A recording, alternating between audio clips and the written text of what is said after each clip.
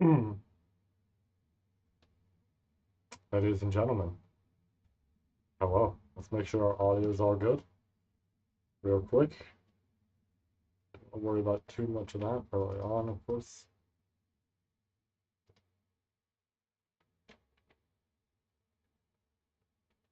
I think it is, in fact, coming out on camera. 1 second.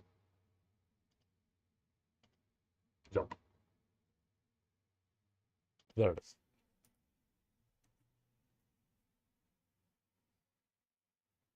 Always does it. I, I don't get it. I mean, I guess it's like I plugged it in first rather than the mic, but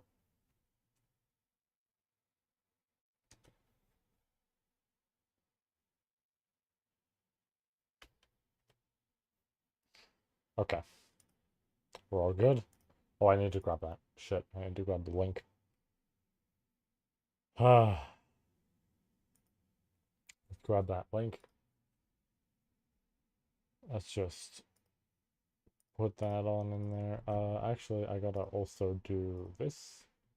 Just so we're good there. I need to have it on my phone in some way. My phone ideally needs charging. So I'll deal with that in a second. Ooh, excuse me.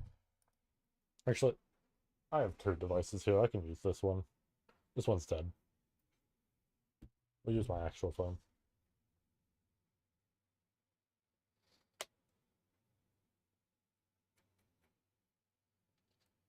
There we go.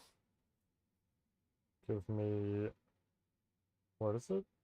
Where is it? Where? YouTube. There we go. My stream. Put chat settings to all. Do that. Get that way. Chord's alright. Overall. Okay.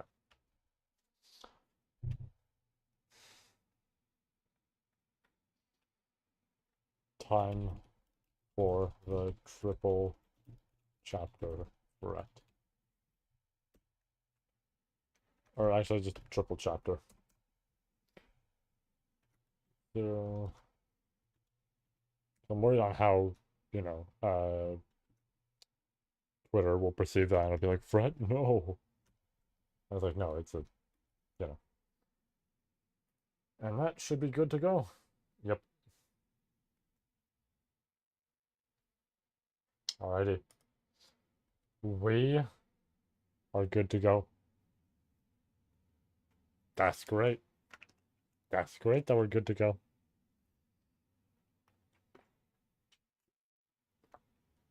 I don't have to do anything additional. Everything's set up perfectly.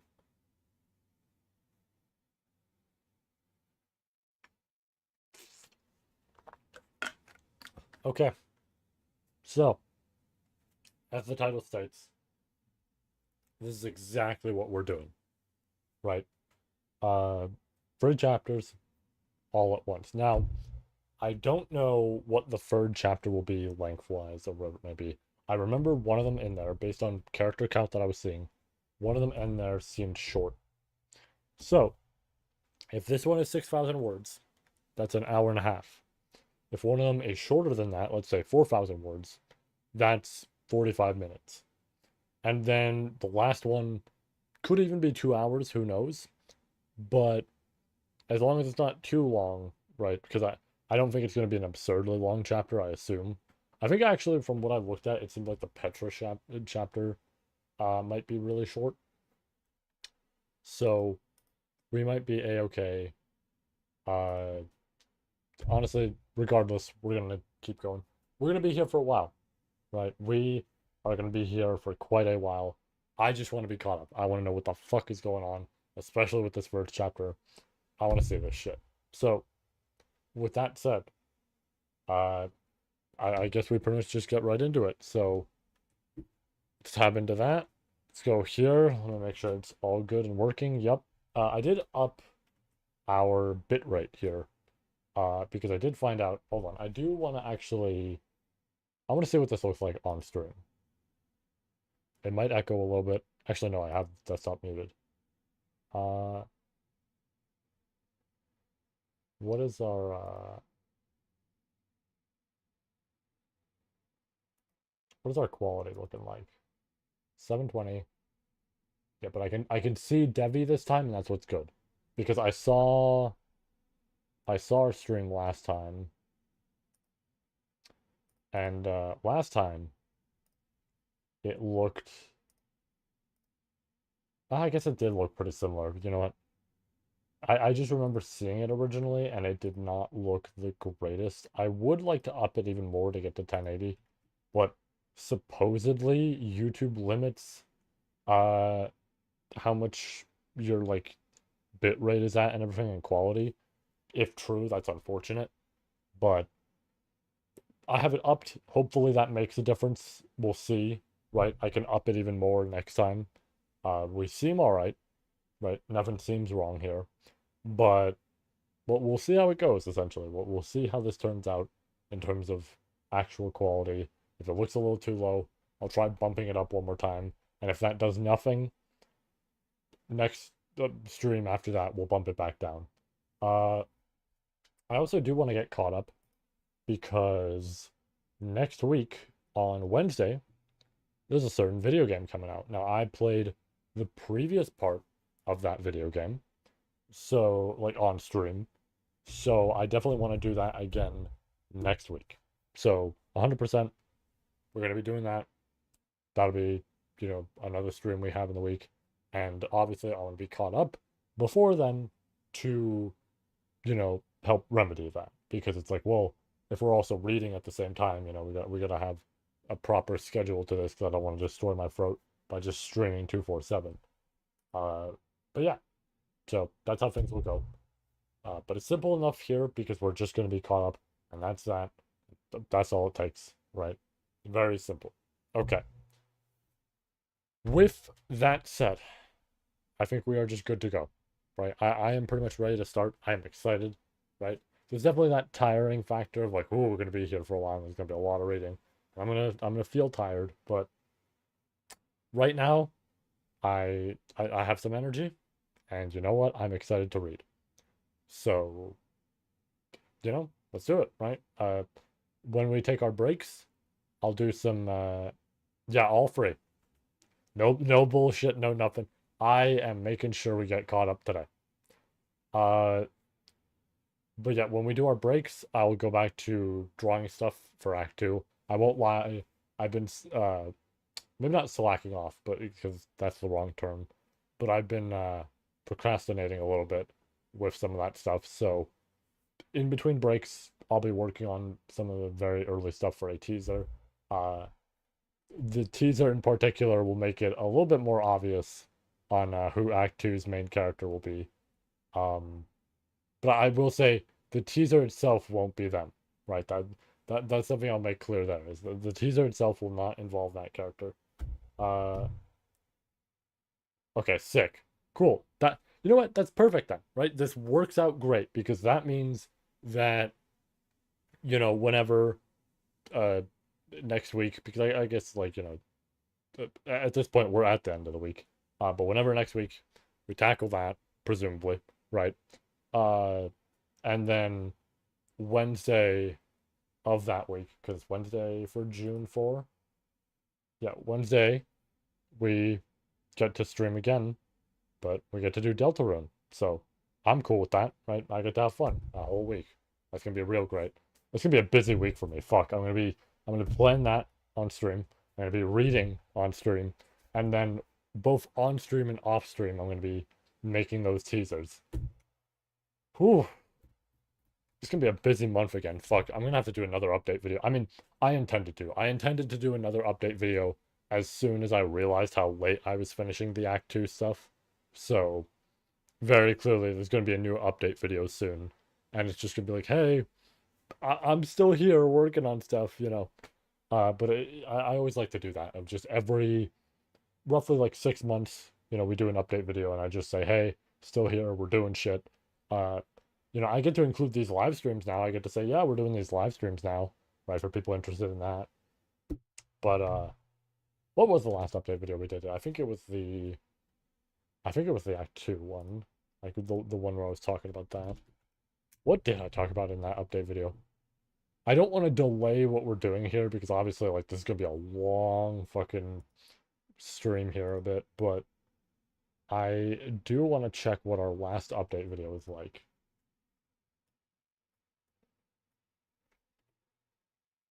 Oh shit, yeah, this is from a while ago, because this is when I was over there. Right, that desk right there. Like that smaller one. That's when I was over there, like where all those books are piled up. I forgot about this. What did I mention in this video? I needed to volume mix this better. This video is not volume mixed well. A Grand Rumble, does that imply... Yeah, January 18th. January 18th for this? And I was talking about the Rumble. Oh, you know what I was talking about? I know what I was talking about.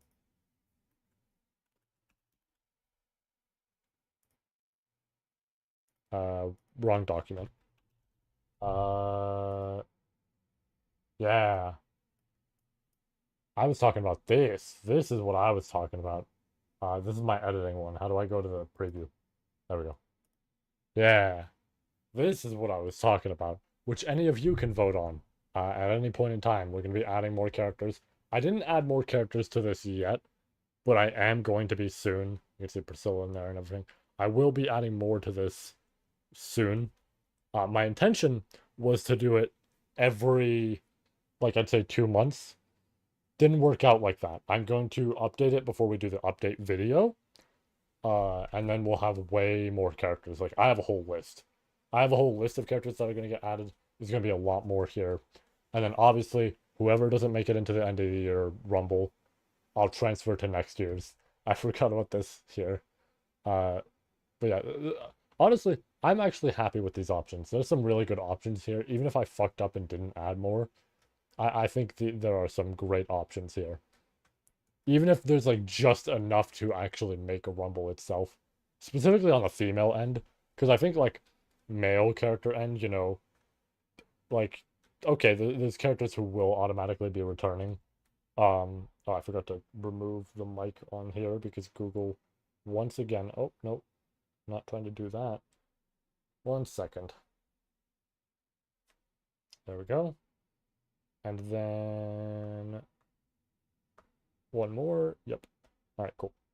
Um, yeah, I think the male character end, you know, it's more simple because it's like, okay, we have characters who are returning, right? So there's less to vote for in a certain sense, but female characters entirely like new essentially and all that. So it's like, I honestly, hmm, we should probably automatically have characters who won female rumbles to return potentially. So I think we automatically put Trish in because I think Trish was the one who won last time. And then I have to figure out, do I automatically put in Frederica? Only problem with automatically putting Frederica in is that we have these two already here. But then again, is there any duplicate series from here of characters who already won? Because who's won so far? There's Metal Gear characters. Like, honestly, two. There's Cell. There's a literal Dr. Pepper can. Yeah, I don't think there's any duplicates here. So, oh yeah, and there's the gun truck from Sonic. But, I mean, I guess you could say Shadow. But I think that's why I specifically didn't do a second one, is because I was automatically putting in the gun truck. So, hmm. I'll think more on Frederica if I do want to automatically add her. But I think Trish from JoJo we absolutely add because she already won. And I feel like that's probably why I only put one entry in there. Other than Steel Ball Run was coming out. But we do have a nice variety here. And honestly, I should be putting this link in the description of these videos. But you know what? Shorten that URL. There's like a proper one that I, you know, have and everything. But honestly, let me just put these in the descriptions of the streams just in case people want to vote on them. Uh, where the fuck is my stream? Right there.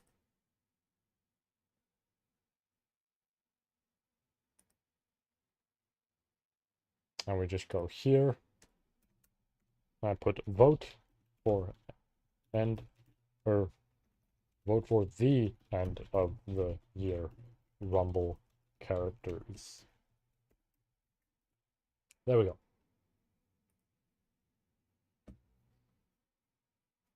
Yeah, it's a minimum of 15 to vote for, so that essentially, essentially, what am I trying to say here? Essentially, it works out to be, you know, everybody votes for 15. So there's a very high likelihood that obviously every character can be voted for, but 15 makes it limited enough where some characters won't be voted for over others, right? Works out that way, in my opinion. But that's good. Now that we have that in there, that's good. I kind of regret putting it on this stream's description because I usually use the format of the other ones. Because this one has a new thumbnail on it. And I'm probably not going to reuse this like stream and going to reuse the older ones. But I can fix that.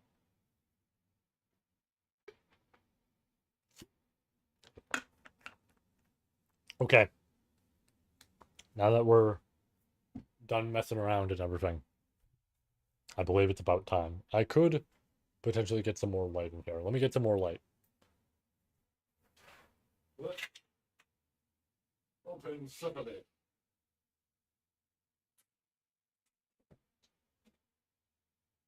Okay. I want to make sure the cord of that wasn't messing with the fan.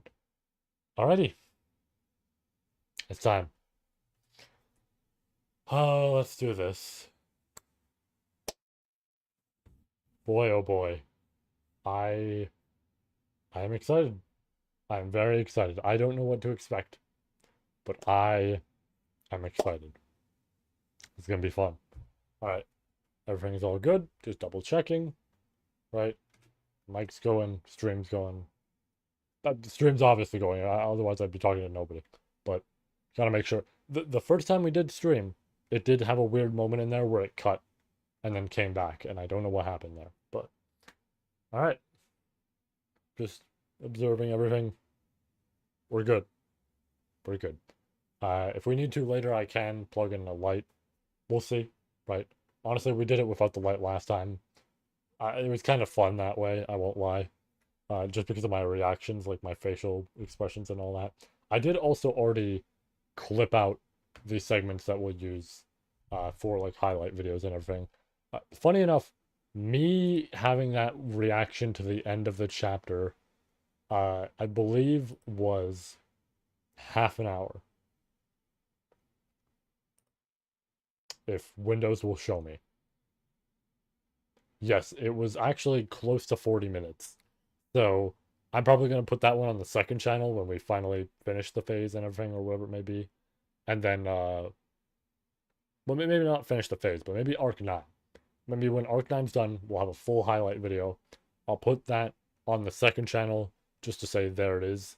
I'll put that actually there earlier so that, you know, essentially it's just out. But I want to let the phase end first because I don't know what people are going to, somebody might go to the comments and be like, oh, just you wait till this. And it's like, you know, I don't need to know the spoilers then. But I think we wait till the end of the phase.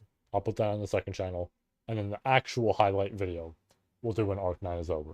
I think that works out. With that said, it is time to begin. So let's fucking do this. Oh, one more drink.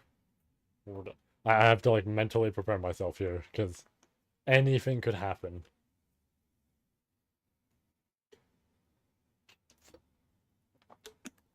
Uh,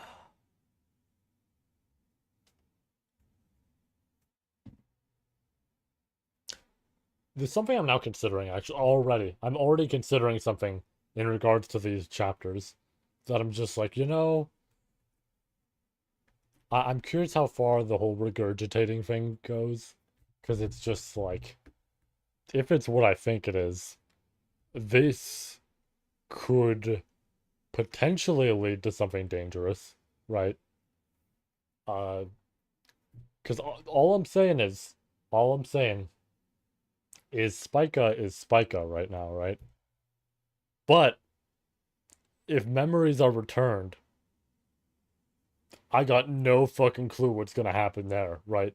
Obviously, she might just be Spica now because of the whole, you know, two of them becoming one, essentially, sort of thing with herself and herself literally merging, right? That might have literally created a new person. I keep using literally a lot there.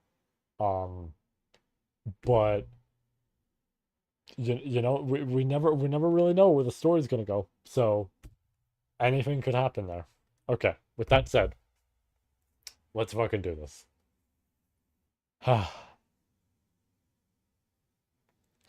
Its visibility, accompanied by a thundering clangor of the skies tearing apart, a enormous clod of rock fell.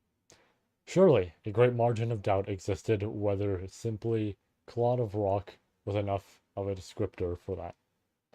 After all, this clod of rock was at least 100 meters in size with ease. It was no longer befitting to be called a clod of rock, but more so a rocky mountain levitating in the sky.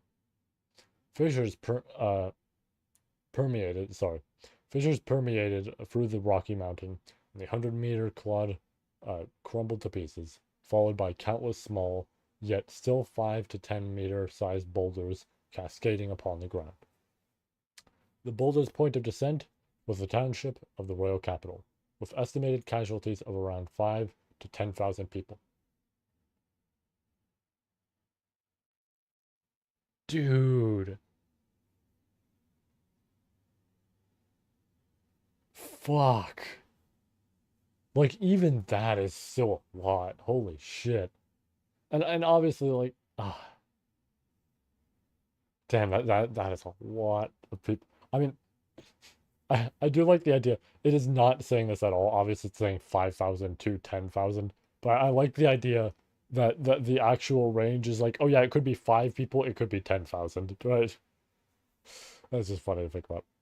Uh, to execute this massive, uh, yeah, to execute this massive of a massacre, the only ones of equitable kill rates in the present day era would either be the Blue Lightning, Cecilus Segment, or the Sin Archbishops of Greed and Sloth. Well, debatable, but in terms of them being alive, uh, above all, don't limit it to just the present day. Suppose there were a good number of them in the past. Disgust dyed his fatigued voice as Aldebaran viewed that atop a rampart. Plan B. The tactic of dropping the aforementioned rocky mountain had been a dirty tactic utilized by Aldebaran upon being cornered, to create an opening so that he could escape his predicament. Considering the circumstances of him recoursing to this tactic, Aldebaran should have had no leisure to hold still, and rather instead resume his escape as soon as possible, darting away from the royal capital whilst ignoring the wails of agony. However, Aldebaran was incapable of that. Bearing the responsibility, he must see it through with his own eyes. As you'd expect. To the spectacle reflected in the squinted black irises inside his helmet, Aldebaran murmured a husky commendation. Put it down. From the onset of the play, where the Rocky Mountain thundered the rupturing of skies, an overriding howl of the world, no inferior to that had occurred, and a beautiful tower of ice stretching from the ground surface intercepted the countless clods of rock from one side. Inverse to its icy, congealed appearance, there was a warm hand of salvation bound in compassion and kind affection. On the other hand, the tower of ice glistening pale blue in the light also seemed to reveal the deep sorrow of the user. That's good. Oh, that's good. Yeah, because, like, if it's what we think it is, yeah, I do like. Fuck, dude. You know what hold on.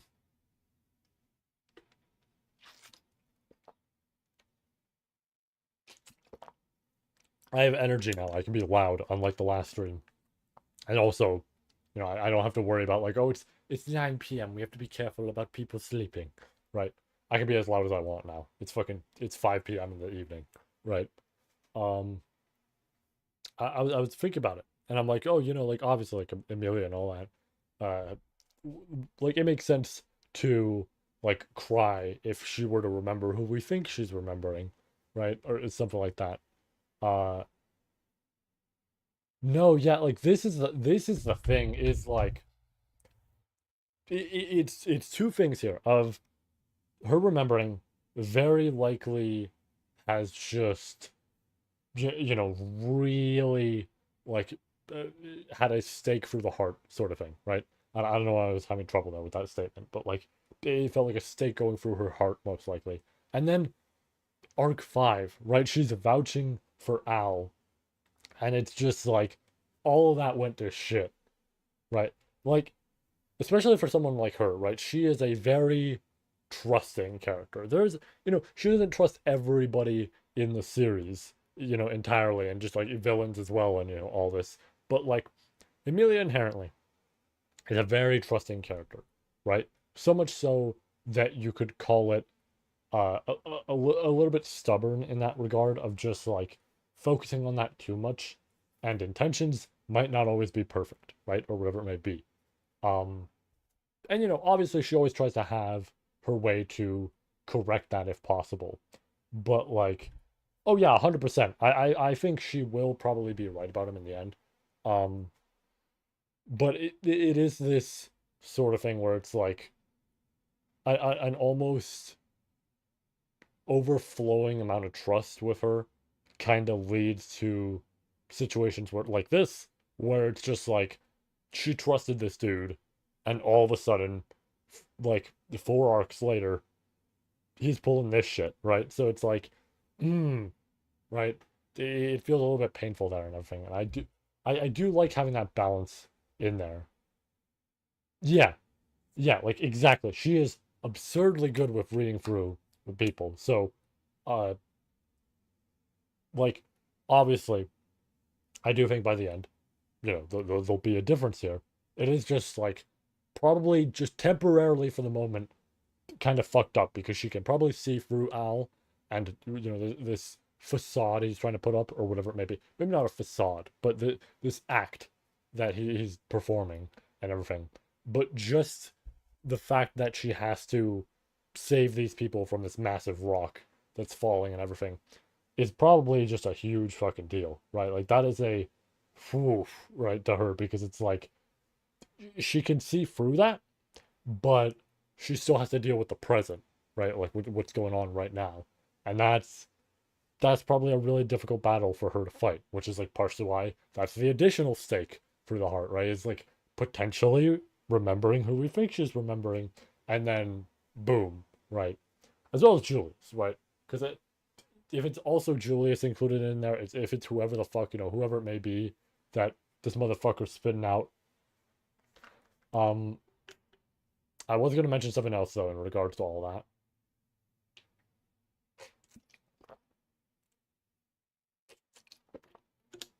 So let's say that remembering will cause a person to have that sort of emotional breakdown. It would make sense by all means, right? You remember somebody, you have the breakdown because all these memories come flowing back. You know what I didn't even consider about that? Amelia's not going to be like the worst person to experience that. Because she's obviously known Rem, but she hasn't known Rem for that long, right? She's known her for. I don't remember if they ever mentioned how long she knew her prior to Arc 2, but if we just go Arc 2 to Arc 3, a few months, right? So, with that said, Rem is 18 years old, maybe 19, because that's the time skip.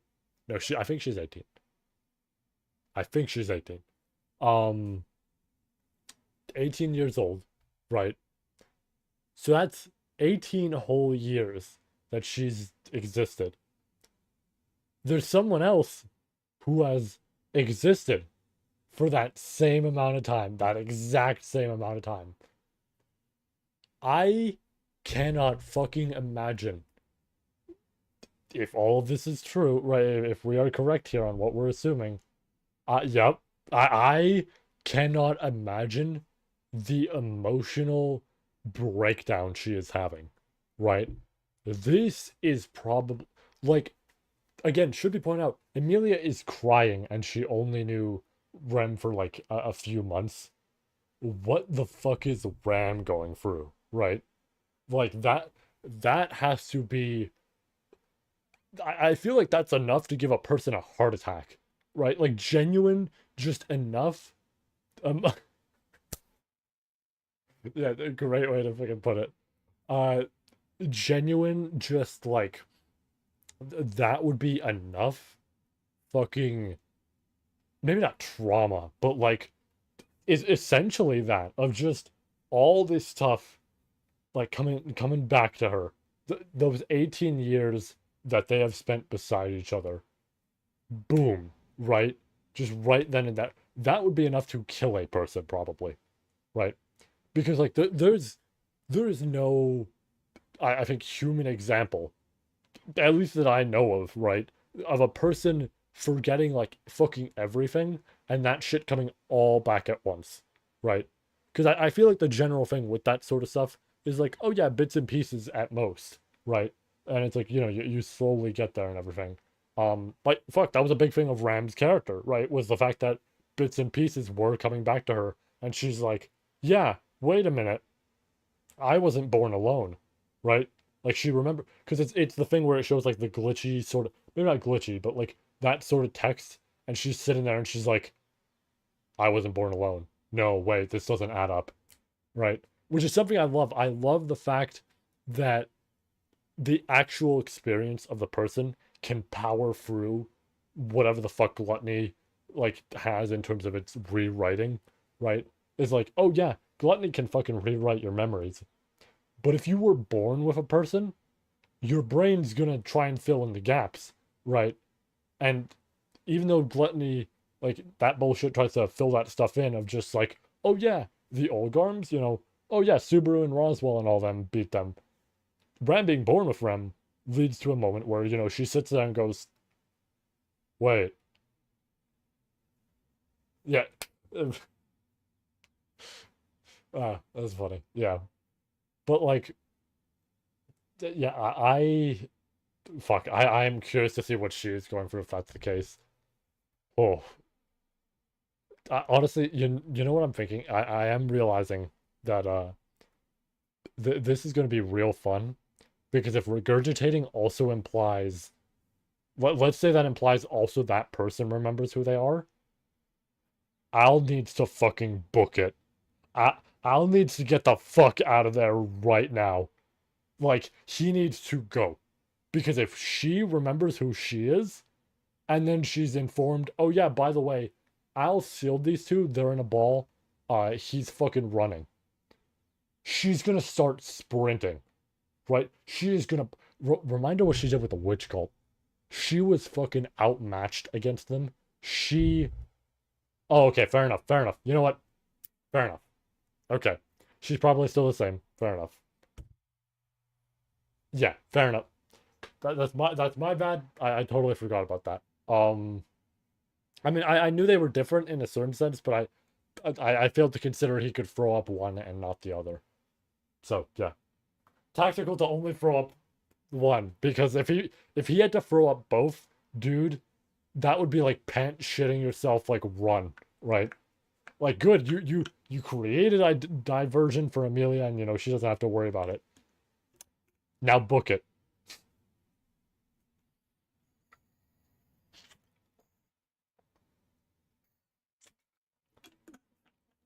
But fair enough. Why is my phone's fucking up here? Hold on. I got water on my phone. Oh no. Wait 1 second. There we go. Okay. All good. Yeah. Smart to only have it be one, but yeah. No, yeah, like, oh. Okay. With that said, if I could get back. Trying to remember if I was gonna say something else because I know I mentioned the stuff with Fran. Trying to remember if there was anything. Actually, oh, yeah, I feel like regardless, that I was probably gonna have to book it because I mean, Ram remembering as is. Hmm. Hmm. There's gonna be confirmation that you. No, yeah, no, he still has to book it. I just realized he still has to book it because I brought up that arc 6 chapter last time where she does this. Dude, if she remembers, Al's gotta get the fuck out of there. I, Al has to Al has to get the fuck out right now because she's probably, she's not gonna want her sister to be sad, and even if Rem doesn't remember, that don't mean anything, right? Ooh, ooh, he still has to get the fuck out. I mean, he already does anyways, right? He's dealing with like everybody at this point, right? He has essentially waged war with the whole world, right? At most, I guess not the witch cultists, right? I mean, there's two other ones other than Roy, but like, I don't think they mean anything, right? Sirius is locked away. Capella, Capella doesn't give a shit. Capella doesn't fucking listen to orders half the time. So, but yeah, I mean, he's essentially just waged war with everybody. So, at the end of the day, he has to book it. But I'm just saying, the Amelia camp is gonna want his ass. One more drink, and then we go right back to it.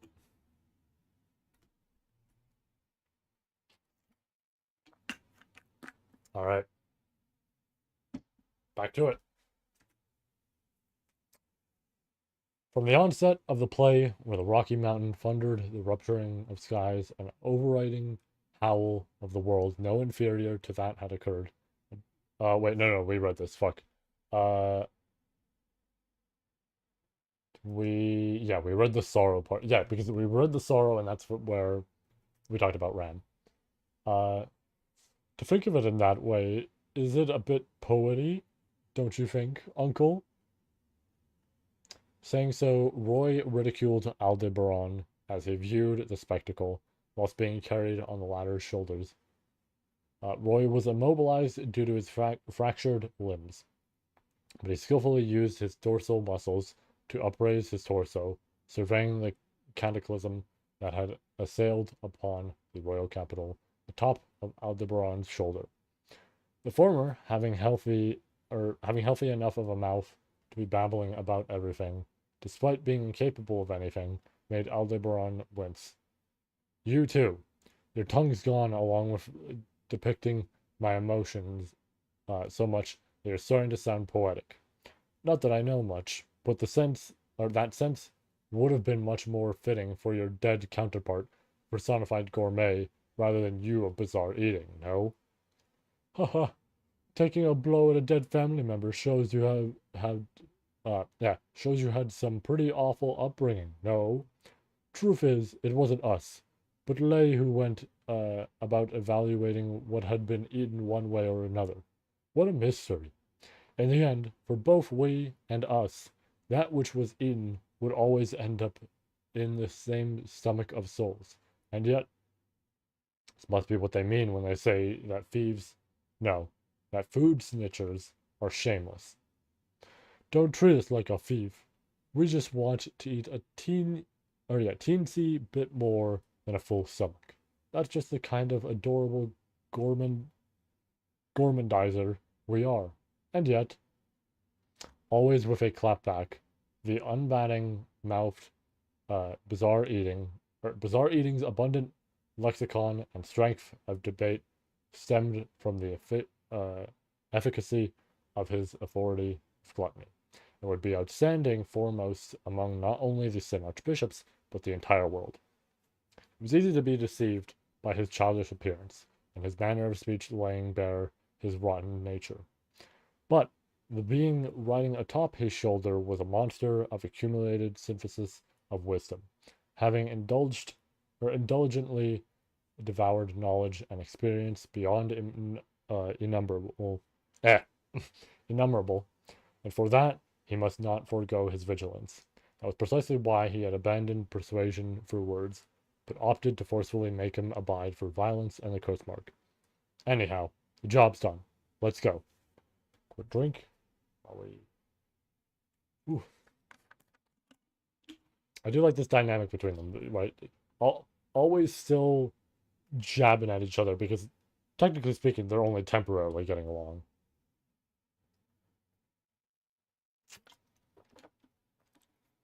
It's not like Yay, where Yay, you could honestly say that her and Aldebaran have this weird. It's weird. It feels like a relationship between them, and at the same time, there is like no fucking chemistry there in a certain sense, and yet it feels like there is, right? I really like their relationship, right? Ye and Al are like really fun to just read through.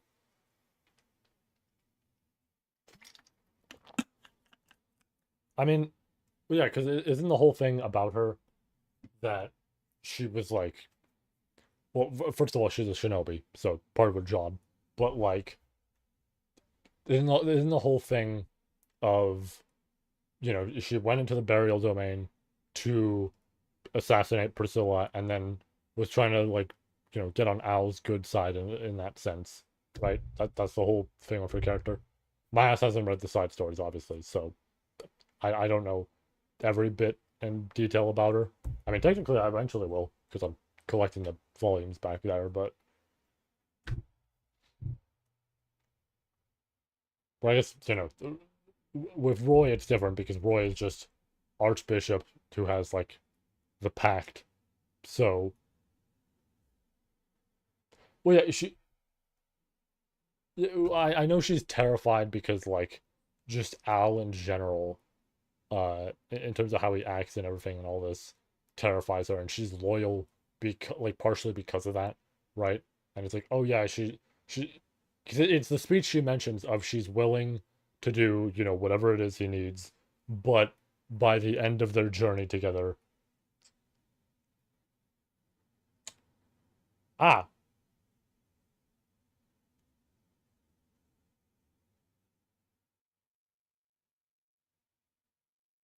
yeah, like I know the general details with her, what it's like. Yeah.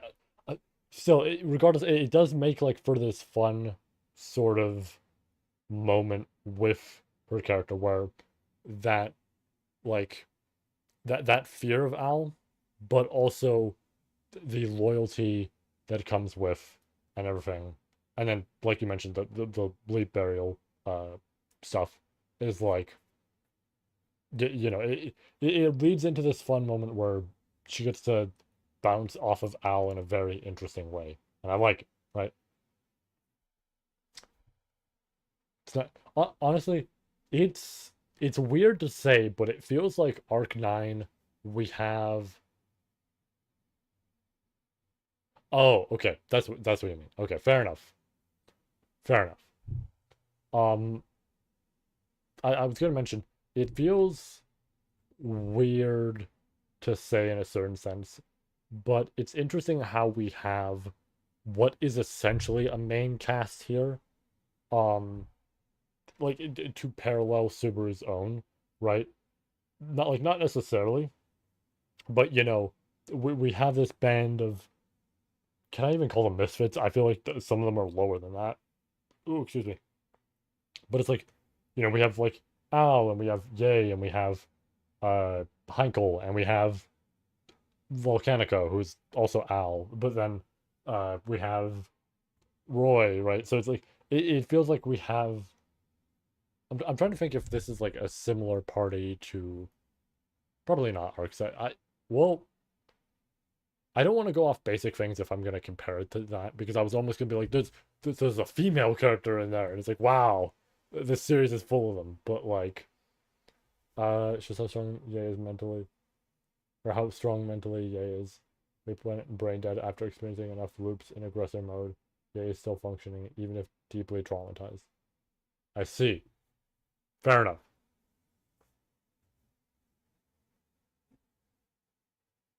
I actually, I don't know enough about Leap other than some very basic info. Like he was involved with some of the stuff with Sphinx, I'm pretty sure is what it was. Um, I know very basic info about him, so it's like, hmm. But obviously, if they mentioned it in Arc 9, my ass probably just forgot, right? I have that happen before. I mean, the authority stuff. We remember that with Al, where I was like, oh, he mentioned he had an authority and all this. My headphones just reminded me because I turned off. I don't need these. Yeah, okay. He did. He did. Yeah, I do remember that from EX2. Um, but like, I occasionally just forget big plot moments. I don't know how. I'm great with other series in terms of that stuff for the most part, but then here sometimes I guess I forget stuff sometimes. Maybe just because of how long ReZero is essentially. Um, but it's like yeah, like the authority stuff, right, with Al. I forgot about that, and that was fucking mentioned in like Arc 7 and Arc 5 is where they like hinted that it was something like that, but Arc 7 I fucking forgot it was mentioned there, right? Like as an actual thing, and I'm just like, oh.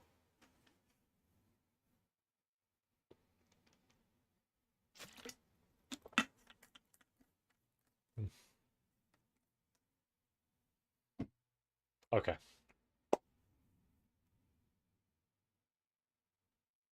Okay, fair enough. Fair enough.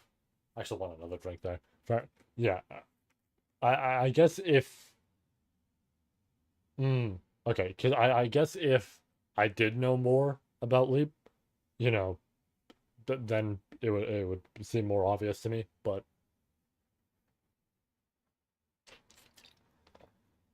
I am trying to think if there's any side story sort of moment. I guess there is one. There is one side story sort of thing that I did remember while going through stuff, which was the stuff with Joshua in Arc 5 because it literally I was reading through it and it's like by the way you should probably read this side story next before the next chapter and I'm like okay and I did that and I only did that because it was mentioned in there um because otherwise I wouldn't, right? But like then it's like oh yeah when I got to watch the episodes uh fucking like a few months ago, right? It was like oh yeah wow that's actually like I remember that now because I fucking went through that. So the tough thing with this series where you have to read a lot of side stories, but if you read them, you do get context for stuff, and it's nice. But you know, most of the time it isn't required reading, which is really nice, except for Arc 7. But I've gone over that a lot, right? And why I dislike that. But most of the time it's just like, oh yeah, here's fun side story sort of reading, which like is nice. I've honestly I have wanted to do side story sort of stuff myself. I would just have to figure out how to go about it because I don't want to hit people with like new chapter notification and people are like, "Oh," and it's like, "Yeah, hi guys. It's a side story. It's not that long, right?" And it's just like it's fun if you like these characters, right? But other than that, yeah, there's not much here, right? It's just like you guys are gonna still have to wait for the batch, but we'll see, right? I might have areas I could actually squeeze some of the ideas I've had for side stories into actual plot if I just feel like having it for the sake of character building. But we'll see on that, right? I think it's rare that I will do that. I think that's just probably something I will find an alternative means for when I do it. Right, back to it.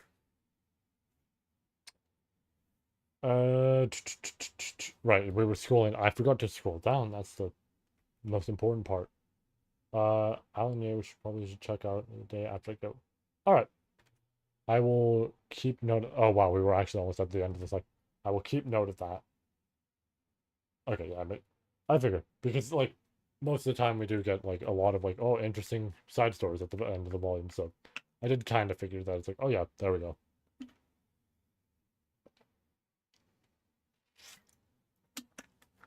I will actually here. Let me write it down so I remember because I know for a fact that my dumbass is gonna be like oh got it, and then I'm just gonna be like sitting there later and I'm gonna be like I don't remember what I was supposed to read, right?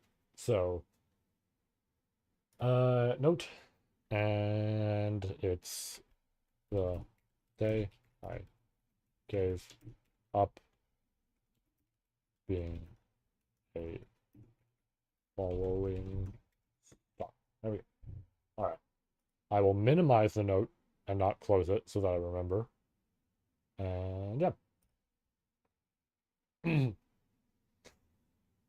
There's no longer any need for you to toss out a lifeline to that One-san in case she missed any of the rocks, right? Uncle, are you not often called weird or just plain abnormal? Thank you for your critical reviews of me for these coming 2 to 3 days. Correctly guessing Aldebaran's reason for stopping with zero explanations, with a few unnecessary words appended at the end by Roy, he replied, forgetting the will, foregoing the will to compete with a kid. Thus, with the royal capital having escaped harm's way thanks to Amelia, Aldebaran ascertained a corner of its noble district which had been entirely flattened, and once again hastened his feet. Let's try a little bit more. I do also want to add an additional note for myself. I'm gonna call it log into your game, please. Just so I don't forget, because there's something I gotta log into later, or I'm really gonna regret it. So, putting that in there right now. With the culmination of his battle against Valga Cromwell, Aldebaran had revised his perception that his authority, which he had assessed to be peerless, also had hazardous adversaries capable of sinking their teeth into it. Even now, his conviction that none could defeat him wavered not. However, in order to turn that conviction into firm assurance that he must not grow complacent concerning his authority, that he must never stop thinking, he admonished his own self. Therefore, in his plan for sneaking into the royal capital and breaking Gluttony out of jail, he had not opted for an easier redo, but challenged it with his utmost might, firmly and thoroughly using each and every one of Aldebaran's lives with the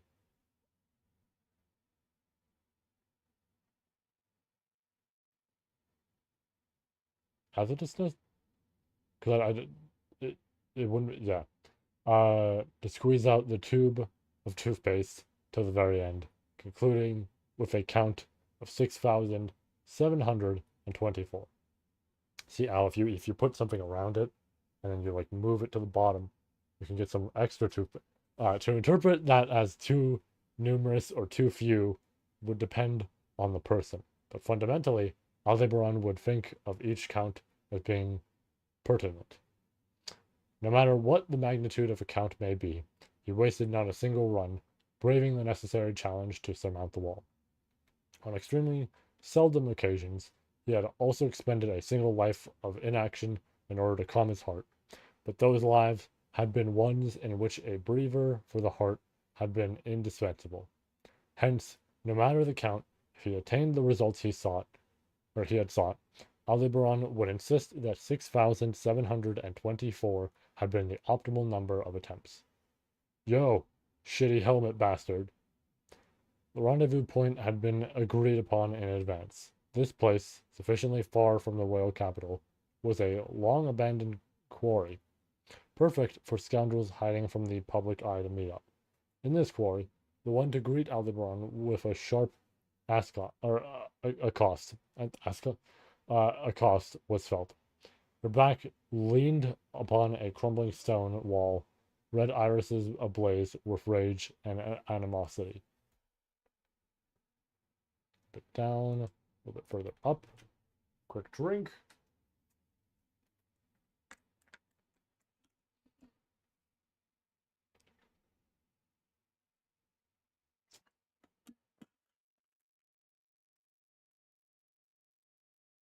All right.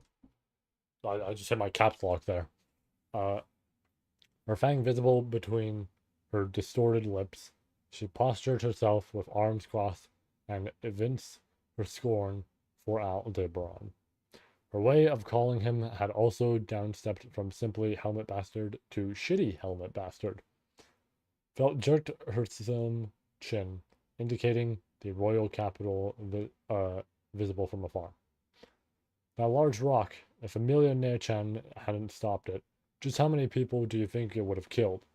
What happened to your policy of not causing anyone's deaths? Do you intend to float everything you decided on each time you lose heart? Lame can't even begin to describe you. Guess so. But I'm also relieved you're safe, little Miss Felt. Huh? It's a joke. Or rather, quip. A gag that fell totally flat. As Felt's prickliness compounded with his reply, Aldebaran powerlessly responded. Perhaps perceiving this attitude of Aldebaran's as insincere, she pitched forward as if to snap at him when Roy announced uh, Felt-chan from atop his shoulder. Want to tell you to keep it up, but when it comes to naggingly, sorry. Naggingly pressing this uncle, we've completed the preliminary preparation of ingredients on our end. So, may as well try changing up the flavor with a different seasoning. How about it? How about shit? So you're the gluttony who got caught. Are you the older brother or the younger one? Whichever way, you've got an irritating mug that resembles your siblings. Ah, you've also been acquainted with us. Well, makes sense. We heard it from Louis too, you know. That, uh, that because of Felt-chan, Lei suffered food poisoning, you see. I mean, back when they were blaming my name for something, or the other, served 'em right. The girl progressively sharpening her cussing, Felt had reputably once encountered gluttony, Lei Batenkaitos, in Perstella. Her speech made light of his sibling from back then, who had since died on top of that.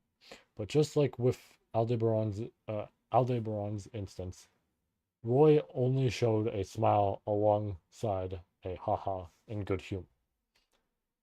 Hold it down. By the way, amongst us, it's unknown who of us was the eldest son. As for us, there were times we felt like being the eldest son, yet also times we felt like being the second son. Maybe that because of that is what we're saying.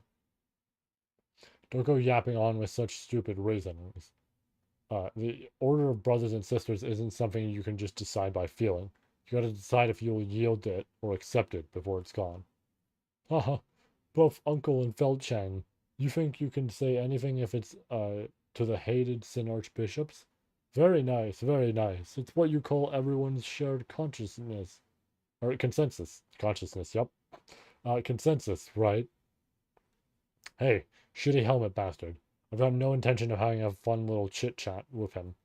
Hurry up and shut his fanged mouth, and then answer my questions. I agree with you that he needs to shut up, but the time for the question answer session will have to wait a bit. Before that, obstructing Feld's demand, Aldebaran turned his head on the spot. Apprehending the intent behind his act of surveying the insides of the quarry, Felt clicked her tongue with a "you" and jerked her chin. Deep within the quarry, a humble cabin barely maintaining its shape, Aldebaran guided his line of sight towards that, and Al-Sama. The very moment, yeah, I figured it was Jay, but I probably should have done that a little bit higher, but that's all right. The very moment that Ye appeared from the out of the cabin, her eyes met Aldebaran's. Accompanied by a faintly warm aroma, Ye had likely been preparing a meal inside the cabin. He was grateful for that consideration, and even though he was grateful, from the looks of it, you had it pretty rough, yeah? From merely a glance, Aldebaran perceived a difference from her usual easygoing and elusive self. Characteristic lasso made outfit was torn all over, and her red hair, which she had never failed to maintain even on the battlefield, was frayed. But above all else was her expression. Quick drink.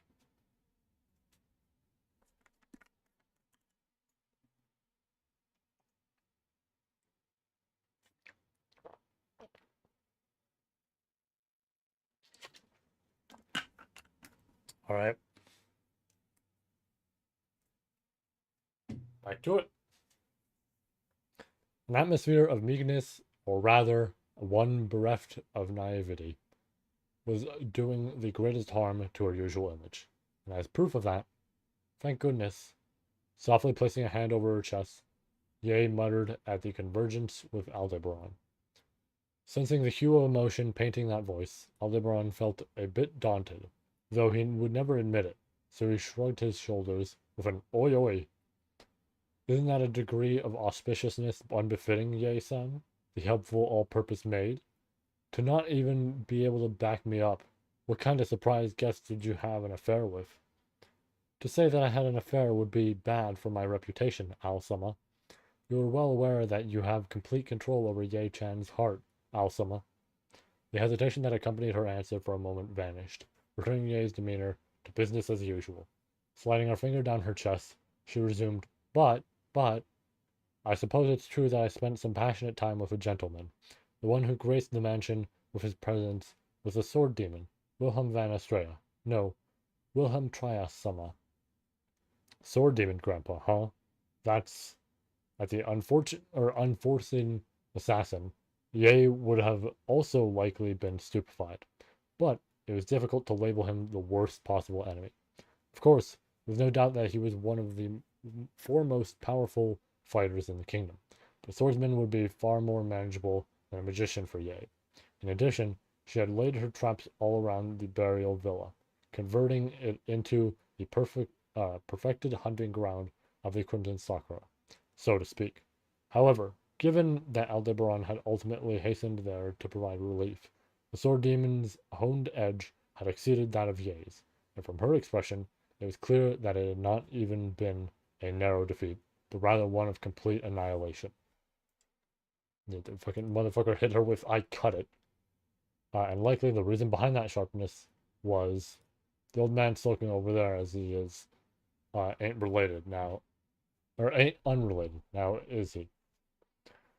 Where Aldebaran had directed his attention on a neglected stump of wood chopping block next to the cabin, with a red-haired man hugging one knee, he cast his eyes down. Hankel.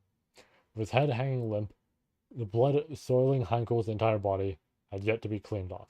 From Aldebaran's position, excuse me, it was difficult to tell whether the blood was his own or someone else's, however.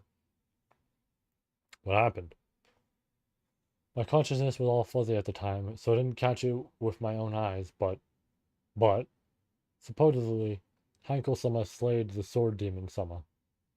Ye's response, lacking any conclusive evidence, caused Aldebaran's breath to catch, and he turned his gaze to Hankel once more. Naturally, Aldebaran was aware of the relationship between Hankel and Wilhelm. It had become a story of confrontation between parent and child, ending with the son slaying the father.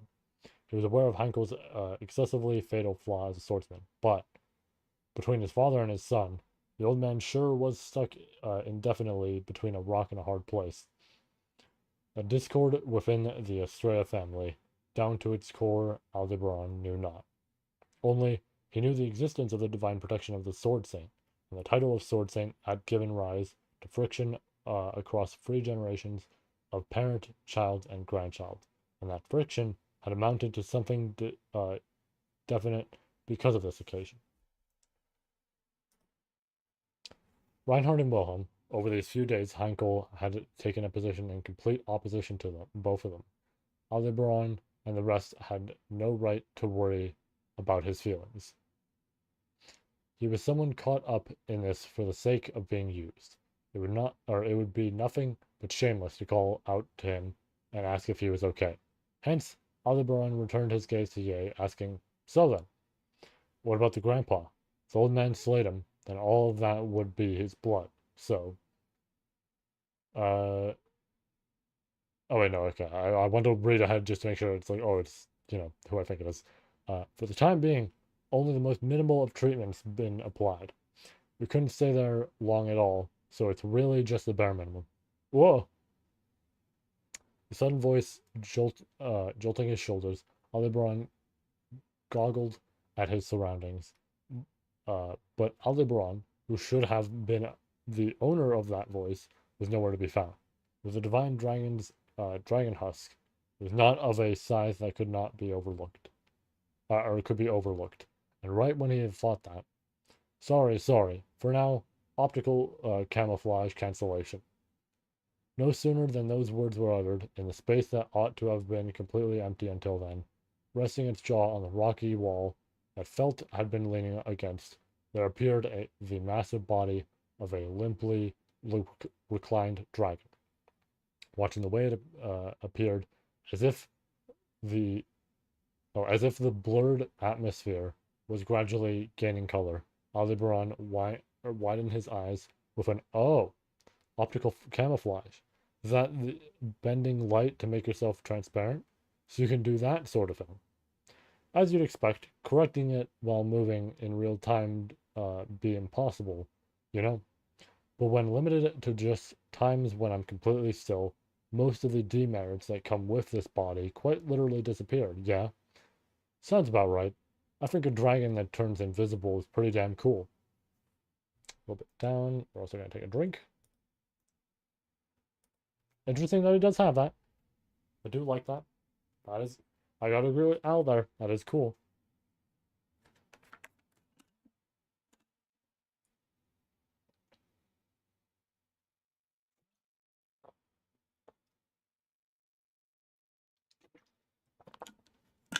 See, I almost want to say it's like, oh, it's just a talking sort of chapter. But there were 2 illustrations that were listed. We haven't gotten there yet. I don't know what to expect. It's possible to realize magic that bent light by combining yang magic and wind magic, but it would consume far too much fuel to have it continuously activate. It required a very precise control of magic to blend into the surrounding environment, and it was a challenge that would very likely not reach the sought after standard. In reality, it had been difficult for even Aldebaran to perform, so instead he had kept it on standby, concealed above the clouds of the royal capital. If you become capable of doing it, then must have been quite the hard fought battle. With neck and neck with the other side. To be honest, without the old man's backstab, a bit of fear flashed through my head that I might have lost. Backstab, huh?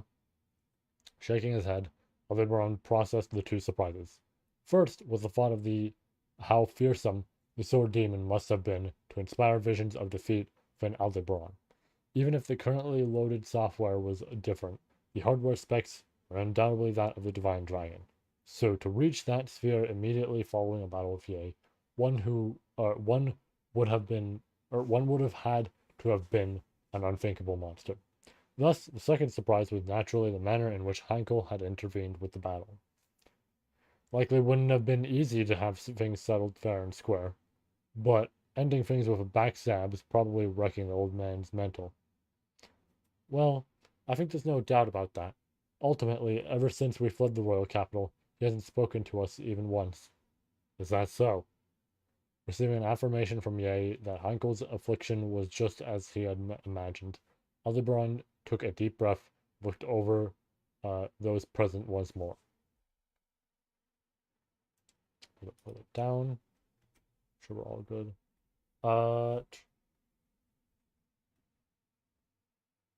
No, yeah, like this is what's so interesting about this scenario, right? Is like we don't know the full details of what Echidna has taught Al, but it is safe to assume that she's taught him a fuck ton, right? He was capable of using shit that like barely anybody knew about or was capable of dealing with, right? She she literally taught him how to seal somebody who has like witch factor shit on them, right? Like that is insane to go that far with a student, right? So she does that much. And then now here's Al, right? And there's a perfect scenario of Volcanica, right? Who is pretty much brain dead at this point. So you can just force memories into him. And it's like, cool, done, right? That's all he needs. And now he has something that's just a powerhouse in terms of what it's capable of, right? Which is like, holy shit, right? Like that is a vessel for him to use whatever the fuck he feels like, right? Really fucking insane. And not even to mention, like, the obvious thing to go from there, uh, yeah, like not even to mention that the Volcanica has all this shit now, like Al, in that body and everything, all this shit, and yet Wilhelm powered the fuck through. And I get it. He fought people like, I mean, I don't, did he? I'm pretty sure he outright fought. Did he outright fight Sphinx? I don't, I know he fought most of that group. I just don't remember if he outright fought Sphinx or if that was somebody else dealing with that. Because that might have been Roswell. Might have been Roswell, and I'm not remembering that. Because I'm pretty sure, because he fought Old Man Rom. I remember that much. Right? I remember that's the big thing there. It's why he has the scar on him and everything. But I don't remember if he fought Sphinx or if that was Roswell doing that. I guess it would make sense if it was Roswell because, you know, obvious character connection there. But I mean, if he was involved with that, right? Because I mean, I guess he was involved in the war in general. He fought Teresia, fought all these characters. He fucking dug out of the whale, right? Went inside the whale and like dug out. Uh, I guess he already is a freak, but like the idea that it's like, oh yeah, you're fighting a dragon who has magic taught straight from a witch, right? Straight from someone 400 years ago. That's like, that's fucking dangerous, right? Like that is, you are fighting the presumably strongest dragon in the whole series, uh, with magic from 400 years ago. It's like, that's, ooh, and then he starts fucking winning, and it's like, okay, sure, why not? Yeah, sure. This series, I tell you, this series has some real interesting moments in there.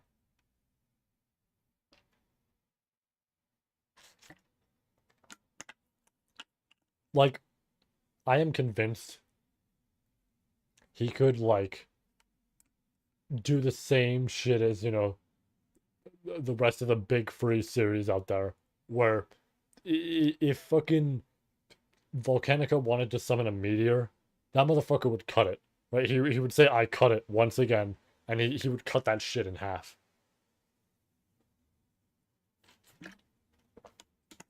I'm just convinced. I'm convinced he could absolutely do that.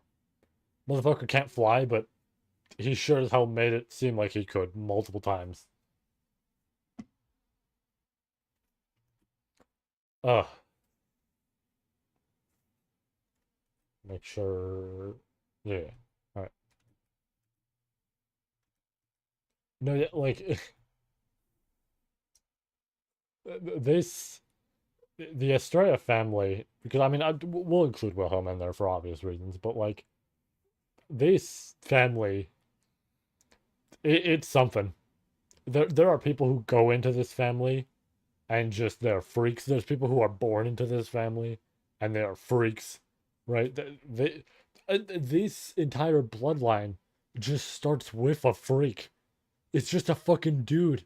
It's just a dude who's really good with a sword that starts this whole bloodline. And it's like, dude, what the fuck? Right? That motherfucker didn't have shit. He just had a sword and he was just really good at using it. And he just fucking mastered it. No, yeah, like I it's hilarious. It's like the arc that had me genuinely questioning Heinkel's durability.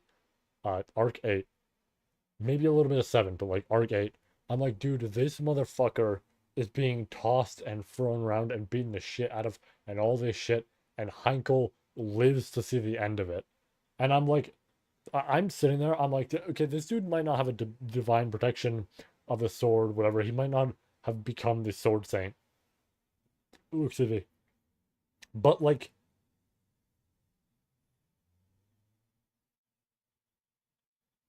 fair enough. You know what? Huh. That's really funny then. That Raid wasn't even involved. Raid didn't even have a fucking like kid that descended into this bloodline. He's just part of it. And because like he is considered like the first sword saint, but it's hilarious that he is as such, and then meanwhile it's like, oh yeah, it's his younger brother. It's his younger brother who, had all these kids and everything, and all these crazy motherfuckers, and it's like, bro, is this, if you were just Estrella in your like last name, like even if you marry into that and you just get that in your last name, are you just like fucked up then? D- Does like the fucking like witches all like, go into their tea party and they go and they sit there, they see that person through the like, I don't know, some shit, they have a fucking magic orb there or some shit, and they look at that person and they go, give that person fucking everything we can. Like, that's what it feels like, right? And I know Raid was at the time where they were all still alive, but like, fuck, dude. This family of people, it's just like, holy shit. But I was gonna mention in regards to Heinkel, like, he might not be like a sword saint, but surely this motherfucker was blessed with some like defense bullshit or something, because he survives some, and this is obviously me being hyperbolic and everything. But like he survives so much in Arcade that it makes you just sit there and go like that. He has to be on some shit, right? You see what he goes through with Arcade, and you're just like, no, he has to be.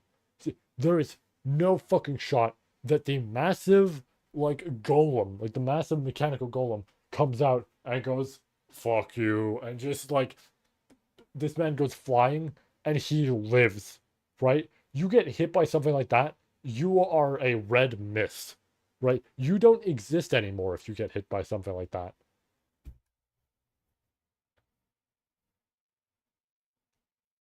No, yeah, that was one of the funniest fucking things to read on like one of the saddest chapters was the shit about like Madeline and everything.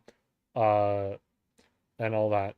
And it's just like reading that about dragons, and it's just like, oh yeah, they had to deal with Raid, who was just a dude who's good with the sword, and that motherfucker was so fucking good. They fought him and were just like, bro, we gotta change. We gotta change or we're extinct, right? This motherfucker is practically like hunting us, right? We are his food source.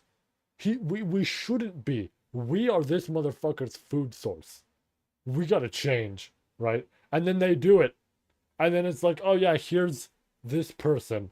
They're me. And they're also not me. They're both at the same time. And it's just like, holy shit. Like, I fucking love Ray, dude. He is.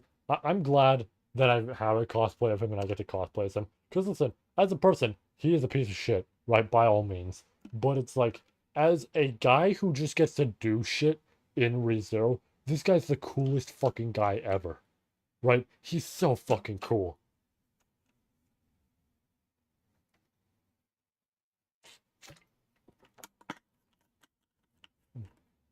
No, yeah, like that's another great point. Is these motherfuckers live, right? That these motherfuckers live for a while. Like, fuck, they're gonna reveal some shit. I can't wait for somehow, right?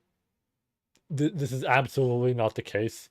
I can't wait for Tapei to be like an absolute troll and just sit there. And if somebody asks like Raid's age, he's gonna be like, "Oh yeah, it's like, like 400 or some bullshit." And it's like, yeah, he was just hanging out in this tower the whole time. Like absolutely, he's not going to do that. But if somehow he pulled that move out of just, oh yeah, he's been here the whole time. When he dies here, he dies, right? It's just like that would be the funniest fucking thing ever, because that would just imply, yeah, this dude's just been chilling, right? This dude fought, Satella back and all this bullshit, and then sat there and went, all right, I'm gonna chill out here, just gonna enjoy my time. I'm stuck to this trial, but that's okay. Chill out, have a drink, find some food if it's around, if it comes up here. Uh, I mean, that makes sense.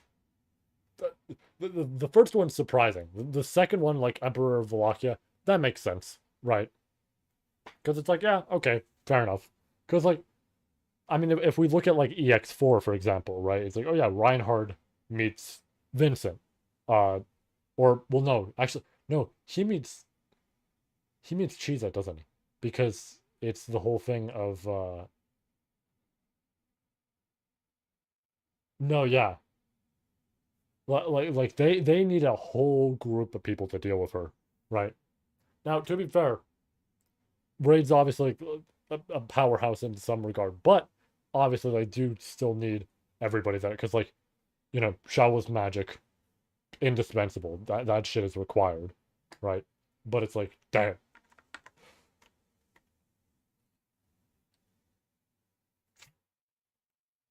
But like again, it's surprising to know that Raid, who is just a dude, right? Because like, let's look at current events.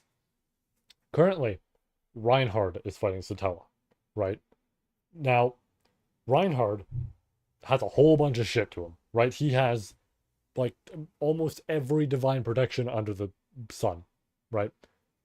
Ray didn't have shit, right? Which is why it always like impresses me is that motherfucker had nothing, and he walked up to Satella and went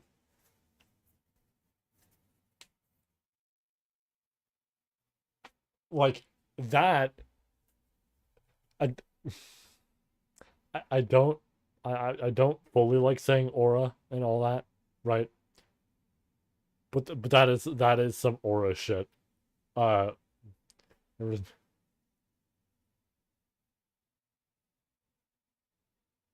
no, yeah, like I guess it is the thing of like everybody in ReZero because it's the obvious thing of okay, the human standard in ReZero is much higher than our world. Um, but I do always find it interesting of like, oh yeah, you know, shit like that of just like, oh yeah, if they die from a fall, everybody would just, stand back up, no problem. Like, huzzah, right? That bullshit. And it's just like, how the fuck did they do that, right? It's really fucking fun with this series in terms of just what like humans here get to do versus you know humans in our world and all that. And it's just like fuck, like damn. Honestly, it kind of no, yeah, like the mana and all that bullshit. Like honestly, I really do love the standard for ReZero because it's so in depth with the most basic shit like that, right? Where it's just like there is like logic and reason behind every detail for why, humans here are the way they are. And then, this is different from what we know and all this sort of shit. Because like a lot of other series keep that sort of thing simple, right? Uh fucking stuff like One Piece. They just mention like, oh yeah, humans there are built different. That's about it, right? Or like, I was gonna also mention like other series I enjoy of like Medaka Box and stuff like that, where they specifically mention, yeah, these people are abnormal, right? They're humans as well. They just got other shit to them, right?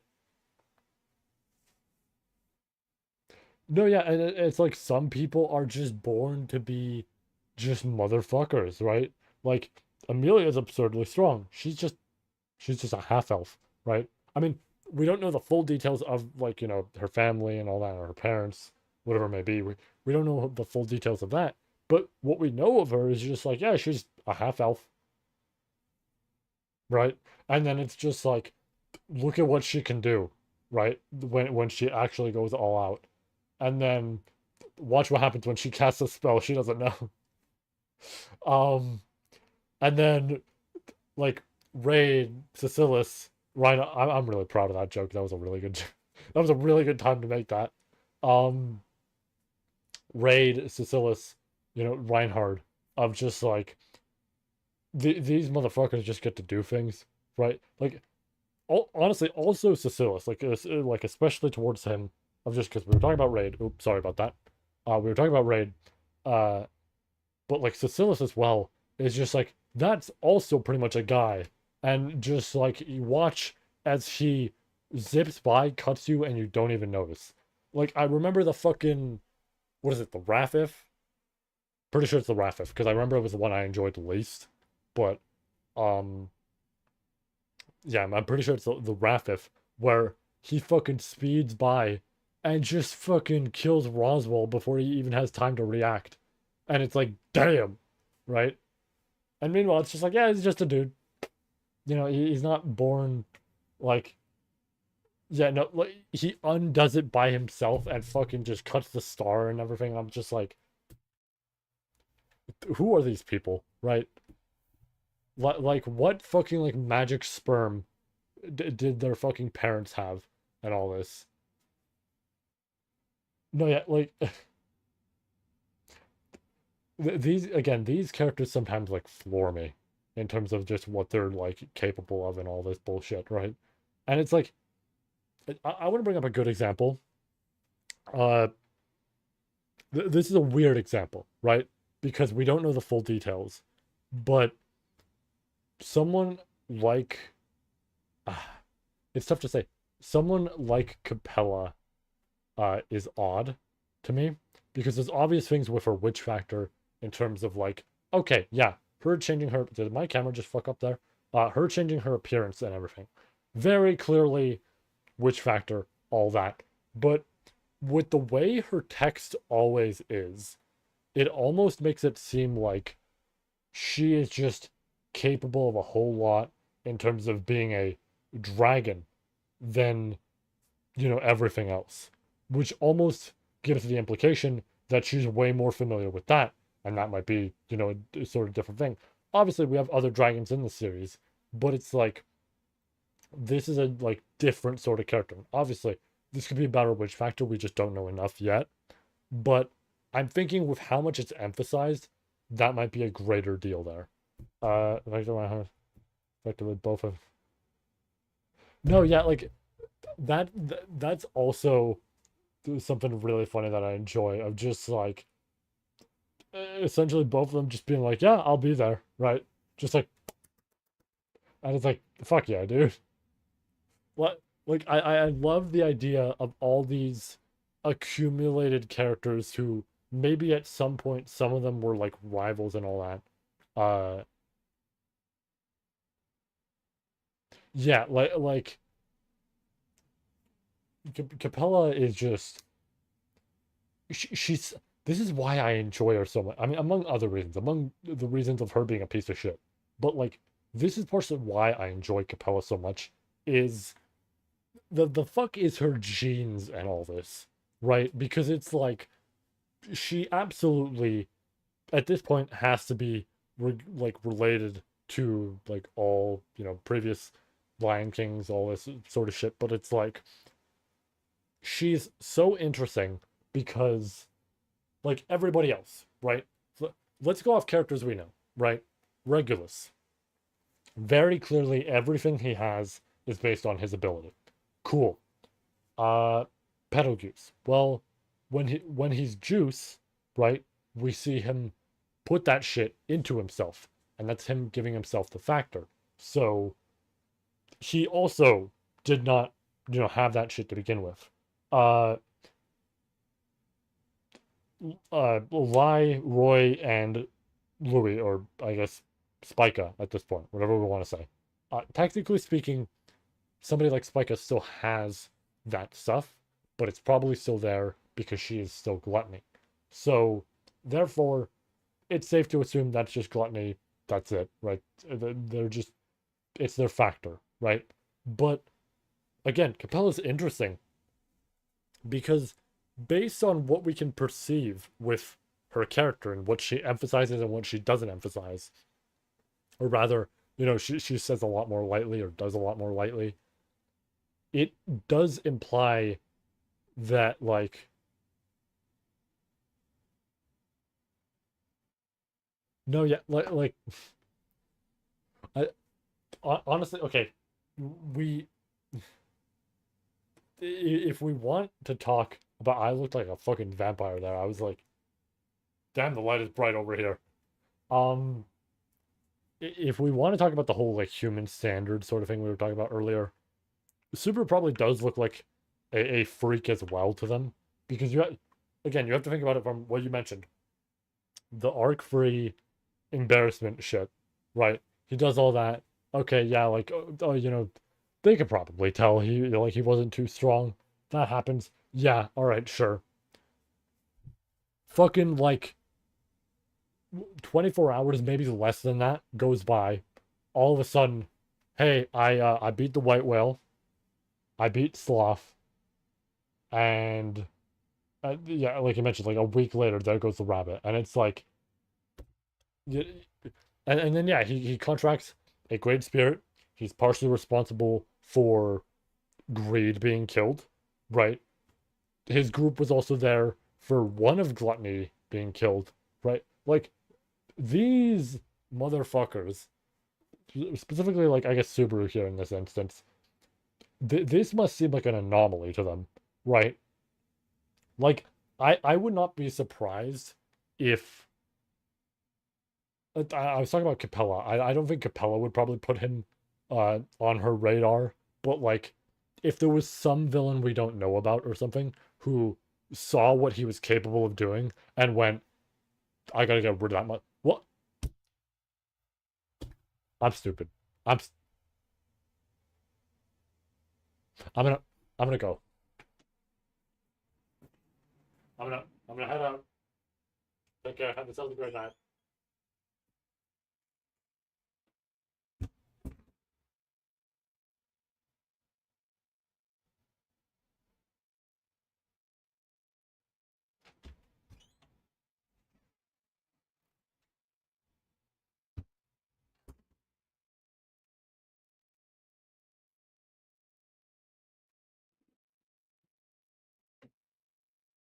Okay.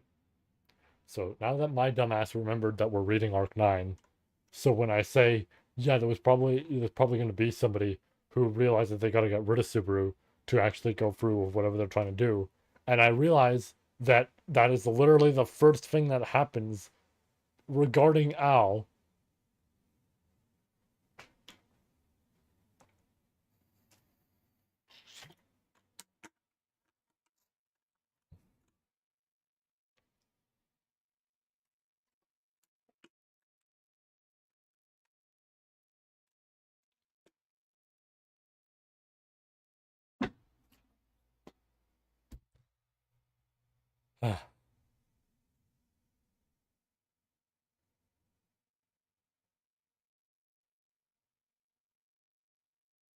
No, yeah, like I do like that Cecilis can pick up on that stuff. Uh, there is something that leads me to be curious uh about, yeah, like it is something curious about like Al and all that. It's just like it's weird because yeah, like you pointed out, he can tell there's differences as well. So what that implies is exactly what I assumed of it doesn't just become, hey, here's uh here's Al as Subaru and all this, like everybody's expecting it to be.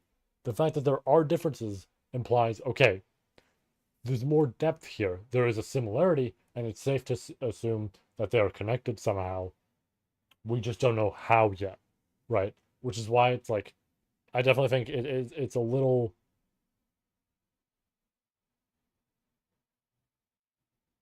yeah, but like, hmm, that is actually actually a good point to make in regards to that. Because she is big with like replicating stuff because like herself, right? Like literally, she could not leave this rock until she had a clone of herself, and then she made fucking hundreds of attempts at one, and at the time, none worked, and then two worked, right? Except the second one was a little faulty, but the first worked, right, entirely. And it worked by a means that she was not expecting at all, which was, oh yeah, Amelia beating these trials, right? To her own mind, she just assumed,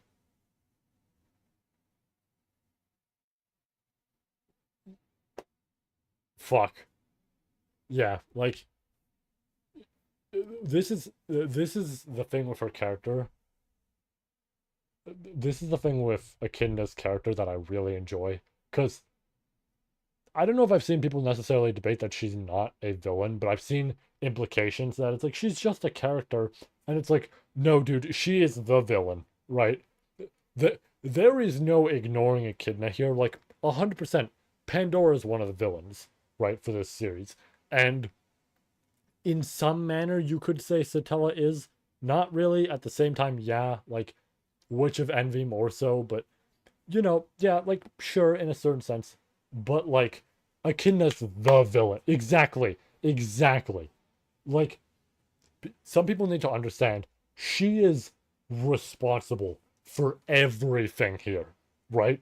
Arc 1, the shit with Elsa doesn't happen if Roswell doesn't hire her. Roswell hires her because of his book. His book is because of Echidna. Arc 2, same, well, technically same shit, but like, same general process in a certain sense. Roswell doesn't hire Melee, but, some of the events that go on there in regards to some of that shit is her, right? Boom. Okay, there's another one.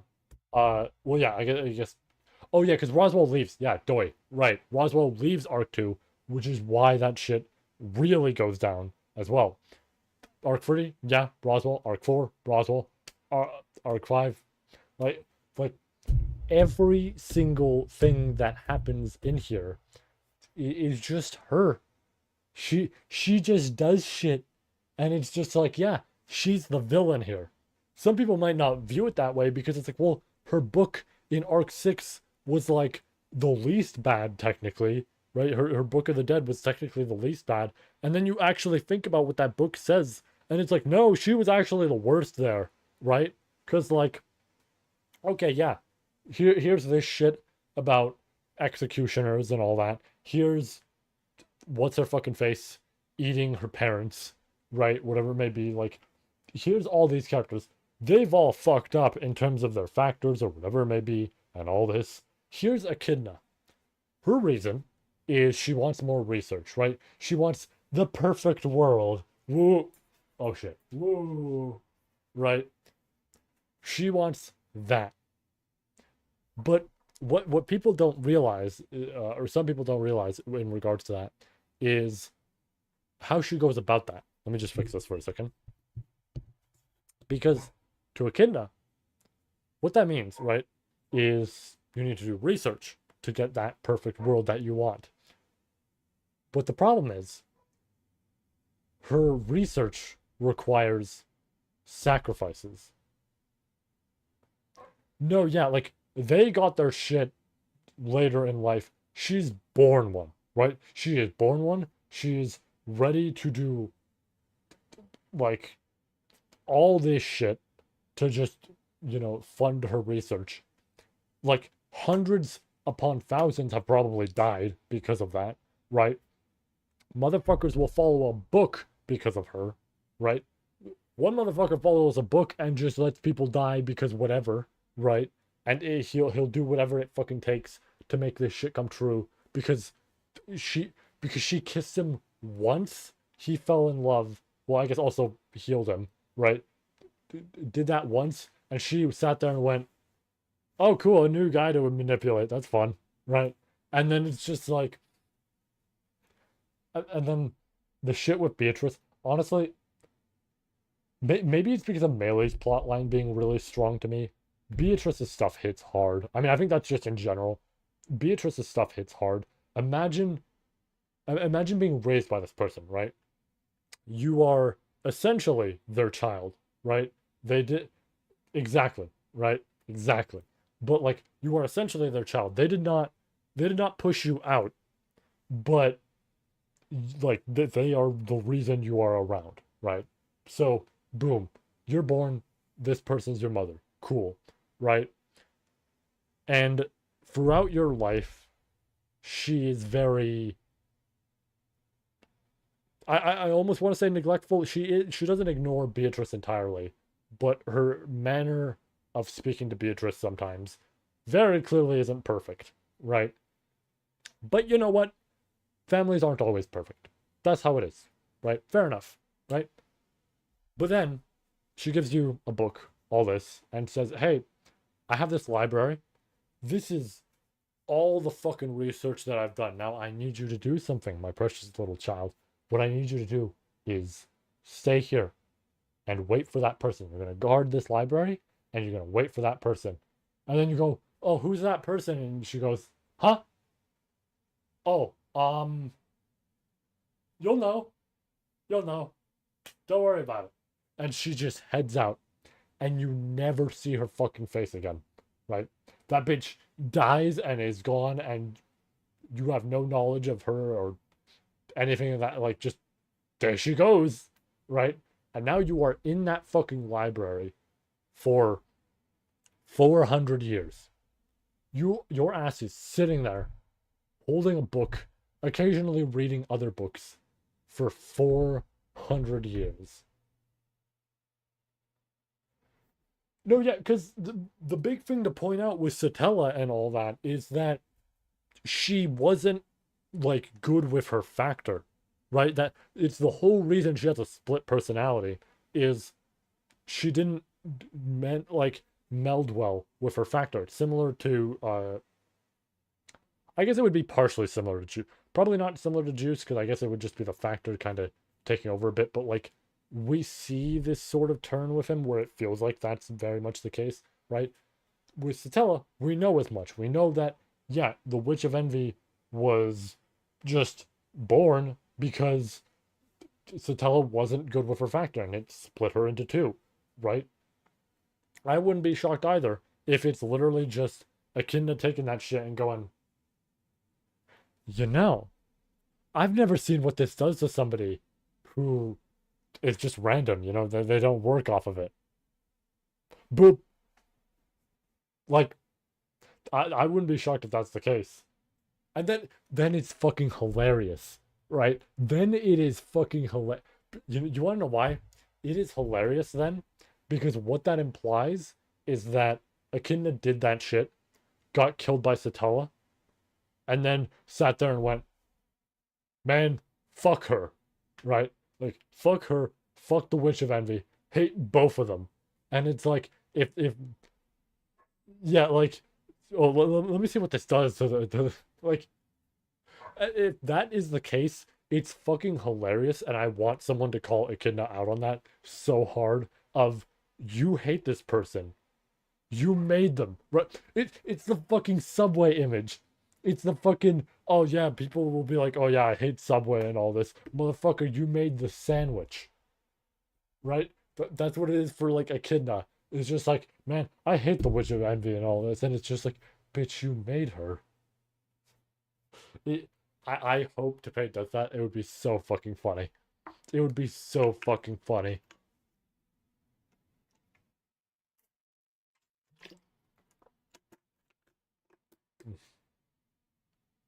I mean, she's 100% capable of doing it, right? See, and now we get to the tough.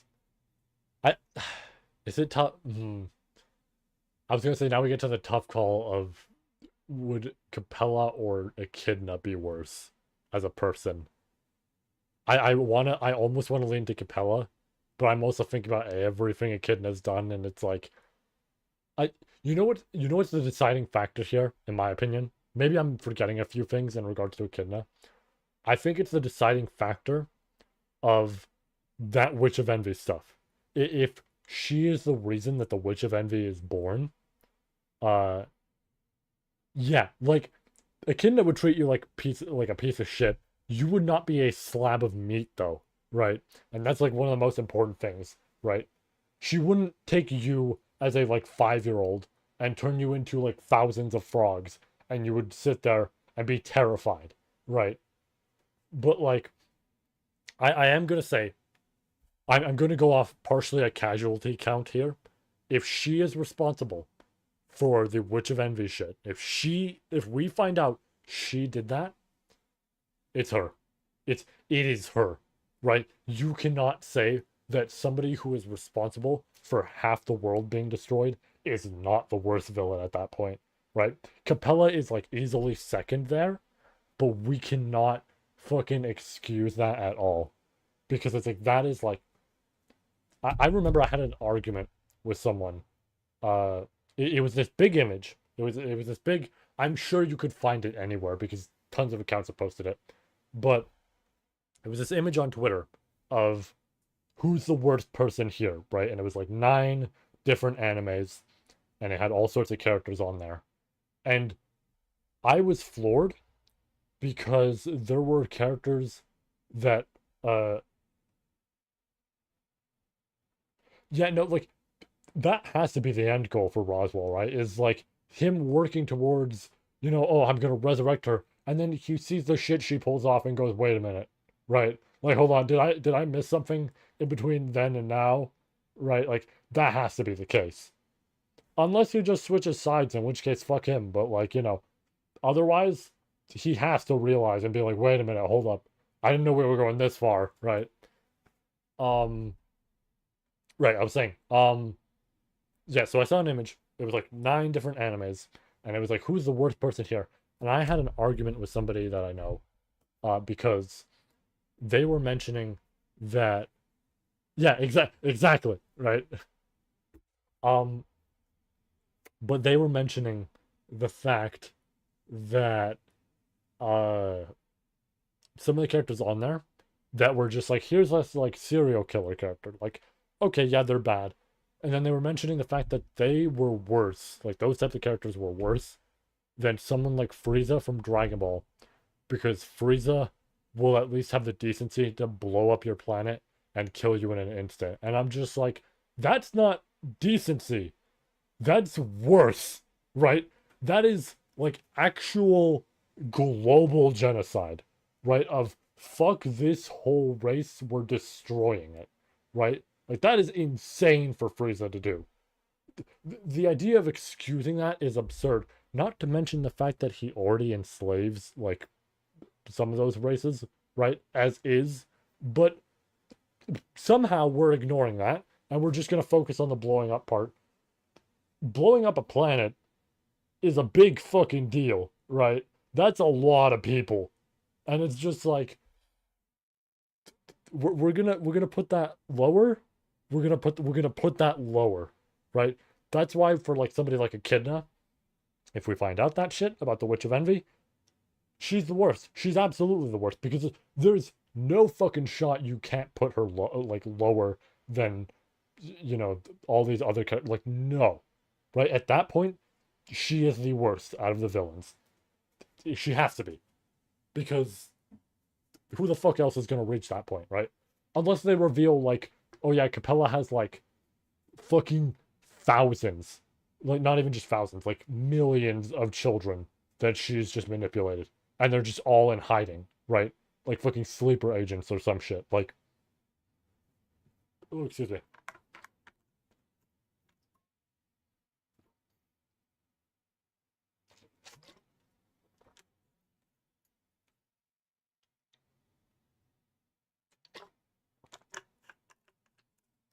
I will say, on a side note, that one image I was talking about with Frieza and everything, that upset me because there was one of the images on there was the fucking dude who uh makes a chimera out of his daughter from Full Metal, and there were some motherfuckers saying that that dude was the worst, and it's like, don't get me wrong, that's fucked up, but like out of everybody on there, no, right? He's actually the least bad out of everybody who was on there. Like that's honestly impressive that we want to say he's the worst, all because of like this dark moment that everybody talks about. It's like I don't know, man. Like fucking, I'm pretty sure Griffith was on there, right? Uh, the fucking main dude, I don't know his name. I haven't actually watched it, even though I should at some point. The main dude from Monster and all that, like there were so many characters on there where it's just like we should not put them lower. Uh, Mouse Satella reacted when manipulated Super's ode to turn him into a child. Imagine how she'd react. Well, especially since at that point she would have. Yeah, no, like, dude, dude, that would have been real bad. That would have been real bad for Capella. Like she would have tried to pull some. Honestly, it's the curious thing of Capella probably would be in danger because I mentioned this before. It's something that I like with the if stories. Even if they are absolutely not canon, there are important details to take away from from them in the actual text. One of the most important details is the Slothif. And the important thing to note with the Slothif is that Elsa and Melee are with Subaru that whole time, right? They implied that every archbishop is dead. Yeah, no, like that shit would be great. But the Slothif mentions that she is dead. They say that every archbishop, like they explicitly mention lust in there. Uh, was it the private? Oh, yeah, Slothif is the. I'm thinking the Slothif, you know, where he goes away with Rem and Elsa and Melee are also there for some reason. Yeah, sorry, Pridef. My bad. Alt universe Slothif. Um, right, yeah, sorry, Pridef. Pridef mentions every single one of them dead. And one of the ones that lists is lust in there, like explicitly, which means she has a weakness, right? It's something I've gone over with the Capella video.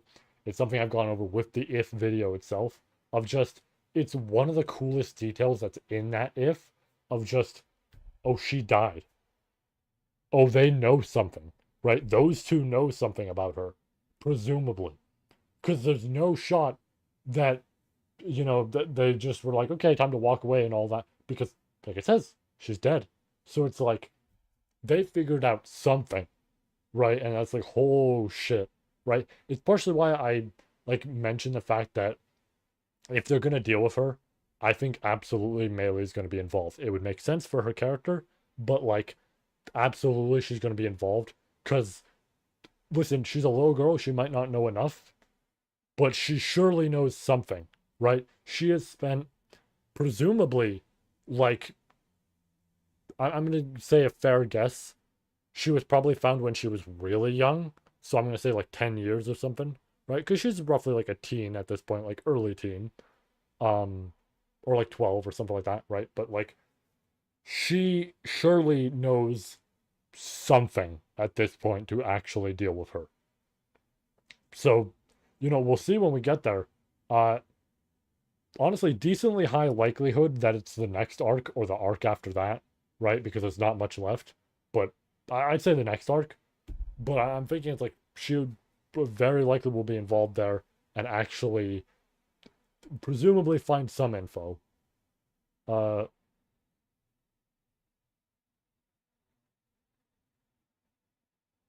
no, yeah, like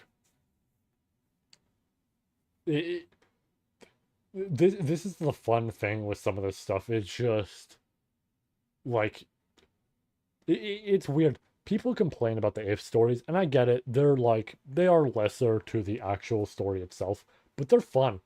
They have like fun info in there, or fun coincidences, or fun like actual information that's important for the story. That it's just like, yeah, this shit's cool, right? The like, let's be real here. I am actually going to bring up the sloth if this time for real, not this made up version that I've now created. Um, Actual Slothif. One of the things I love that goes from if to actual main story is uh essentially Subaru and Rem's daughter and the reference to that, right? It is so fucking clever to put that in there. And it's like barely anybody like okay, I guess okay, you'll technically know if you read the light novel or the manga or whatever, because it's in the manga as well. Let me find the exact volume. It's in the manga as well. Right here. Yes. Let me see if it mentions it at all. Uh, yeah, lost chapter. Yeah, it mentions. So okay, like, uh, yeah, no, like that's from the Rafif, or like that's partially pulled from the Rafif. Uh, I'm trying to remember if there's anything else in some of that stuff. I mean, I guess Halle Bell showing up in Arc 8 also feels like it's a reference to, well, not reference, but like oh shit, he was established in. We knew about him, but he was established first properly with the Slothif in terms of here he is as a character and all this, and then boom, right? But yeah, I guess they do outright mention Spica, here, right here, but like still, it's cool that a fucking if story makes it into one of the best chapters of Arc 8. Like that chapter is phenomenal. And then I got to that moment where, oh shit, sorry, where Louis gets her new name, and it's just like, dude, dude, I mentioned it on Twitter. I mentioned it on my notes. I mentioned it on the review that I was freaking the fuck out when I got there. Because that's such a like, dude. No, yeah, that's another thing. Is that honestly, it's why I say that the Slothif is depressing. Hold on, let me put this back. No, there we go. All right, cool. It's why I do try and tell people that it's like, oh yeah, absolutely. Um, it's what I do want to actually sit. Hold on, my feet are getting tired up here. It was like happening really early on, and I don't know why, but that's all right. Down we go. Um, it is something that uh I do really like to point out to people of like the sloth if is super depressing is the fact that it doesn't end technically in happiness, right? Like these two are happy, technically, right? They have a family, they're spending time together, they hardly fight, right? And all this. Like they have their moments where they argue, but they hardly fight and they like seem like an almost perfect couple. And then you also have to think about the fact that, like, well, when everything's said and done, when the day, Rem thought was going to happen comes true of, she has to pass, then Subaru has to pass, all this sort of stuff, right? Like she mentions in From Zero. When that time comes, that motherfucker dies, and then he's going right back, right? He's going all the way back to fucking like however many years prior to where him and Rem are there, and they now have to like go help out with Amelia and all that. And like, you could argue in some ways he'd feel satisfied, but I'm not entirely sure, right? Yeah, no, like 100%. It's like it's it's a very depressing sort of moment in there, but it's nice, right? Or like it's nice as a story in that regard. I don't think it's like as happy go lucky as some people might make it out to be, but like um, but yeah, like Amelia's survival is 100% like at this point. I think it is fair to say, especially because of those ifs and everything. I think it is fair to say that it is 100% tied to her, especially because Arc 4, we get the talk between Satella and Subaru, where she essentially wants him to be happy and wants him to feel love and everything. And it's like, even if she feels or she has these feelings for him, right? And everything. An important point about that is, you know, like look at Rem, for example, right? Rem is obsessed and therefore there is some issues there. But there is still that feeling of love that occasionally is controlled, even if she knows essentially there's no winning, right? But it's still there. And to see that person she cares about being happy, that satisfies her in a way, right? So, like, in that regard, I could see Satella's speech also being related to that, of just like Subaru being satisfied. Let me just turn that off. Subaru being just satisfied being with Amelia, all this works out, right? Uh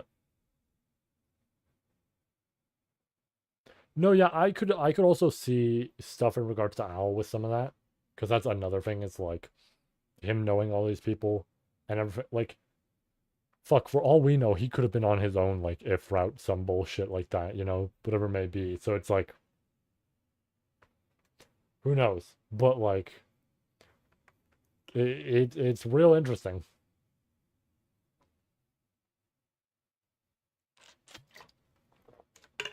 I did actually remember just now, randomly, not even related to current story events.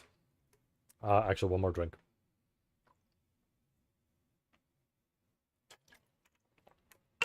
I did remember one thing I actually do really like from the Rafif, right? Because I mentioned I'm not necessarily huge on it. I don't think it's bad. I wasn't huge on it. But there is one thing I remember that I really enjoyed. Uh, it's the fucking coin toss scene, right? The fact that he flips a, like, you don't even have context yet. He is just speaking with Frederica. One thing goes slightly wrong, and just all of a sudden he pulls out a coin. She starts fucking sweating bullets, and he flips that coin and goes, "You're good." And you're just like, "What the fuck do you mean you're good? What does that imply?" And then he's like, "Oh yeah, like, your granny and your brother get to live," and you're like, "Oh my god, he has her on a leash, right?" He flips a coin and just decides that shit, and it's just like, dude, that is fucked. Like the idea, especially because like that's so, it's so direct, right? Because I feel like any character who's this like ruler, like this king sort of character, could just say, "Here's," yeah, like Otto being a very important character in like with these as well, is also a really fun detail. Um, but the idea of like a threat like that, where it's like, because I feel like most of the time with a king or whatever it may be, they could make a threat, but like if they make that threat, the person involved could rebel and they could attack and they could kill him or whatever it may be. They could do all this sort of shit.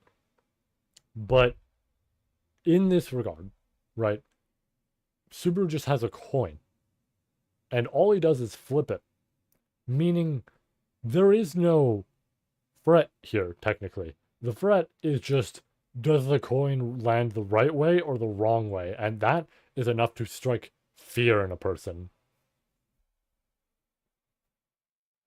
Oh, was there something he answered in regards to it? Mm, fuck. Yeah, I fucking love that coin toss scene. It's so good. That is one thing from Raph that I'd probably hold higher than most of the if scenes. Mmm. Shit, that is a really good question. Cause yeah, with the way that route goes, ooh, yeah, cause he's like fucking insane by the end. Ooh,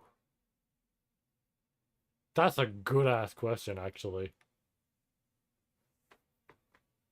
What was his response? I'm curious. Cause that's like, ooh.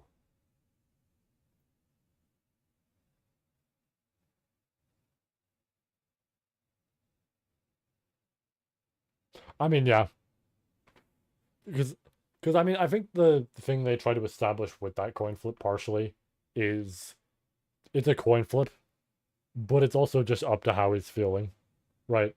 Because like I think it is like it's establishing that it exists as a coin flip, right? Not necessarily a all right. Um it's not necessarily a definitive, yeah, like that's the thing as well. Is he is Todd level paranoid, but like I feel like the coin flip is just a means for fear, right? He doesn't necessarily have to agree to its rules. It's just fear, right? Frederica sees that shit and corrects herself, right? And as a result, it's like, even if the coin flip was the wrong way, there's potential, right? Maybe not. Maybe he wouldn't, but it's like there is potential that he would just pretend like, oh yeah, right way or whatever, right? Because as long as you stay in line, right? That's essentially what the coin is like. It feels like the coin is meant to be. But with like, oh yeah, the merchant, it don't mean shit to him. That's just a merchant, right? This dude has Cecilis on his side and all this bullshit, and it's just like, does he have to give a shit about some random merchant? Probably not, right? Until, the end of the whole thing where his shit's being raided, and then it's like, well, and then he has to unchain his person that's just been there for the whole time, for however long, right? Let's see. I am also route when a Spanish bishop pride Natsuki Super died. How did the royal election and Reinhard change? Hmm.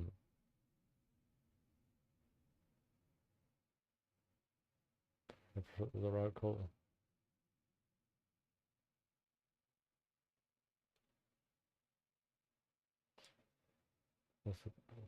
Yep. And then loses rather pathetically, but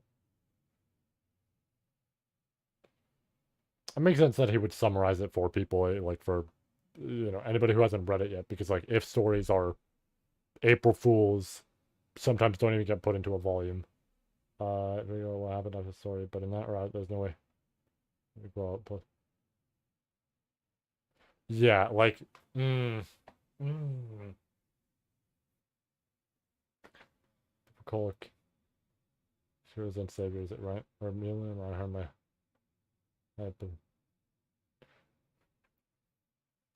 Honestly, that makes sense. That makes a lot of sense as an answer. If Amelia Chisholm, so nobody know, or nobody knows if she will overcome it. Only God knows if she can get over the challenge. But I'm a God of ReZero World, so yeah, like that is a good ass answer from, because yeah, like ultimately, right? It's Amelia doesn't rely on Subaru, but they bounce off each other. They support each other well. So with him gone in that sense, there is now that mental blockade, which makes sense. So now she is just ruined, right? And then yeah, for Reinhardt as well, it's like, right. It makes a whole lot of sense, because like as is Reinhardt's character is also kind of tragic in that regard, but like he at least has people there to uplift him. Uh, and then yeah, it's oof, that is rough. That that is rough to imagine. That might be like the worst outcome out of all the ifs. I mean, I guess the gluttony if is also pretty bad in terms of outcome, because so many people are fucking dying, but like, yeah, damn. Ooh, damn.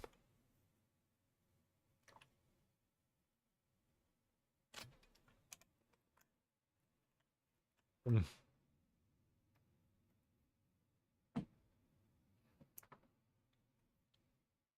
The pay is good with writing this shit, honestly. Like, it's crazy too, because it's like, I mean, sure, it's fair to sure. Um, it's crazy too because like, obviously it's not necessarily difficult to think on the spot for an answer like that, where it's just like, oh yeah, how does this story end for all this shit that happens? Well, right, but it's like at the same time, you can get like this sort of interesting perspective on how he writes, where on the spot, out of nowhere, he's got all this info ready. And maybe he had the info ready already, like when he wrote the story. But the idea that it's just like on the spot, he can mention, well, in regards to Amelia and Reinhardt and all this, right? And like he mentions the details about them, and it's like, damn, right? Like just right then and there, fuck. It's pretty nice, honestly. I like that he is able to do that. Yeah, um, th- that man, that man can cook. That man can cook well. I am. Oh boy, I'm already running out of water. I am pretty much at the end here. Uh-oh.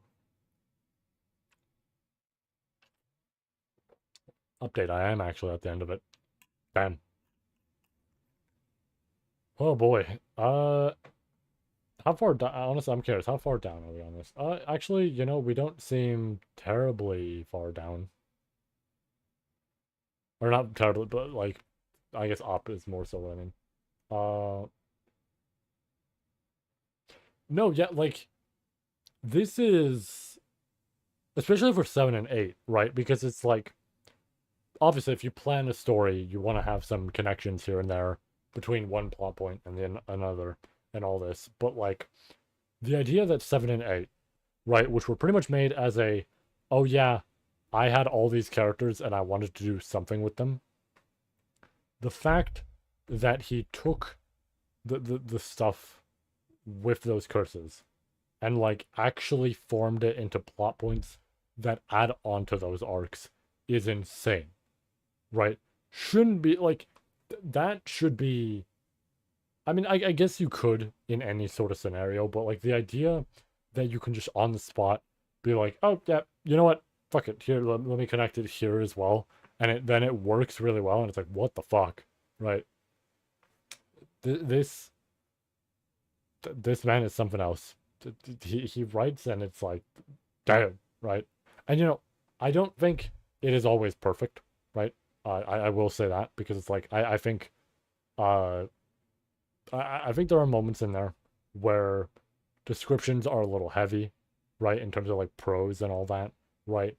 Or occasionally jokes might fall flat, right, from him and everything.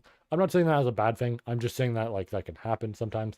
But proper depth in terms of the writing and the plotline, the characters and locations and whatever it may be, is always really strong with this series. I love it a lot for that, right? That shit is fantastic, right? And even if there are flawed other areas here and there, that don't matter because at the very least, it's like, you know what I enjoy is what I enjoy, and yeah, I can point out the flaws, but like there's enough here that to take and write really well that I can really fucking enjoy it, right? I can think that this is a fantastic story and I can recommend it to people and all this shit, right? And it's like, yeah, I can point out when it's like, I don't think that, like, I always bring up the Arc 7 stuff, right? I can always point out if and when I might have a problem or whatever it may be, but I can always decently kind of just recommend it because it's like, this shit good, right? All right. I actually do need to grab some water because I'm thirsty as fuck. And this, you can't hear it, but it is empty, pretty much. It's like a very, very light sloshing sound because it's barely anything left. So, we will be right back. Uh, I guess with more reading, presumably. We're probably going to jump back to reading a bit because we'll have a break after I'm done reading just to chill out. And I think that will take up the most, like, talking time and everything for the most part because I feel like we do want to try and cram all this in tonight. I also should mention I don't give a shit overall how late this goes, right? If we somehow hit like fucking 11 p.m. my time and we're still streaming, I don't fucking care, right? We're gonna keep going. I'm getting all three of these done tonight. With that said, though, I'm gonna get some water. So be right back.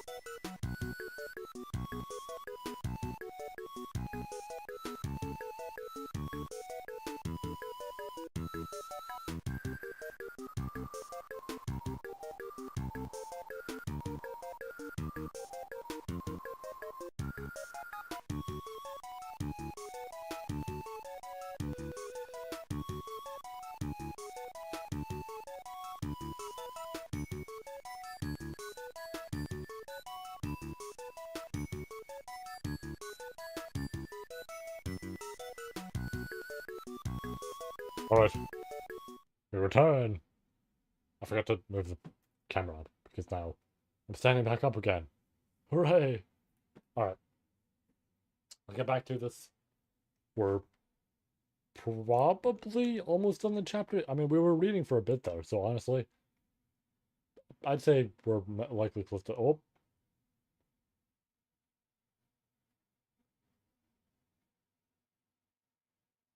Shishi, did you watch the latest season without?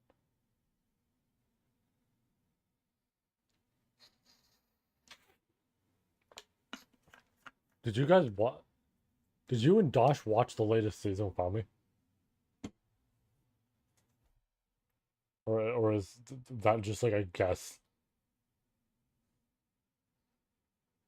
Hold on, I gotta do some checking here.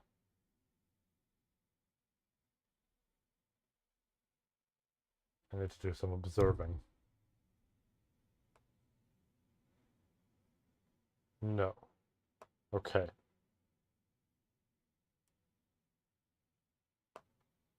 I needed to make sure there weren't any mice around and voice chats and everything. I see. Fair enough. Fair enough. All right. That said, uh, I mean, I'm about to continue reading, and I'm going to be real with you. There's going to be a lot of spoilers here.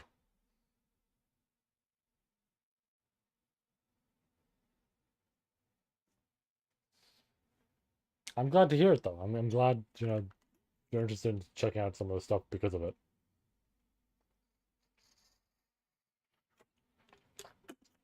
Arc 5 slash Season 3 is very good, so.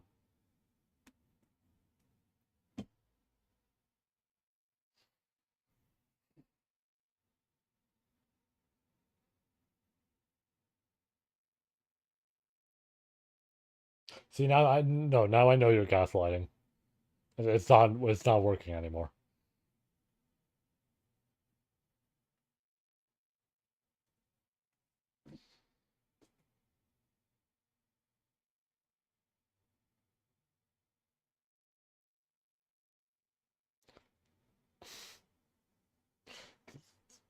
There's a gaslight. It's not working.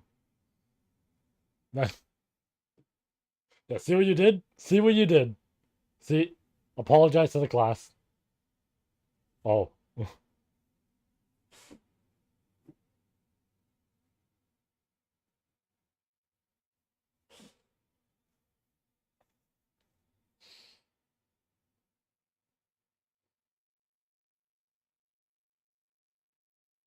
See, I almost want to say that had a real good joke. He fucking ran into here. Was it the first stream that I did? Alright, farewell, Shishi. Bye. Talk to you presumably later if I'm done later. We'll see. Well, we'll see how late this goes for me.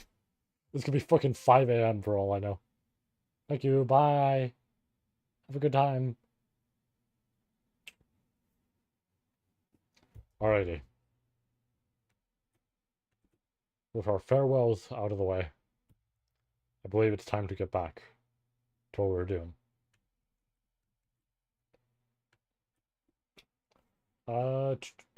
Yeah, okay. I wanted to make sure I did scroll down correctly. Yeah, okay, I did. I had to make sure. Alright. Ye was dejected by her defeat, and Aldebaran had been overwhelmed by the sword demon. Heinkel was cowering with the shock of stabbing his father, felt was not even trying to hide her enmity to the rest.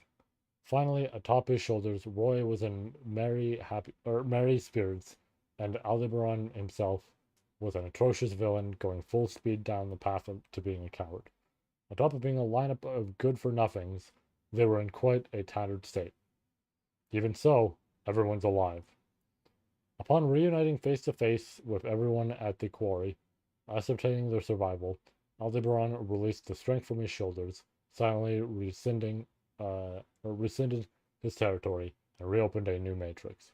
With restart point updated, the events that took place at the royal capital were set in stone for this world's history. Damn. Well, there we go. There we go. There's no shot this shit can be changed now, right? Because and anybody who could change this, uh, essentially out of the picture, or ability completely redone. That's it. We ooh. Uh, which pretty much means that the whole memories thing is permanent, right? That that that means that shit's permanent. There's no going back on that. I'm just saying. I'm just saying. Uh, yeah, in other words, he would no longer be able to take back the tears that had flowed from her amethyst eyes. Ooh, that's fine. The moment I decide to betray everything, there's no such convenience as making an exception for any one person. No, yeah, because like, hold on, is there actually people who just assume that shit? There's no shot. Like, the only reason I could see somebody saying that is the one Arc 7 loop on the Gladiator Island. But like, that doesn't even count because that functions differently. That doesn't function the way people think it does, right? As well as like people misunderstood that. Like, the fuck are we? This is the same thing as that chapter. People are just pretending that Stella has like brand new abilities. She's just making up shit on the spot.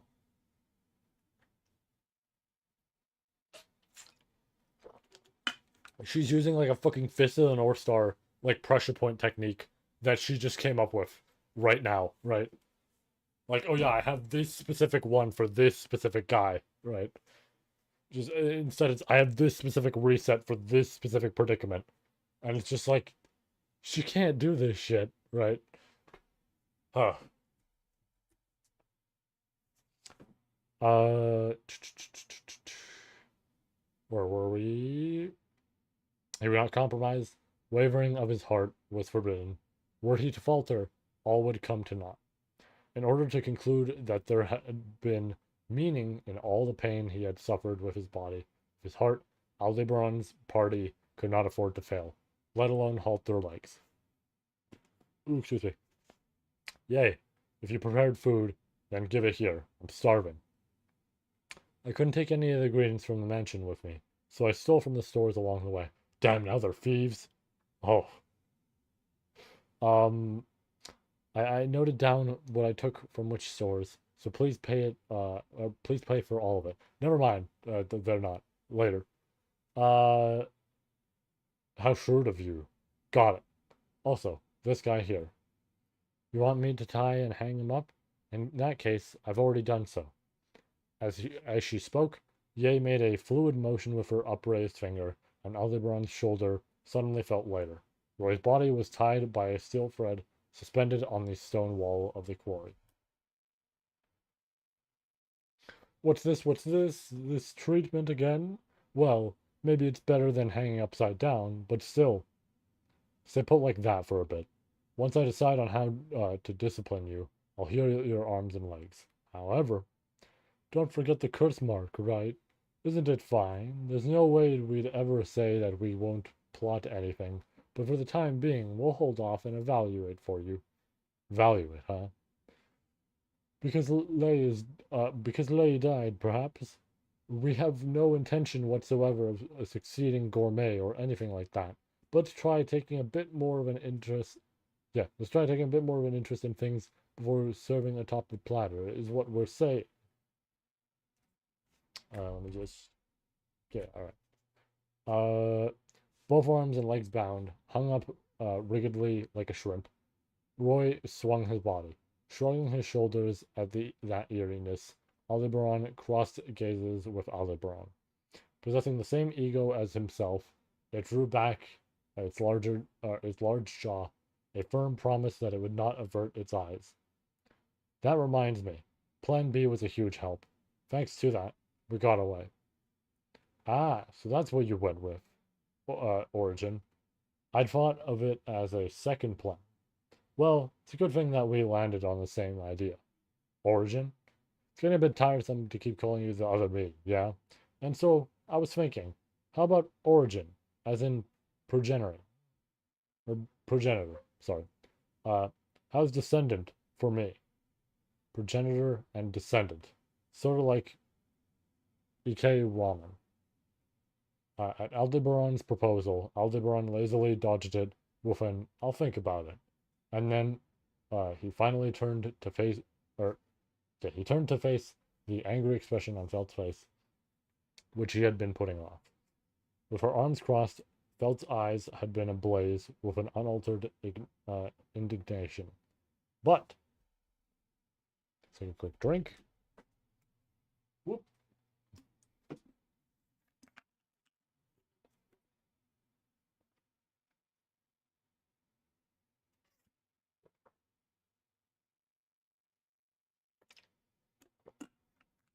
Mm.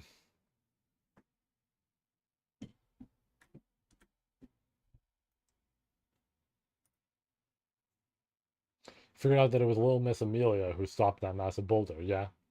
Huh? Are you making fun of me? Nobody else but Amelia Nechan would perform such an idiotic feat. The way you said that makes me wonder which one of us is making fun of who. But yeah, you're right.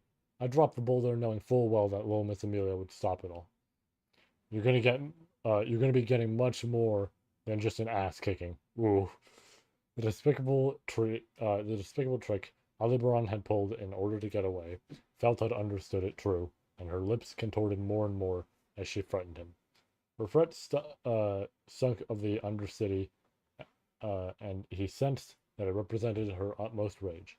However, Aldebaran harbored another emotion simultaneously. Aldebaran's method of doing things, and Amelia, who had been ensnared by it, including the jailbreak of gluttony, was a lineup that would naturally incur Felt's ear. But it seemed like there had also been other reasons behind the overflow of Felt's anger. The thing with the old man and the sword demon grandpa. It ain't your fault, Felt Chan. It ain't your fault, Chan. That's what I almost said. Uh, I never once thought it was my fault.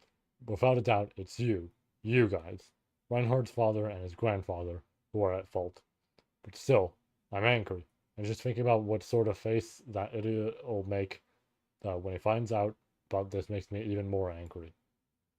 The moment I made him my knight, it wouldn't make sense for me to be uninvolved with the things involving him, no matter what they may be. Remember this, you shitty helmet bastard. What? Even if you do stuff with the intention of taking responsibility for it yourself, there's no way it'll ever be talked about in isolation from that princess. All you're doing is kicking her corpse. Ooh. Because she's true as fuck, right? She's real as fuck for that. Because it's the thing of nobody knows what his plan is, right? So everybody just assumes it's rage for Priscilla. What she is essentially saying here is true. It's literally just, yeah, you're doing all this shit, but part of it's you're upset, right? Like it's very clear that part of this is that you're upset. The problem with what you're doing, with the fact that you're upset or whatever it may be, is you're now tainting Priscilla's image.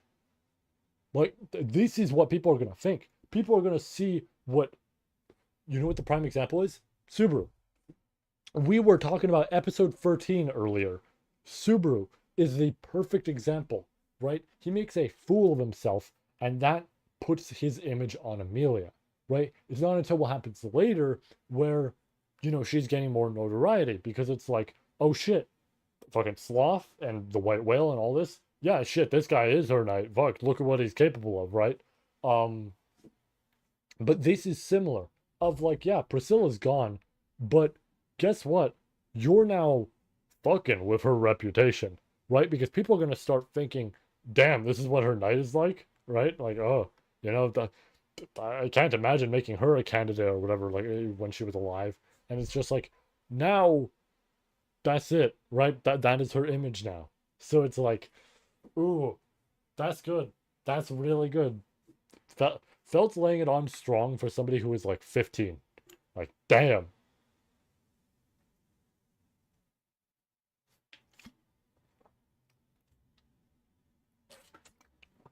And obviously, I'm not saying that child characters can't cook in this series.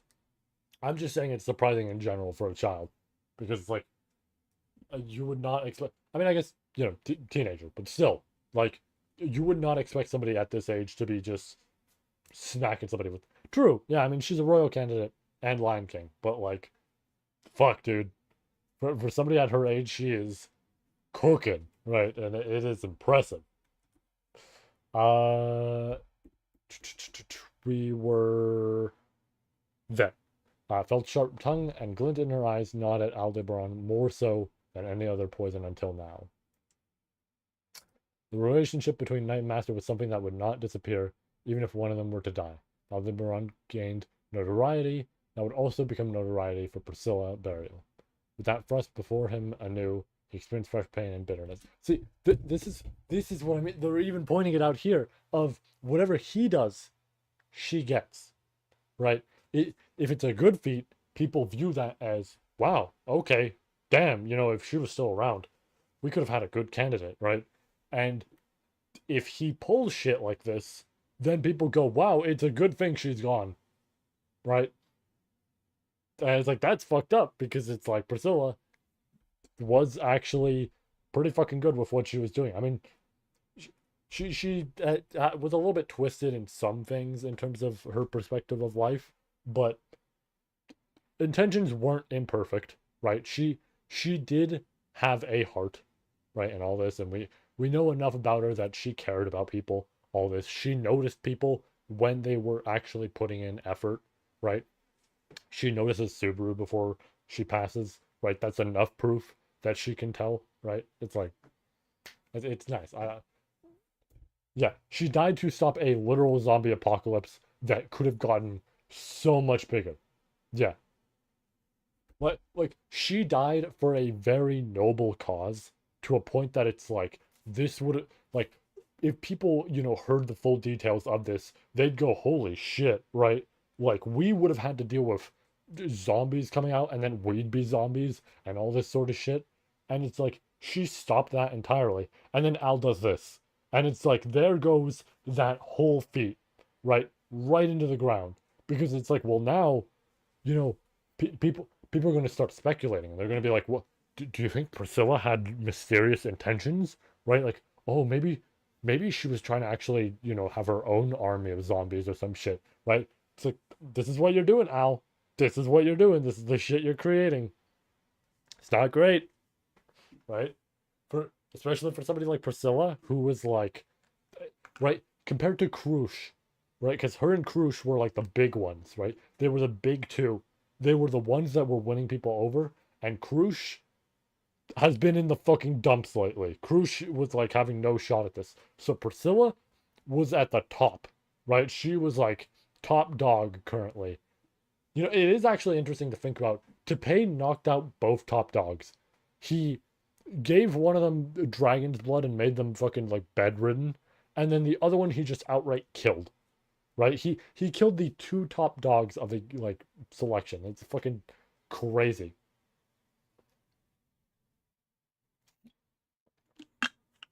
Damn. Honestly, you know what this incident is gonna do? This incident is gonna drive Amelia and Felt to be the top dogs. And that's the two that people always suspect, right? That's the two that everybody's like, yeah, Amelia for obvious reasons, and then Felt because she's Felt, right? She's a Lion King, she's all this. Like, they are the obvious two that people always go to when it comes to royal candidates. So it's like, it's not surprising if all this shit is just gonna boost both of them up. And it's like, bam, yeah, the of all things, the thief and the half devil, as like people know them, and it's just like, of all things, those two, not even the military genius who knew a Lion King, and like Priscilla Burial, right? Like the like one of the big young royal figures and all this. These two being candidates, yeah, both out of the picture for now. Here's the thief and the half devil. And it's just like, damn, right? Well, I've been doing that a lot this stream, but like in general, it's just like that. That's probably such a surprise to all these people in the actual world of ReZero. Just like, what the fuck is this like change in balance where somebody who people hate because of how she looks and being too similar to a witch, and then the person who goes around stealing shit and all this and lives in the slums, but then it's like she could be a dragon king, but like they don't fully know if she is or not, right? And it's just like, damn. Uh, yeah. Ooh, ooh. You make a great fucking point there. That this might lead into some propaganda about her. This might lead into some Amelia propaganda because people in that world are going to, yeah, because you know what I'm not considering. It's something I've done with ADT as well. Of you always need to remember that when there is a good side to news, there is also inherently a bad side, right? So the news of like Amelia, in her camp defeated Sloth, and they defeated the White Whale, and they defeated greed, and they did and one of the gluttonies and all this, right? And people were like, yeah, yeah, right? People were doing that. That's one part of it. But then you also have to think about the example of the other side of people who see that and go, okay, so she showed up and the witch cult's there. She showed up again, the witch cult's there. She showed up again, the witch cult's there. Our sage is dead, right? And then she goes to Wallachia, where Priscilla Burial apparently was, and now she's dead, and this girl came back, and it's like, and like that's not even including Arc 4, because if people know like the events of Arc 4, because I know that's a lot more contained, right? And obviously it's just he said she said sort of stuff, right? But if people knew about the events of, like, for example, like the rabbit, like, cool, okay, so additionally, Arc 3, Amelia's there, whale, 4, rabbit, right? And it's just like all of this is enough to get people to go, I don't know about that one, right? What, like, that seems like this person is going to bring just fear onto the land. It's going to be plagues and shit like that. And it's just like, shit, do we vote for her, right? Like, I do really hope that Depay actually goes into that, because that would be a really fucking cool plot point to actually establish. It's just this double-sidedness to the whole thing, right? Yeah, like, dude, if they found out she was responsible for that, it'd be over, right? That would be like a what the fuck? She just killed all those people, right? Because think about Regulus, right? Regulus saw his wives get frozen, essentially, in the background. But, like, he saw that and just perceived that as they're dead, right? I mean, he couldn't feel the beat anymore, but he just perceived that as they're dead. So, imagine what everybody else would think of if they saw a whole ass forest frozen. Like, this named forest where all these, like, elves live and all this sort of shit. And it's just like, yeah, by the way, everybody there has been frozen for a century. She did it as a child. That would be it. That would be all it would take for her to lose. No, yeah, like, ooh, yeah, he fought as well that she killed them in Arc 5 and only found out later. So it's just like, it's just the idea of like her running back and just like ice in the background, and he's just like looking at her like, damn, I can't match her, freak. That's way too much freak. Uh,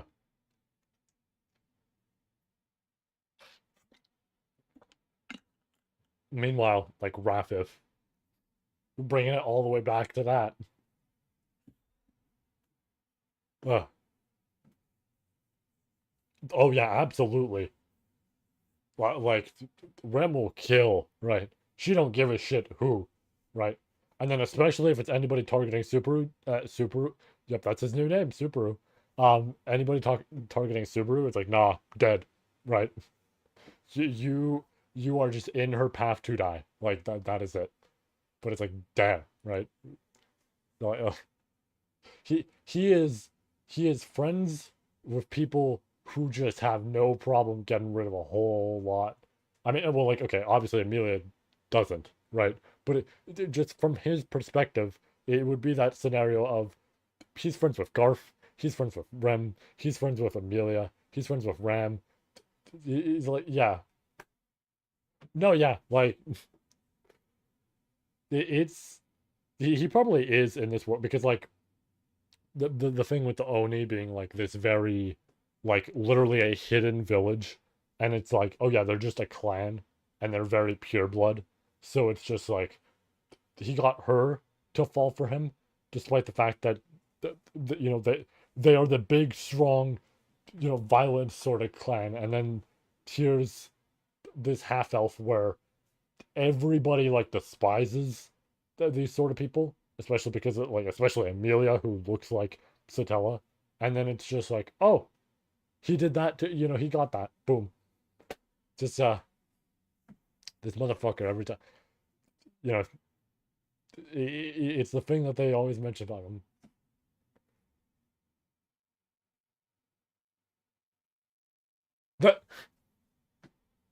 That like because that, that's really funny. I mean, it makes sense because it's something that, funny enough, you mentioned Ram. It's something that Ram's backstory brings up with the horn. Like I know they talk about it in Arc 2, but the backstory redux that they do in Arc 6 with Ram establishes it a lot more of they take out their horn and it's just kill, kill, kill, kill. Like it is like 1,000 voices in their head just telling them that, right? Yeah, and that's the thing is like he like they view Ram as this just perfect being, and it's like, dude, this is our weapon, right? This is our like nuclear fucking weapon to just throw at people, right? And it's like it's partially why like I do love the fact that like Ram's whole thing is she doesn't give a shit about that, and then she loses her horn and she's so fucking happy because it's like not only does Ram have to not feel inferior, but it's also a thing of just like, holy shit, I don't have to be this Oni god they keep talking about. Okay, good, right? Like the two of them just like living, right? They just like living and chilling out and all this sort of shit, and then here's their whole clan of just like, this is our weapon, right? No, yeah. As a maid making steamed potatoes, and she enjoys that 1,000 times more than what he was gonna have her do, right? Like that's really fucking funny to think about. It's just like, oh yeah, she's enjoying life way more now than she was before. Ah, and then like, dude, imagine his reaction with Rem. I know Rem was like viewed as inferior to them because like she wasn't super great, but just imagine the reaction of Rams like that, and they're like, okay, that's already bad, but what about her sister? And then they look at her sister, like all of them from beyond the grave look at Rem, and what they see is an Oni being absurdly obsessed with a human, right? To the point that she like puts her like finger near him, right?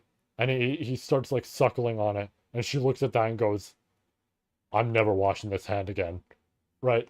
Like they probably are just sitting there seeing all that and like, fuck, right? Just like,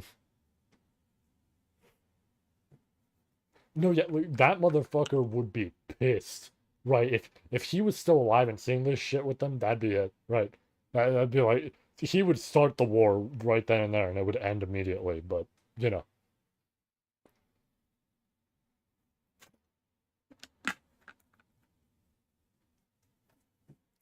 just the idea of just like these two are completely outside of the norm, and yet they're the ones that survived, and yet because it's almost like love and compassion are, I mean, not only a big theme of the story, but a big thing of like, yeah, you abandon that shit.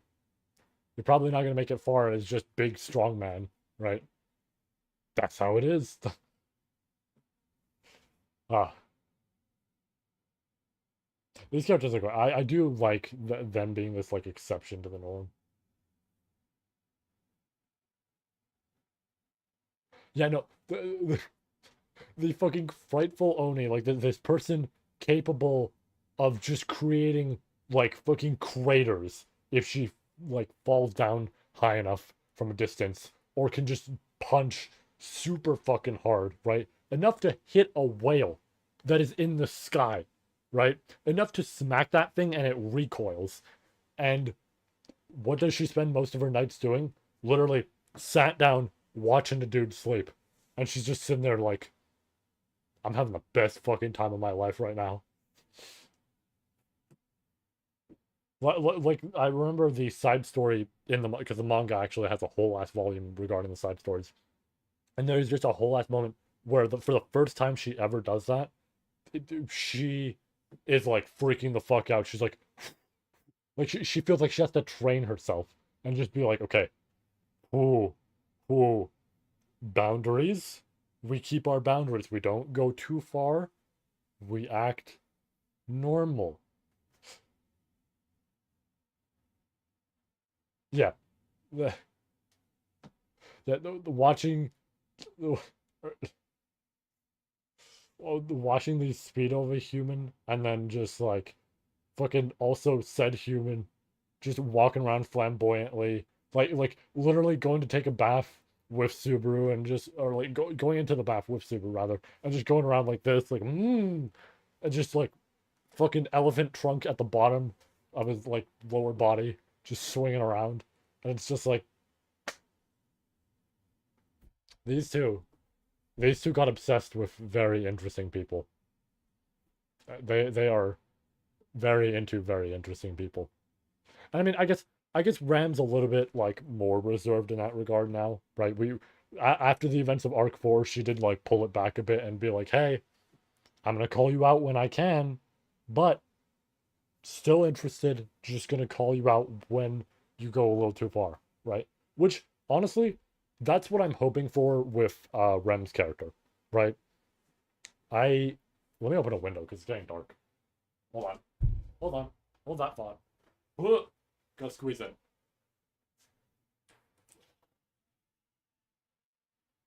That should be better. Oh yeah, much better. Hold on. Ooh, I'm good. All right. Uh oh, I actually kind of like this lighting. It's kind of cool. Hold on. I'm gonna make it wider. Oh, I made it cooler. It's actually in my eyes a little bit. I'm gonna lower that. But I was gonna mention. Uh, right. Yeah. So Rem. Um, it's partially what I'm hoping if she ever does get her memories back and everything. Because I guess I meant to say name way earlier in the stream. But if she ever gets her memories back, it is which I feel like she's gonna. They're always implying it, right? Or that she's getting pieces back. I feel like she's eventually just gonna get it back, whether it's regurgitated or just in general she gets it back. It's what I hope for. Uh, no, yeah, that was also an interesting like, which is like funny because it's like, I mean, I guess it still counts as endangered, but like Oni are so endangered to a point that there's just two of them. It's just like, yeah, here's these two, that's it. Right. Everybody else is gone. Um, but Ren, right. Yeah, I was gonna mention, I partially hope that if and when, uh, not if, I guess, rather when, she gets her memories back and everything, I do hope that her new character and her old character combine. I've talked about this, I've seen others talk about this, but I hope what it is the same scenario as Ram, right? Where, she sees Subaru, she still loves the fuck out of that man.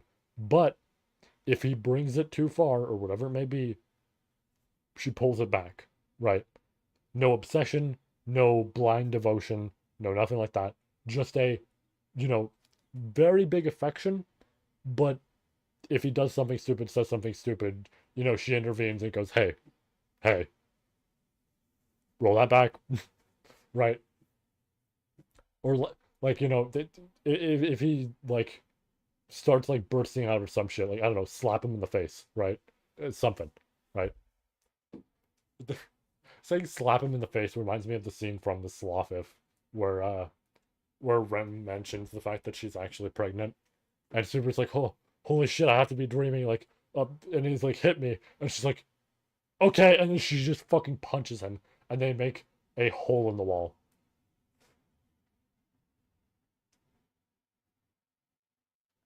No, yeah, that is another funny aspect of Subaru's character. Hold on, is the idea that if you go to war with him, you're fighting the maid who is absurdly physically strong, and if she has her horn out for too long, uh, she's not gonna give a shit about killing you, right? In general, she probably won't, but if she has her horn out for long enough, she won't give a fuck about killing you, right? And then there's the, half elf ice switch, which is just like she could just end that fight probably pretty quickly, right? Like, unless you are somebody who's absurdly strong, she's probably winning that, right? And it's just like you're fighting both of them. Both of them can use ice, by the way. So if they wanted to, they could work off each other. And it's just like not a fight you win, right? Which I guess is partially why current moment, right? Current moment and everything. Reinhardt as well, also a fair point. I feel like it's why like current moment or anything like that, why we wouldn't have uh I'm gonna say like characters kind of stepping in this way in terms of like Amelia and Rem and all this sort of shit. Of just like, yeah, it's good to have them all separated and all this sort of stuff. Because let's say she did have her memories back, and then Amelia's there and Rem's there.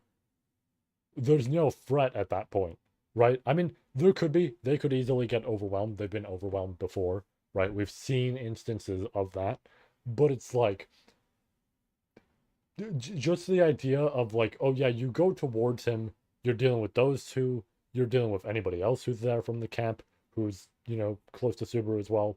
You're dealing with Reinhard potentially. Like honestly, the final arc is probably going to be just everybody versus like Echidna or some shit, and it's like, ooh, excuse me, there's going to be so many people, dude. That is going to be. I guarantee maybe I'll be wrong on this, but I guarantee that's going to be a scene.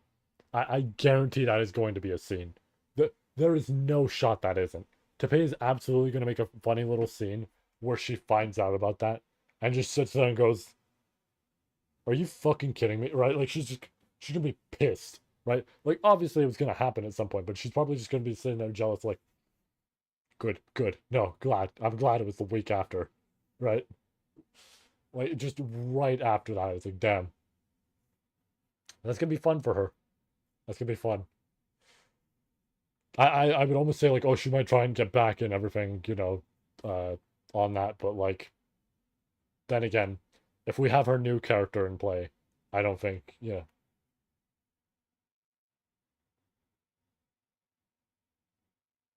yeah, no, it, hmm, the, yeah, that'll be a real fun conversation between them. That will actually be a moment of I lost to this, right? That statement right there, that like that one for Amelia of just like, oh, I know now. Like hearing that would like lead Rem to sit there and go, I lost to this. I lost to this. Like that. It would obviously be like played up as a joke and everything, and it'd be fine. But it is funny to imagine she would just be like, mm, that would just be a real rough moment for her of just week after she got gluttonied, they kissed. And then on top of that, Emilia thought that's how babies were made and still doesn't know. And it's just like, boom, that's it. Uh, I said it before, or I said it earlier, but these characters are great. I love how just well they can work off each other, and like how essentially thinking of these sort of scenes of like, oh yeah, her finding out the like week about the week after and everything is just like, it's just fun to imagine with them because like again, it's like it's what I mentioned. If I could totally imagine Tepe writing a scene like that in there because it's just funny, and it also works as his like characters being informed, all this, realizing what they lost to. But and obviously, I'm saying that in support of the actual like main canon couple. I've always mentioned that, but still important to always note it. Oh, holy shit, we've been here for a while, dude. Damn.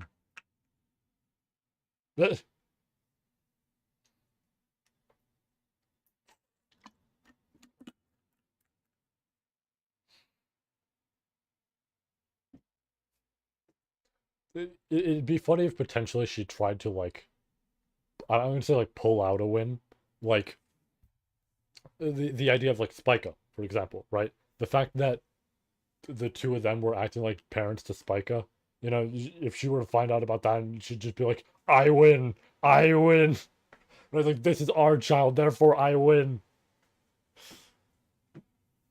Just like the most like nothing burger try like type of pull of just I'm the winner here. Oh, damn. Uh, yeah, damn. We have been. It is already 8. Fuck, dude. Oh, that would be the clapback, and that would be that would be the clapback, and it would hard cut to her on the floor, right? Just like not dead, not even conscious or anything, just flat, right? Planked. That's it, right? Just that fight is just at its end. Ah, that's fun. We probably should get back to. I'm like looking at the time, like damn, I, I'm still gonna go as late as like I want to with this, but it's just like fuck, we are taking. We are here for quite a while.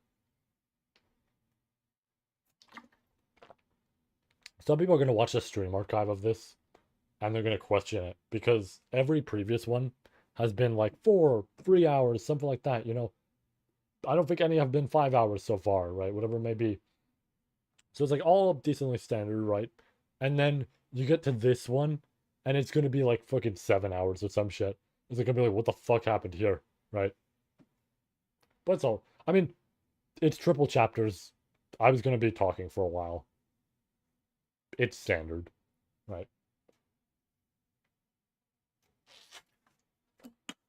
Like I do 2 chapters and it takes like 4 hours or 3 hours or whatever the fuck, right? That's how it is. Ugh. Okay.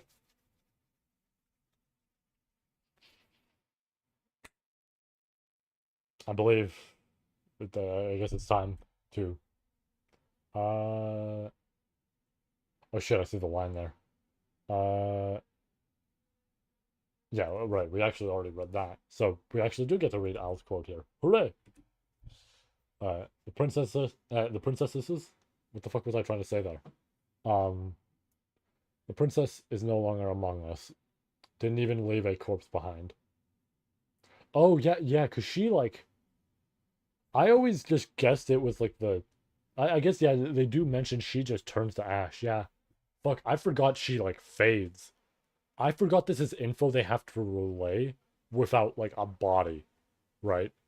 Like that's the crazy thing about that is that they have to relay that info of Priscilla's dead and people have to go what? And it's like, oh, okay, like do we have like a funeral for her or something? It's like we could just saying there's no casket, right? It's just like no, she literally disappeared. She's not here. Uh it's not that sort of it is that sort of thing. To me, that's what lives are. Isfel laid her anger bare. She was silenced by a dry answer. Post-mortem renown and notoriety held no meaning whatsoever to the deceased. Everything hinged on being alive. Feelings of joy and sorrow regarding the reputations of the dead were entirely formed from the sentimentality of those who lived. Gotta do your best while you and your partner are still alive. That's all I have to say. Shitty helmet bastard. What the hell, even are you, really? I'm a following star. Following star? The failure of the star that shines brightest in the night sky. On that note, Aldebaran turned his back on Felt and resigned from the exchange. Then Aldebaran strode up to the chopping block over to Heinkel. Eyes downcast without raising his visage, Heinkel ignored Aldebaran. But he ought to have noticed him. His breathing and the flinch of his body had perceived his presence. A bit further down. I'm curious on how much we have left. I might check that in a minute. It was easy to imagine that he would feel on edge. It was a bit troubling to decide on what to say, but I'll keep my promise. When this is all over, the dragon's blood will be all yours no matter what. Right now, what Hankel necessitated was neither consolation nor apology, but a firm, definitive promise, or definite promise. At Aldebaran's words, formed by his thinking, Hankel's breath caught, followed by his outstretched hand grabbing the hem of Aldebaran's tunic, pulling him closer by sheer force.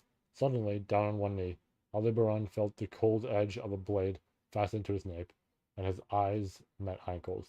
With blood splattered on his face, Hankel's blue eyes were bloodshot. No matter what,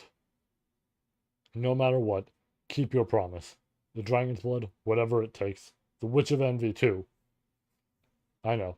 I've got no intention of letting the world end. That's the purpose of gluttony. Feeling the sharp pain of it on his nape, Aldebaran composed himself and responded so. He softly raised his arm as well, forcing Ye to back off as she was about to respond to Heinkel's rash action. Then, after Aldebaran and Heinkel stared at each other up close for a while, "Shit!" Spitting that word out, Heinkel shoved Aldebaran back, getting his body back up after falling on his backside. Aldebaran looked to his fore and saw that Heinkel had returned to hanging his head, shutting himself away like before. Witnessing that, Aldebaran fiddled with the metal fixture of his helmet and sighed. For the time being, he had grasped the state of each party member. Let me double check. No, yeah, like, it is... 1 second.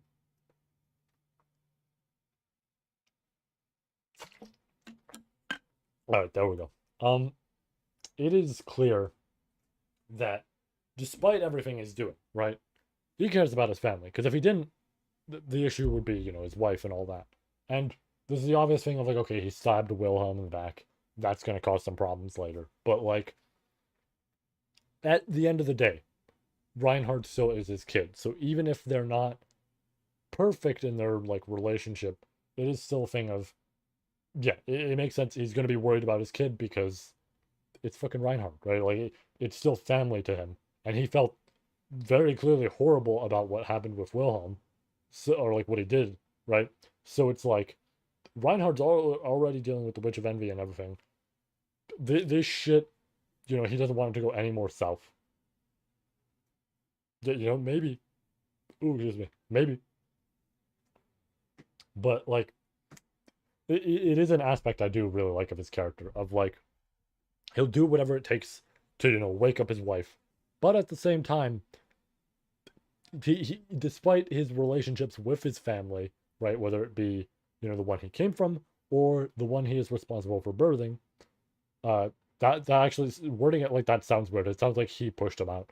But regardless of whichever, he does still want the best for them in a certain sense, right? He does want them to still live and all this, and not have to stab one in the back or watch as one dives to the Witch of Envy, right? It's fairly, understandable for his character. One more drink.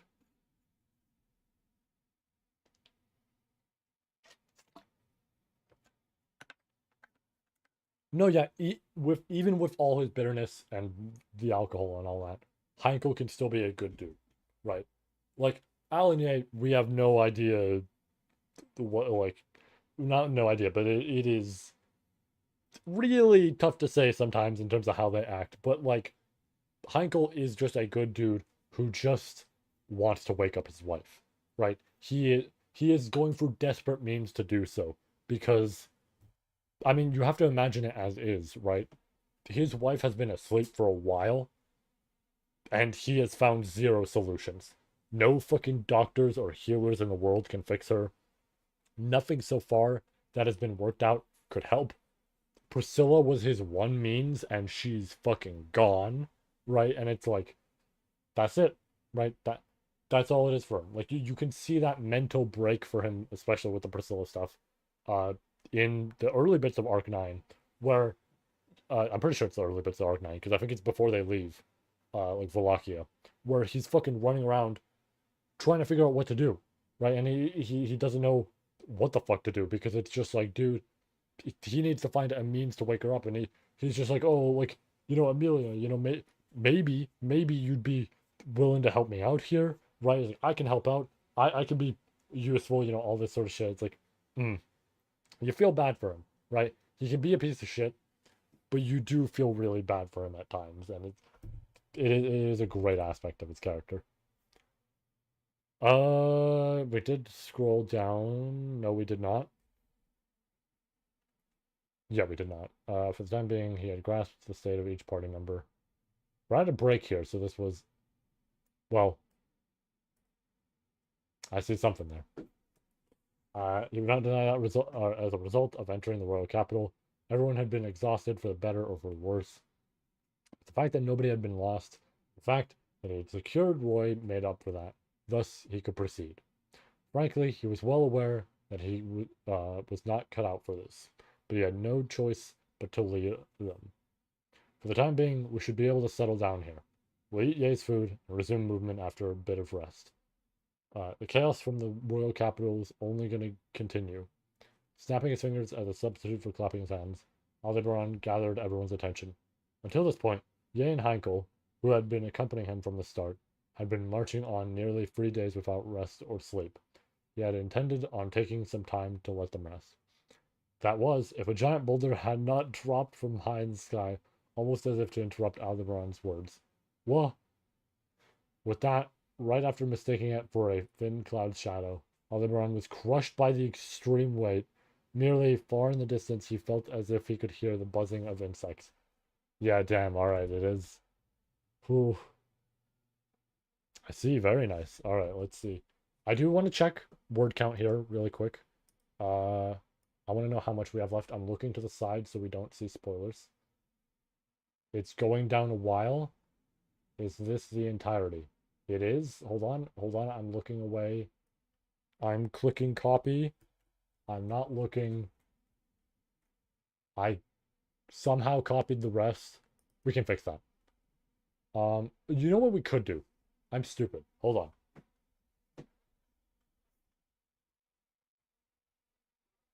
I just realized what we could do. This is the chapter, right? So all we do is we just do this.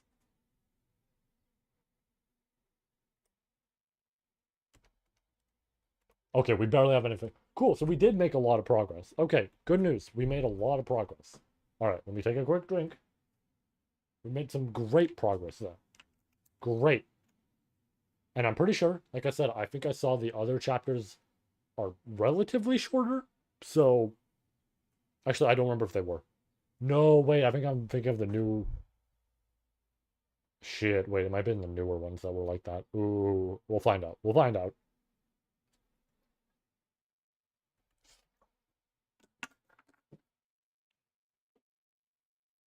All right.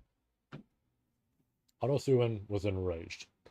He resolved to do whatever he must to get rid of to rid the land of that evil and ruthless king, to the point that nonsensical cliche stock phrase that Subaru had told him people used when they got angry flashed through his mind. Otto was enraged. There's no need to disclose who the direct cause was or the and target. of that rage was. The great sinner, nay, Aldebaran, had committed an unforgivable transgression. That was not only due to his betrayal of the hearts of those who were concerned for his mental and physical well-being, but also due to the fact that he had nearly broken nearly, or he had, I'm like reading ahead at the same time, but also due to the fact that he had broken nearly 100 of the most important laws prescribed by the kingdom. However, what enraged Otto the most was the fact that he had antagonized Otto's very own family. Otto considered himself a pacifist. He fundamentally disliked conflict, and believed in avoiding any trouble that he could. In fact, even during the time he traveled together with Frufo as a merchant. Oh, right, yeah, I remember now. He seldomly stuck his nose into the disputes of others or chose the usage of violence unless he was given no other option. However, the situation changed upon joining the Amelia camp and taking on the position of its internal affairs minister. He did not appreciate Subaru's teasing of him being a militant internal affairs minister, but pacifism and mild-mannered diplomacy were not top priorities in his current position. Also, it's kind of funny of like, oh yeah, pacifist at the same time, literally right before he joins, there's a massive fucking war going on at the mansion. Um, the caliber and intensity of the malice he had to face was far greater than anything he had experienced as a traveling merchant, and if he continued to respond in a half-hearted, passive manner, he would fail to protect those whom he wished to protect the most. Likewise, he exercised both self-awareness of his status as someone entrusted by a royal selection candidate and self-control that he warned himself must never slip. A little bit further down. The camp internal affairs minister, a key administrator of the Mather's domain management, Otto held a status and power of his position that he could have never dreamed of before. So that he would never be swallowed up by that and lose sight of his place, Otto admonished himself daily. Those efforts Otto made to admonish himself, however, were forgotten the moment someone laid their hands on his family. Everyone has their own circumstances, but I will not tolerate someone who is unwilling to find a solution at the negotiating table. If they had desired mercy, he would show them mercy. If they desired generosity, he would show them generosity. That kind of consideration and goodwill was present within everyone in the camp, led by Amelia. Therefore, Otto also did his utmost to respect that integrity of the spirit of theirs. Even so, if the other party continued to trample over and take advantage of them, he would be left with no choice. If they desired his blessings, he would give them his blessings. If they desired his support, he would offer them his support. And if they desired to be hostile, then he would show them his utmost hostility. Thanks to Amelia somehow, the city came out unscathed. The evacuation of the noble district was also completed in advance. The knights of the royal capital had proven quite capable. Tightly clenching his fist, Otto processed the damage caused by the events that had just taken place. Since he needed to dedicate his mind to getting a grasp on the situation and understanding who things had progressed, he could not allow himself to give in to indignation. Truly, he felt mortified deep within his heart, mortified at his own pathetic disgrace. When the initial weight of the situation that had begun to move struck over the head, Otto shamefully lamented his powerlessness, and was consoled by Amelia of all people. It should have been the opposite. That should have never occurred. The purpose of Otto's position was to ease Amelia's concerns. Quick drink. But first, there we go. Oh.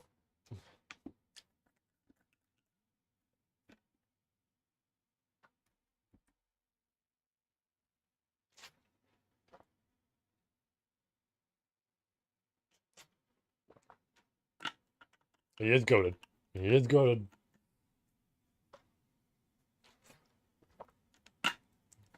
He's doing real well here.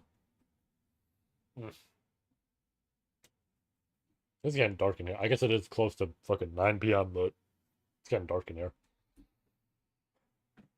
Honestly, I'm actually surprised it's so bright, like this close to 9 p.m. But give it 20 minutes, it'll probably be like fucking pitch black. It's like, where's the sun? Yeah, it's probably not even there anymore. It's just it's slightly here.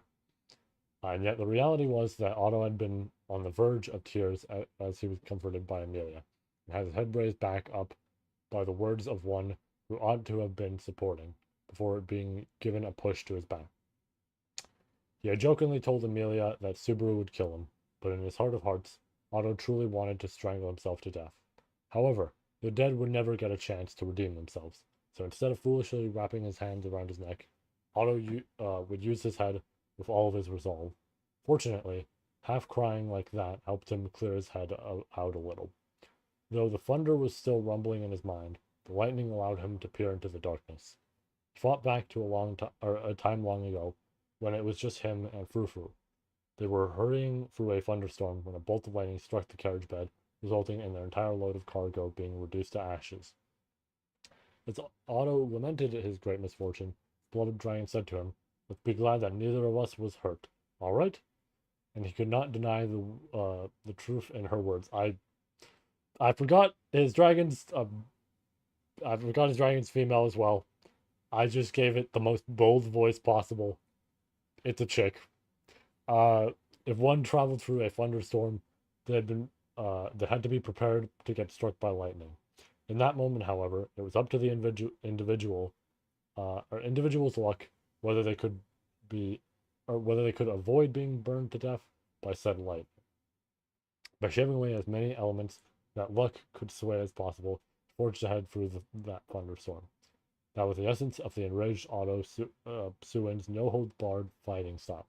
For that singular purpose, he would even play cards in his hand that were branded as ruthless without hesitation.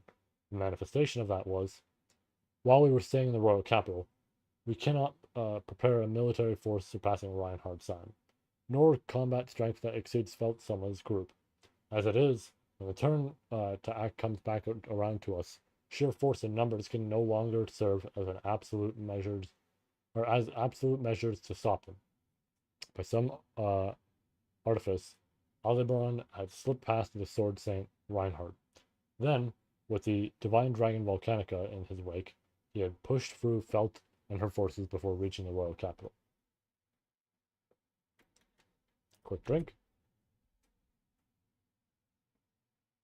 No, yeah, it is crazy. This series makes the carriage dragons like really good as well. Dude, I look like a fucking entity in the dark right now.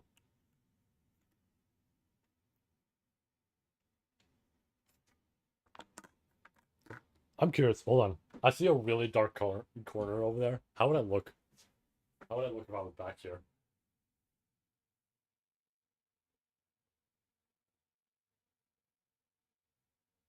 This is like, this is kind of scary. I'm not gonna lie. That's some fucking like analog horror shit. He's in pain. Okay. I'm gonna be using that fucking voice stem for the next long while. That shit was great, but man, that's gonna be something I just actively say whenever.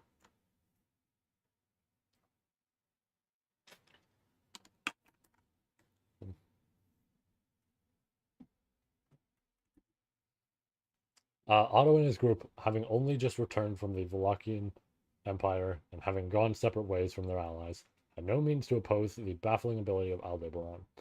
Thus, neither Amelia, who was dispatched with orders to capture him alive, nor the summons to Wilhelm's group, who were coincidentally were staying at the royal residence, were conceived as decisive strokes. Naturally, were Amelia and Wilhelm's groups to reign victorious, it would have been ideal, but Otto had anticipated that such an outcome was likely unattainable. As matters stood, Otto's group had possessed no means of aggression beyond deploying the entirety of their available forces. Otto Suin possessed neither Reinhard van Estrea's combat ability nor Valga Cromwell's strategic ingenuity. He did not presume himself blessed to rival such talent, for he harbored no such inflated assessment of himself. Otto did not expect himself to transcend his mortal limits. At best, he could only muster 100% of his own ability. With that 100%, what Otto Suin could do was an abandoned quarry west of the royal capital. Excuse me. The Titans were born with the sound of fluttering wings. Otto narrowed his eyes as he marked the map. One hand pressing a bloodied handkerchief to his nose, he tapped his hazy head. Oh my god, he is going over his own limit to do this. Holy shit. Divine protection overheating. When Subaru had thus dubbed the exhaustion born from overuse, Garfield's eyes had shined at the wondrous sound of it. Remembering that, Otto's lips relaxed. Overheating. That sounds quite nice. Then my head splits open. I will not stop. Blood still trickled from his nose as Otto grumbled thus under the gathering whir of wings. Zodabugs, at whom he snapped his fingers, instructing them to their next course of action in a continuation of the surveillance. The Zodabugs possessed an amiable disposition with a faint sense of individual awareness. They shared directives as one being, and to persuade but a single insect would demonstrate results equivalent to persuading the entire swarm. For their service, they demanded but a single reward, a peaceful life. And now we're at the end. By virtue of his position as the Internal Affairs Minister, Otto had intended to secure the compensation. In return, the swarm must pledge obedience onto tasks of mortal peril, whilst performing reckless endeavors that surpassed human capability. They had clung to the fleeing divine dragon to pinpoint its rendezvous point, mobilized swarms of 100,000, strong to drop boulders upon their foes, gathered every message left by the captured felt. Such deeds they wrought. The Grand Mogulad Geyser. It was a missive felt that had left in her capacity amidst Aldebaran's gang, cast forth in hope of reaching allies, which would later be salvaged within the ruins of the burial estate. The very manner of this delivery, evading surveillance to entrust her message to the Zodabugs, spoke volumes of Felt's unshakable courage. In truth, the missive contained not but a toponym of from the Karagi city-states. It was likely Aldebaran and his group's next target, or possibly their ultimate destination. If that was where they were headed, then by all means, let them go freely. Otto's watchful gaze would never leave them. Wherever they went, however they concealed themselves, Otto would endure ceaseless ringing in his ears and crimson streaks from his nose to track every last movement of Aldebaran's faction. Please do not delude yourself into thinking you can sleep again. The entire world is your enemy now. There it is. Like I said, he had nothing like the strength to claim, he had nothing like the strength to claim victory. Naught remained but to continue to whittle away at his enemy's mind. Thus did Otto Suin fight, not as a sword saint or the great strategist, but as Amelia's internal affairs minister, one who exerted 100% of his strength. It's about to hit a fucking hollow purple. Holy shit. That's good art, though. I see. Okay. Let's go light that art. And then we'll take a break. And we'll go back to it, but I am going to check the word count before we do. 1, 2. Seriously, that's like a fucking hollow purple. He's about to...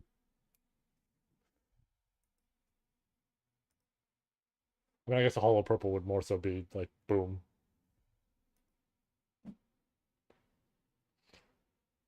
Oh boy. Everybody's favorite character. Don't we like it when half of his stuff involves children? Looking away. This is going down for a while. I'm kind of terrified.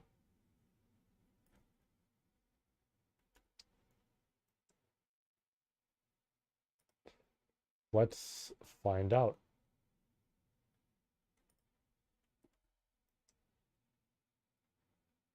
Okay, it's the same amount. That's all right.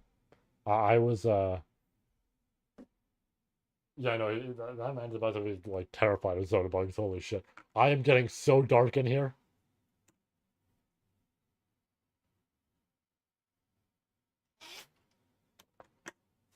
With that said, though, if this is 6,000 words, I might take a slightly longer break, just slightly, but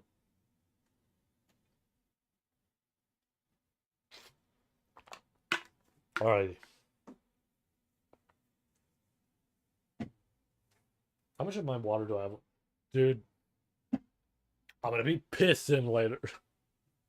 Uh, I guess I should take down the windows. I'm gonna be in the pitch, like, dark here in a moment. Don't mind it.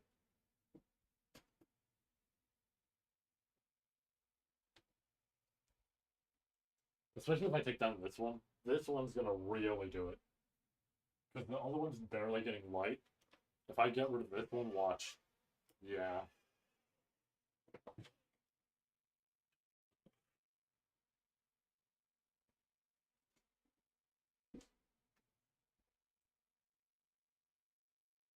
I straight up can't see myself anymore. Huh.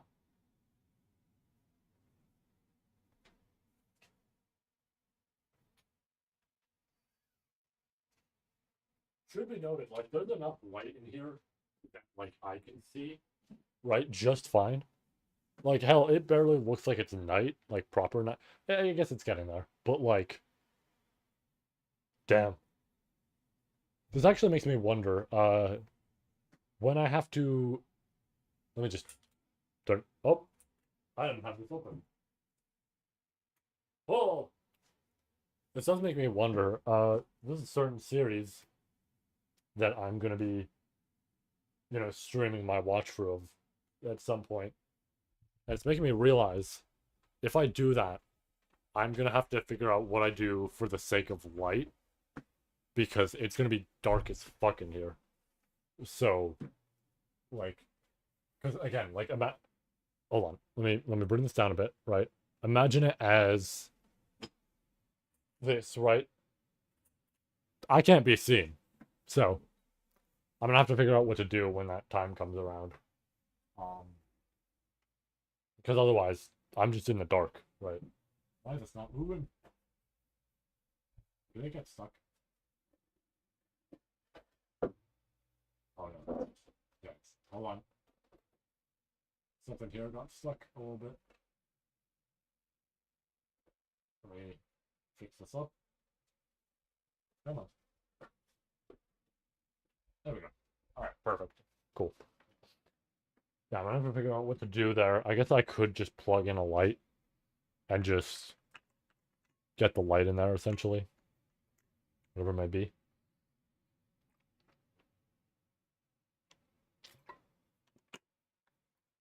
Alright. Uh... Yeah, okay, I have that off at the current moment. Uh... Mm, true as fuck.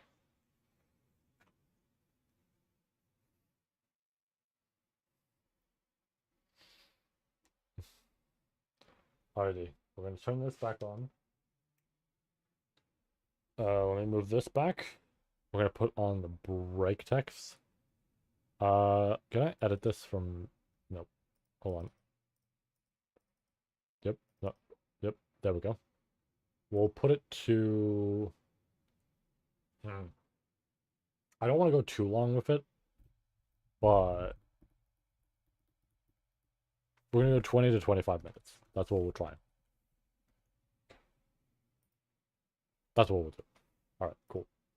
Uh, with that said, let me just move it to the camera for a second, just temporarily. Uh, what the fuck is? I need to make space. Hold on.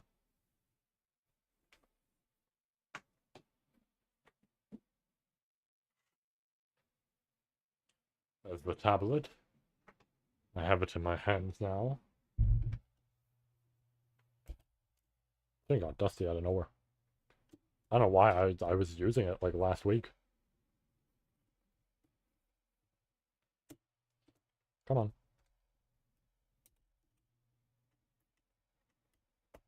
There we go.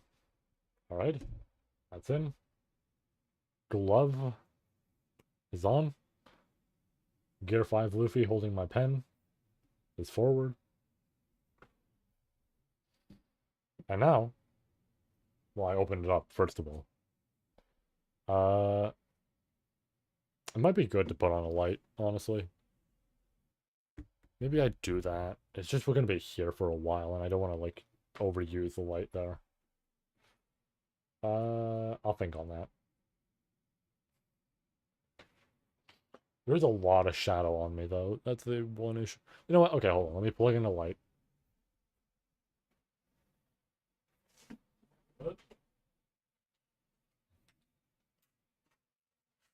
This one.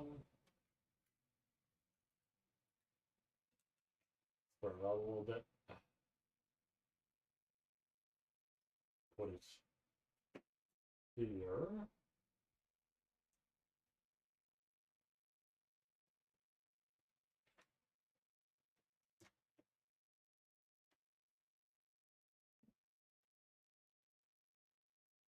I feel like that was making noise for a second. I was like, I didn't touch anything.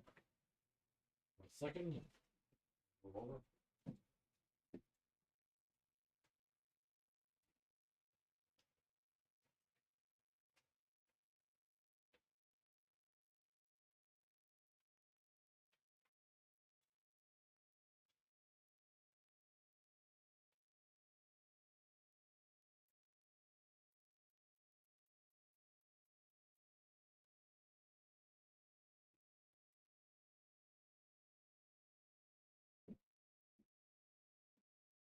Alright.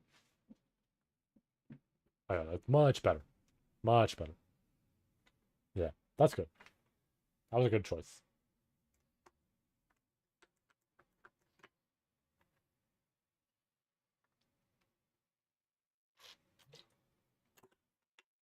Alright.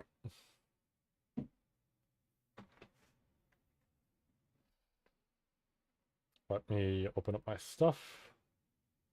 I did turn on my headphones, right? I did. Okay. Open up my file here. Put it over here.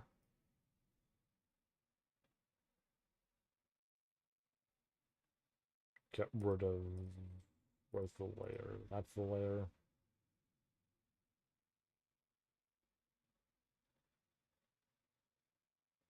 Yeah, that's fine. I had to think about it for a second. Alrighty. And now we just bring it back to this. Boop. Put that on. I'll get us some music. I actually also undo the desktop one. And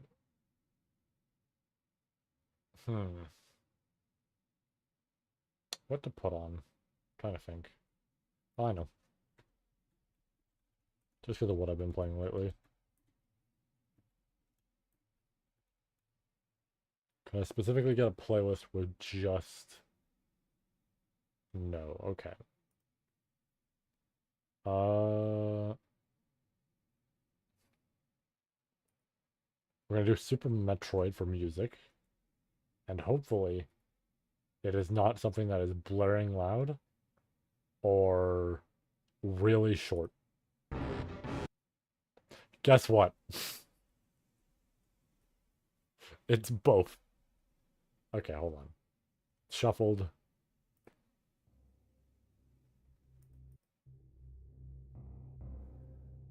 Norfair works. This is still really loud though. There we go.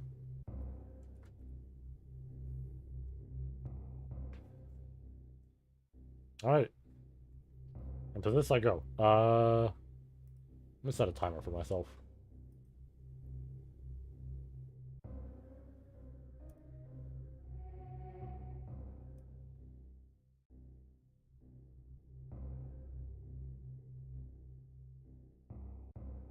Can I make this smaller?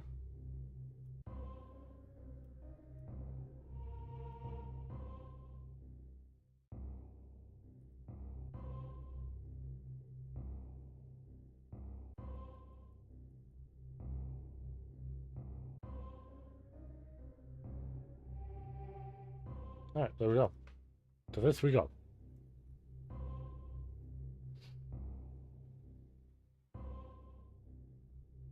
Oh, right, this track isn't Lower Norfair, so it's just this. Because when you go to Lower Norfair, it changes up. Start off with... Oh, is it all good? Yep. Just start off by getting our general range for where we're going. Cut it off at about here. Shit, that was not a straight line.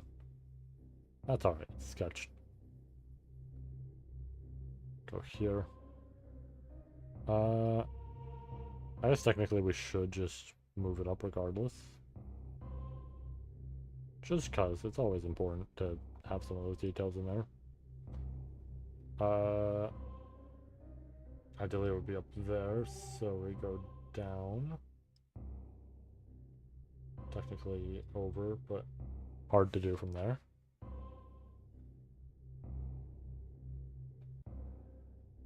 Okay, I looked up and I realized, wait, does it crop the name? And it does crop the name. I made sure of that. This would have been a lot more tricky as a teaser if it was just outright showing the name.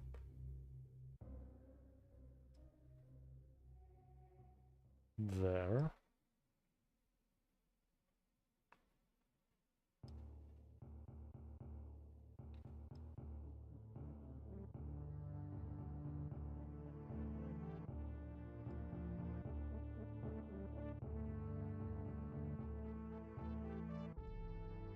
What's it again? Fucking, the ship area? Or... No, it's just criteria, okay. For some reason I thought it was... Well, it's probably because you hear it in the ship area. It's all good.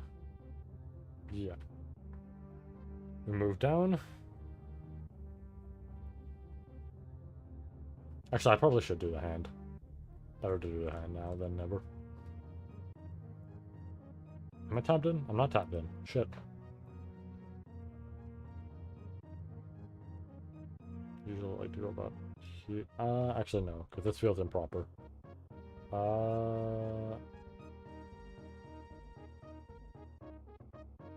Yeah, hold on. Here. Down. Good to start with the thumb. Over. Yeah, there we go. Much better. I feel much more confident with that.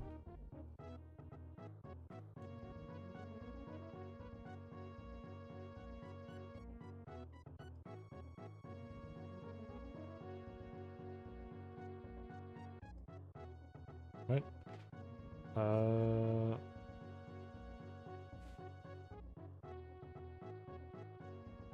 Should go start the base of it. Oh, I now realize something fucked with this angle. Ooh. I now realize I fucked up here. Damn. Hold on. Okay. I see where I went wrong. Because I didn't include these up here. Which is an issue. So it would technically speaking, it would be this around, up, down. We can adjust that after. Right, because obviously there's a finger in there.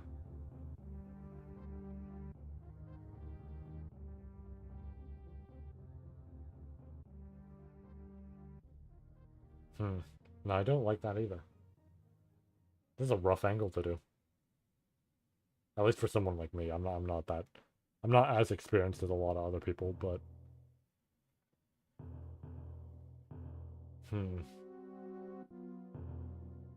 I think this works for now. I'll see how it is in a bit.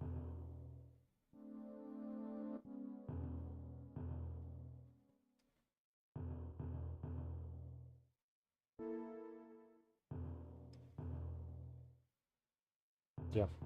And then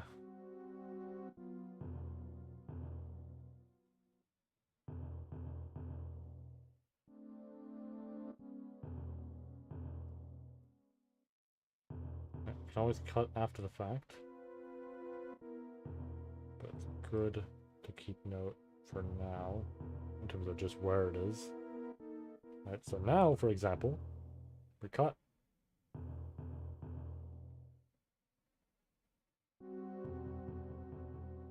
Then we do it again. It'll overlap into the next one, but that's okay. Again, we could just cut it, keep going. Go around there. That was actually kind of a poor line. Let me try that again. There. Down.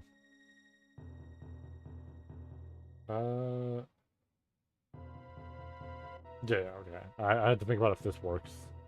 Not, like, correctly in terms of anatomy and all that. But it does, it does.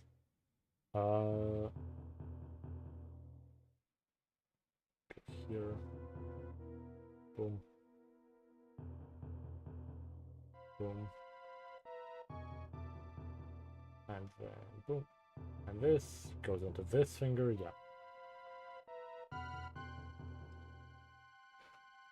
So now, we draw this one.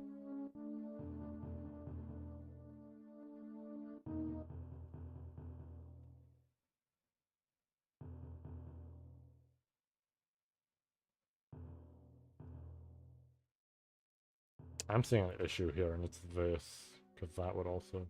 Well, I guess we would draw the space behind it, regardless. No, because that would hold on. No, I do see an issue here. I see where I went wrong now. I see it. I'm going to cut a little bit of this because I see it. What I should have done is went down here a little bit, then cross over. Actually, maybe not cross over, but just go down here. And then if we have this line connecting, it looks more correct, I would say. It's the best way to put it, right? Because we want to have all this kind of connecting. If you have this finger by itself, it looks a little awkward. I know from some of my sketches that's the case.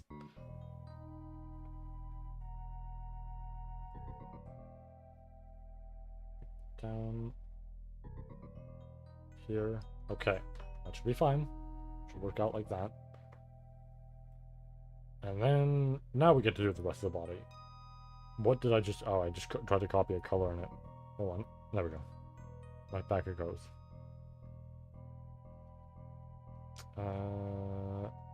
I want to add another lower part to the body to define a little closer to like the or the abdomen. I don't know why I said the abd.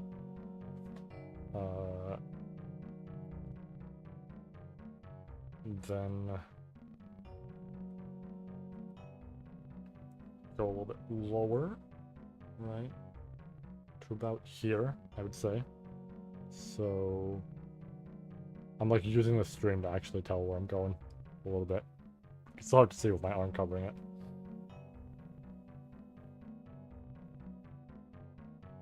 Yeah, because roughly around the belly button is where we want that. And then the next part is essentially waist to lower body.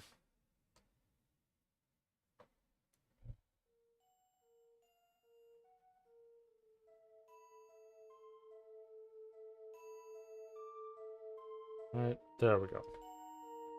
Boom. And now, draw our starting point, or roughly that. Might be better, like further away. But, alright.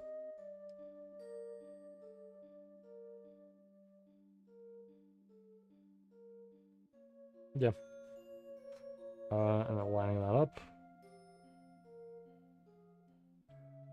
And that just gives me the general estimate for where to go when I'm at the sketching point.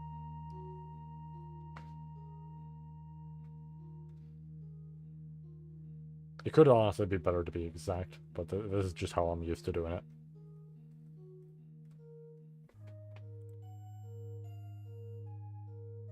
It is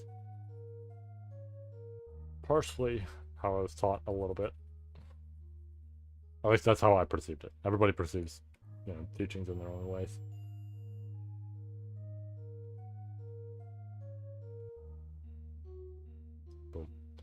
And then 1, 2. Okay.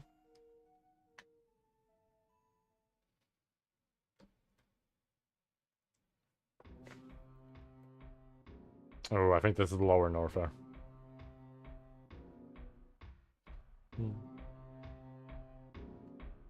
Definitely sounds like it.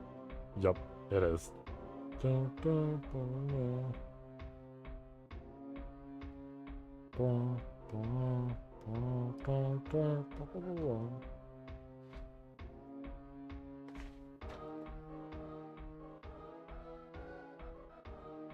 Is that shit where Ridley is?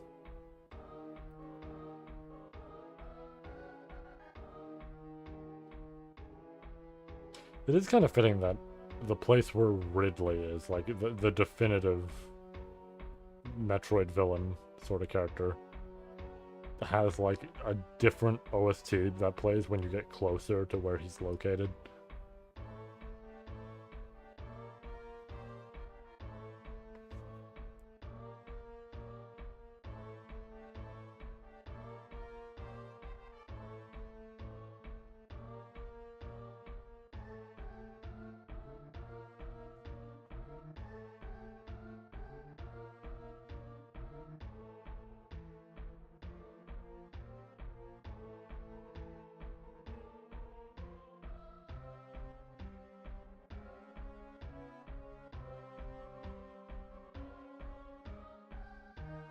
There we go.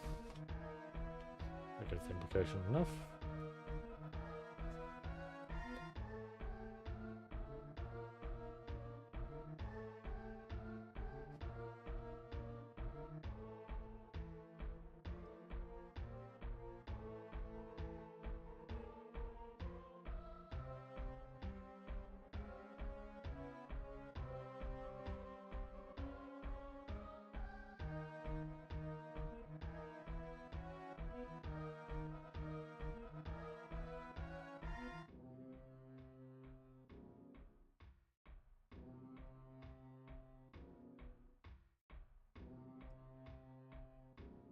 There we go.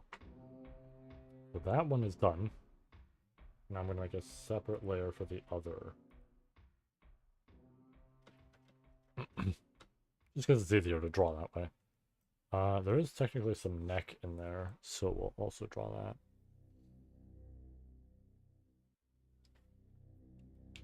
Yeah, wait. There we go. Yeah. And then now we draw the chest, same as before, but we have to kind of figure the perspective here on it.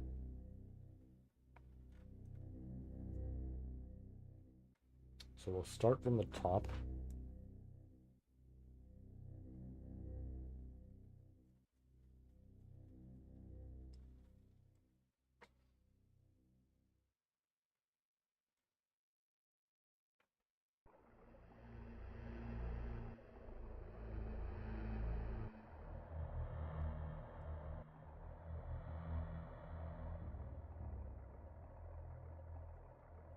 Right, we don't need to necessarily draw it, we just need the implication of the upper body in there. Actually, this should be a little lower. Should also edge it out more. So there, maybe. Feel kind of rough about this, but it's just kind of a rough angle of it. I'll know what I did after when I sketch it.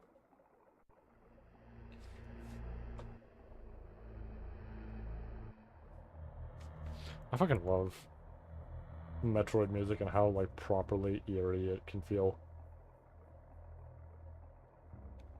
This is this. Oh no, this is the spacebar. Okay, yeah.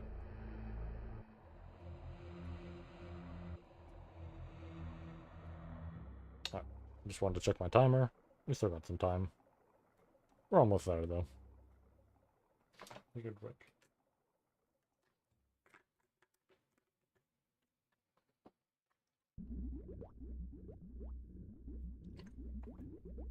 That was absurdly fitting in terms of timing.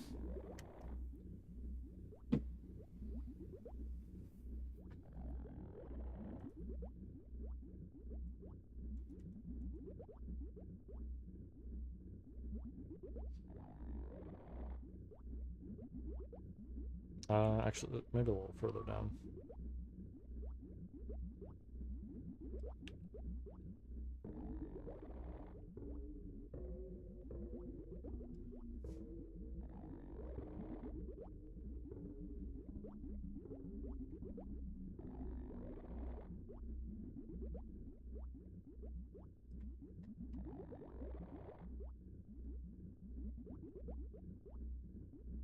This one's gonna be a little tricky, because we're technically going like this.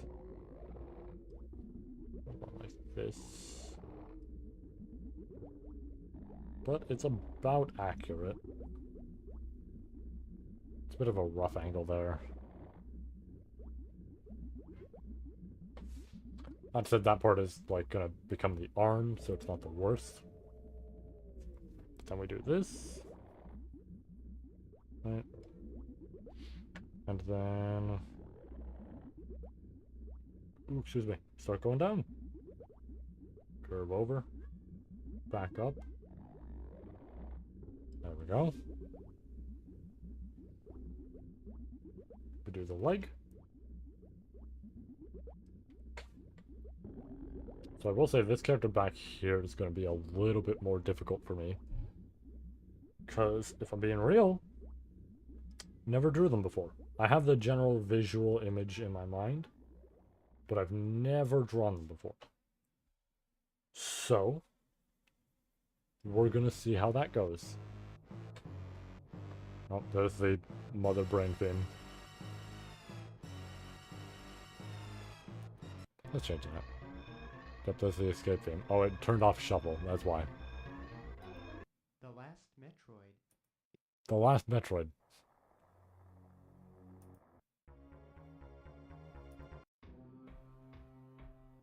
I guess we did kind of... I guess it is a short playlist, so it's not like there's very much. Let's go to Brimstone.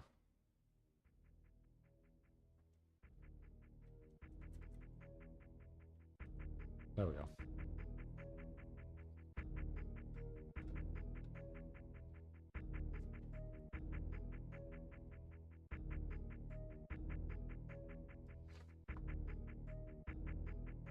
Probably about there, yeah.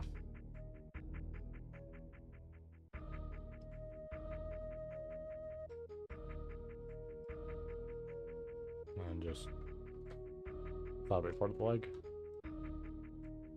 And the arm, this can be a little difficult because we don't have the starting point, but we have the implication of it being there. So if we do, well, that won't help because that'll cover the other one as well. Let's go for the rough estimate, and let's say it's around here. So that seems about accurate.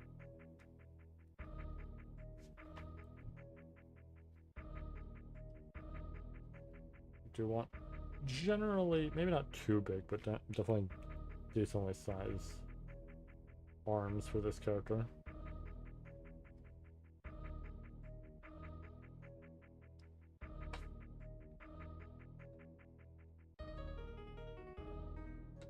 Probably should have curved it more to the elbow. That's alright. Good news is we don't have to draw another hand. Hooray!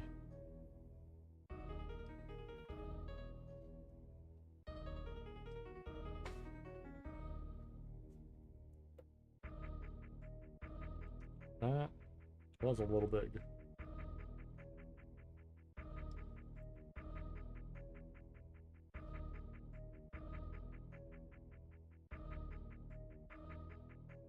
Might want a bigger eraser.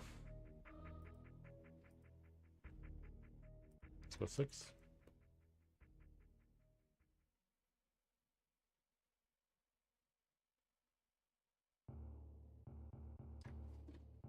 Let me change this to, because that's all the jungle area. Where the fuck did it go?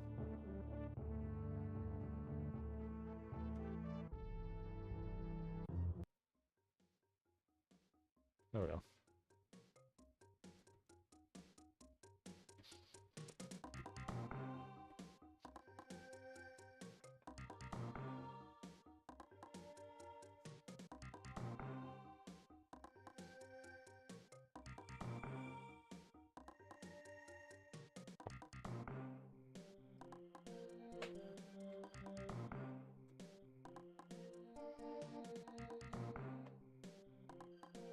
I got rid of that just ahead of time, just because.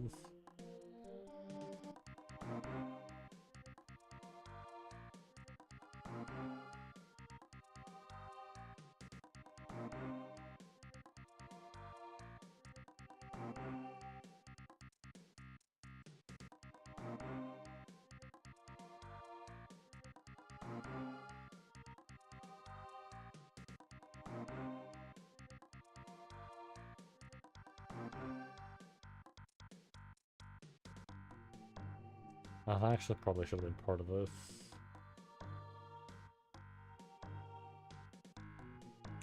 Yeah, hold on. Should be part of this, so we go a little bit down.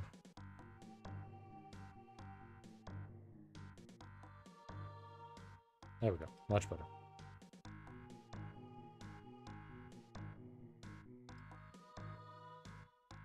As long as I have the shape there, I'll know that that's kind of like the... I don't know what that's necessarily referred to as, but I'm gonna say like the lower fat area of the thumb.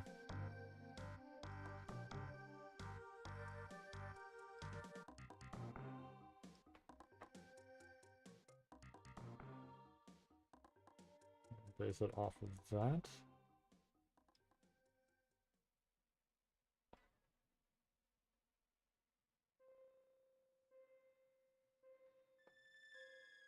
What's the title theme?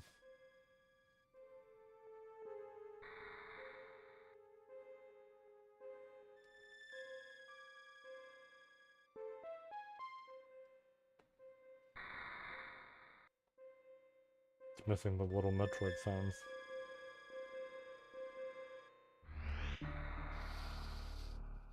Alright. Almost feels fitting that they got to the end of that while we reached the end of this.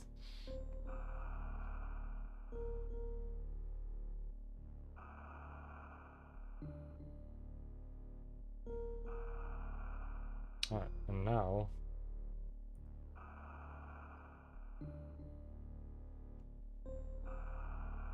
body on the second one, hold on.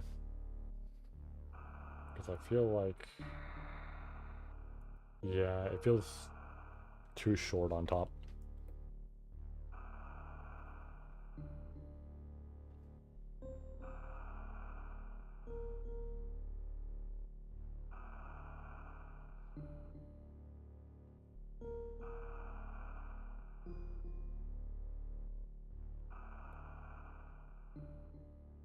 Nope. Never. There. That should be better.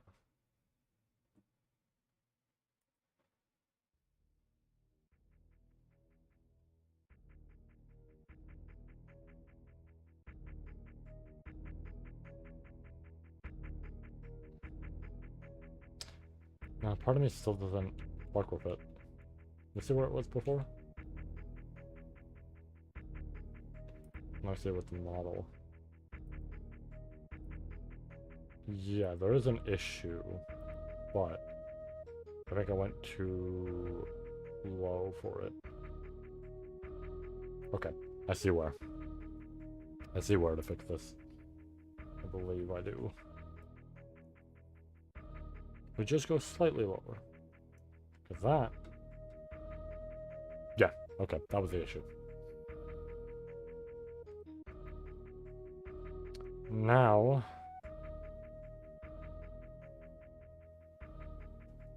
I actually should fully bring that leg down. Oh, shit. Timer's done. Okay, hold on. Let me bring this leg down and then I'll wrap this up. There we go. Oh wait, that looks all kinds of fucked up. Hold on.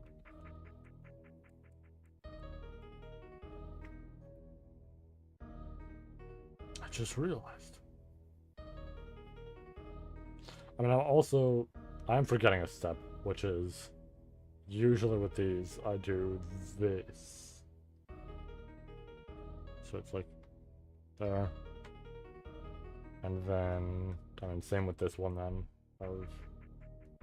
We wouldn't do it for the fingers, obviously, but...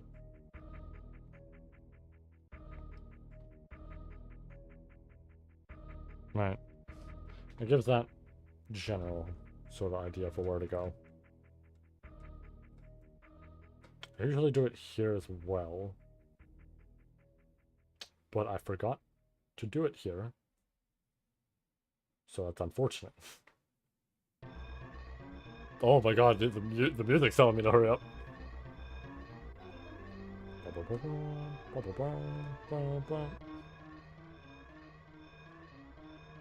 I'll keep that there just to remember with the arm. It looks a little fucky, but that's alright. Alright. We'll save that. Pulling this up doesn't show... No. Alright. That said, let's close on out of this. Alright. Back to chapters. And I need a drink badly. Honestly, should have been having more there. I don't know. I didn't. I was still talking.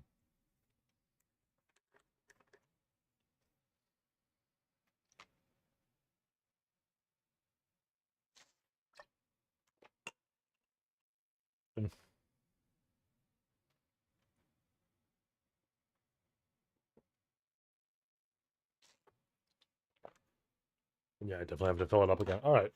Very temporarily, let me go BRB. Just to fill this up. That's all.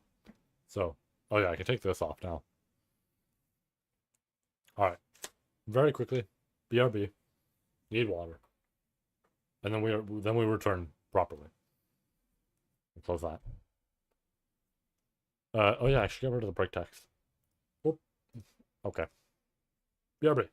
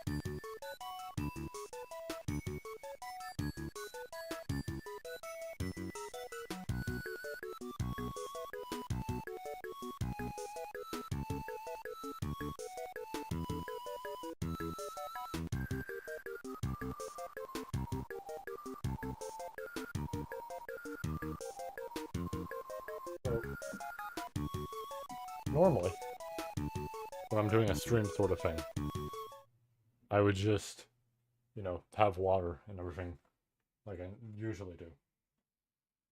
Also, on top of that, I would not eat, especially if we're doing a reading session. But as I go downstairs, I'm greeted with some piping hot pizza. So therefore, I'm doing both of that here.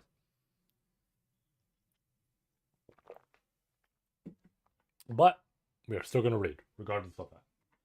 Made sure grab a paper towel so I don't have to get my hands greasy or anything like that.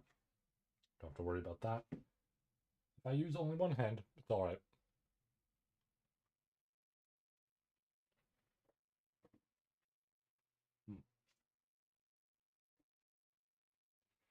Alright.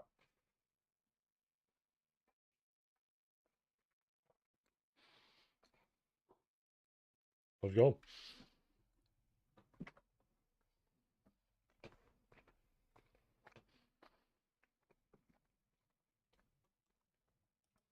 Mm. While Aldebaran's party was being relentlessly pursued by powerful adversaries, were two other places in the kingdom where grueling and fierce battles of equal intensity were being fought. One battle was between the Sword Saint, who continuously sought to prevent the destruction of the world, and the Witch of Envy, who persistently sought to swallow up the Augur Sand Dunes after manifesting a part of herself from the sealed shrine.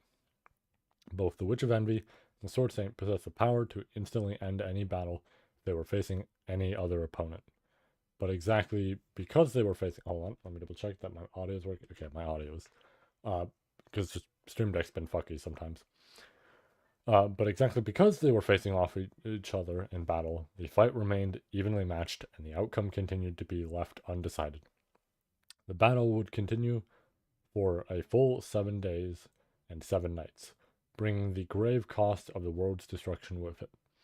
The other battle, as opposed to Aldebaran's party and the Sword Saints, did not involve a physical conflict, yet had the potential to influence the outcome of the other two battles greatly.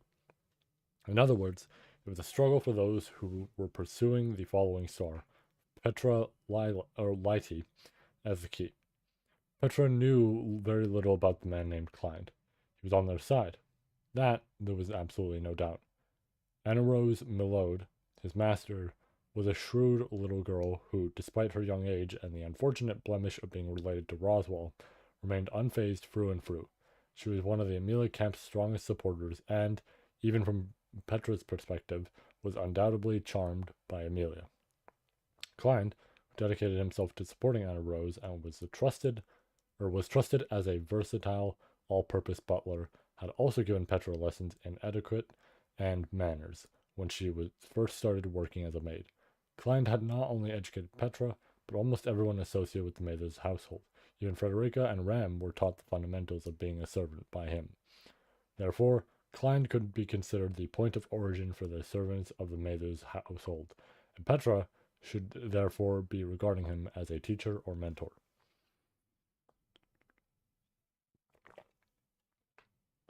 Alright. However, it was none other than the person in question who had corrected Petra's perception.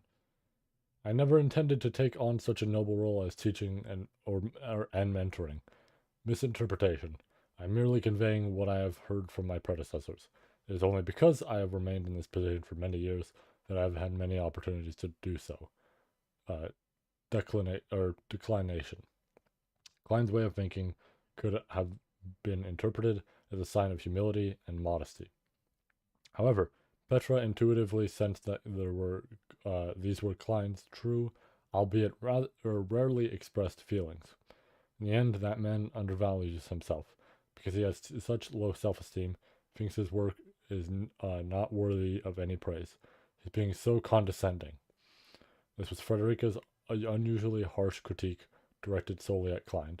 Still, while Petra believed she was absolutely correct and the most wonderful person in the world, she was also in partial disagreement with her. At first glance, Klein's attitude indeed appeared to be that of a person with low self-esteem. However, Klein lacked the apparent hesitation or indecision when communicating with younger people or his junior colleagues, whereas a person with low self-esteem would tend to show more hesitation and indecision. Klein's attitude displayed no such simple or mundane hesitation, just like Petra. If I put my mind to it, I can do anything. Most people would probably dismiss such a statement as mere arrogance, but Petra did not care about most people. She only cared about those closest to her. She believed the closest to her believed in her confidence and potential. Petra was aware that she was full of potential and had the talent to bring it to fruition. Not only was she cute, but she also possessed the talent necessary to walk her desired path and the determination to believe in that talent and continue striving toward her goals without ever stopping. She was fully aware that she had been blessed with numerous gifts worthy of heaven. As someone who was blessed with such talent, she would say Klein's attitude was not that of someone with low self-esteem, but rather the opposite. Back up. Klein was well aware of his exceptional talents. However, he did not consider them something to be proud of. This made him appear modest and reserved at first glance. But I really don't like that. Petra knew very little about the man named Klein. However, Petra honestly did not like Klein, the man she knew so little about. Fuck yeah, Petra. Oh, nice. Uh, It was not unrelated to the fact that Frederica, who was always so polite and kind to everyone like a loving mother, showed a particularly special attitude and uncharacteristic expressiveness only toward Klein, and that she was able to discern his underlying emotions. Of course, there's also a factor that Klein had been acquainted with Roswell for a very long time and appeared to be on very good terms with him. But, that's also a fair reason for Petra not to like him. I'm gonna personally say in regards to like Frederica and all that, uh, you know, the page tries to put the two of them together, but all I'm saying is Frederica, there's a perfectly good guy we were reading about the last chapter. I'm just saying, I saw some very cute fan art a few weeks back, whatever it was, yeah, or whenever it was rather. I'm just saying. Uh,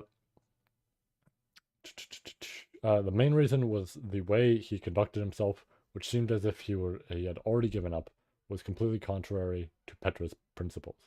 We're back, so lend us a hand. I know you're listening, Klein Nisama.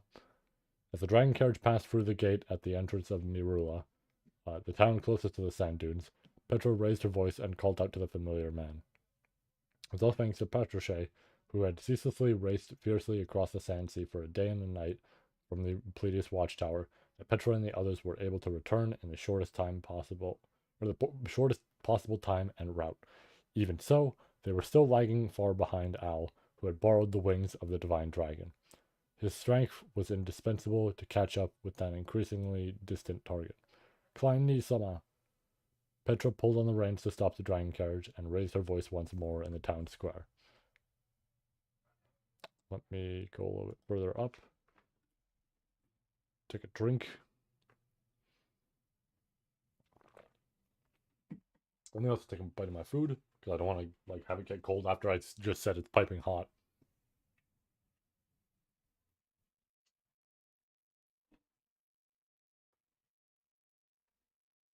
Mm. This was a good idea. This was a really good idea.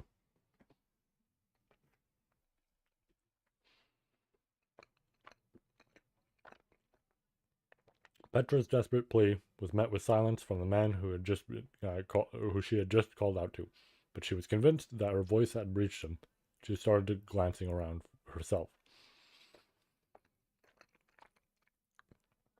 Huh? Where is everyone? As if echoing Petra's gaze, the imaginary Subaru spoke. Just as the imaginary Subaru had said, even though it was midday, there was not a single soul to be seen in the square. No, it was not just the square. There was no sign of life in the entire town. Sorry. We really gave off the impression of a deserted roadside town. But even so, there should have been at least 100 or 200 residents living there. Very odd that there was not a single person to be seen anywhere. Maybe Helmet Oji-san wiped everyone out. Oh wait, that's Melee. That's a scary thing to say. Don't act like Elsa. Don't say such scary things, Meili-chan. As for you, Subaru, Meili-chan isn't like that anymore. It's just the result of her upbringing. First half of her remark was for Meili. Second half for the imaginary Subaru. To say that Meili's worst case scenario did not briefly cross, did not briefly cross her mind would have been a lie. But the possibility was able to be ruled out because the town was deserted and not damaged. If Al had wreaked havoc with Volcanica, the town would have been completely wiped off the earth, and irreparable devastation would have ensued. The appearance of the town was not that not so much of a sense of devastation as much as it was. Looks like they ran away in the night. Looks like they ran away in the night. Glad they both said it. Then the impressions of Petra and the imaginary Subaru unexpectedly overlapped. Right. Quick drink.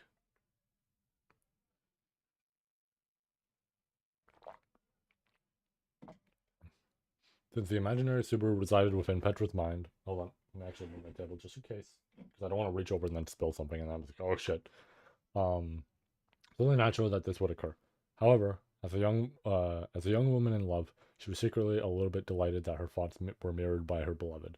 Besides, there were other reasons why she was able to stay positive. Although that may be a slight generalization, that assessment seems to be correct.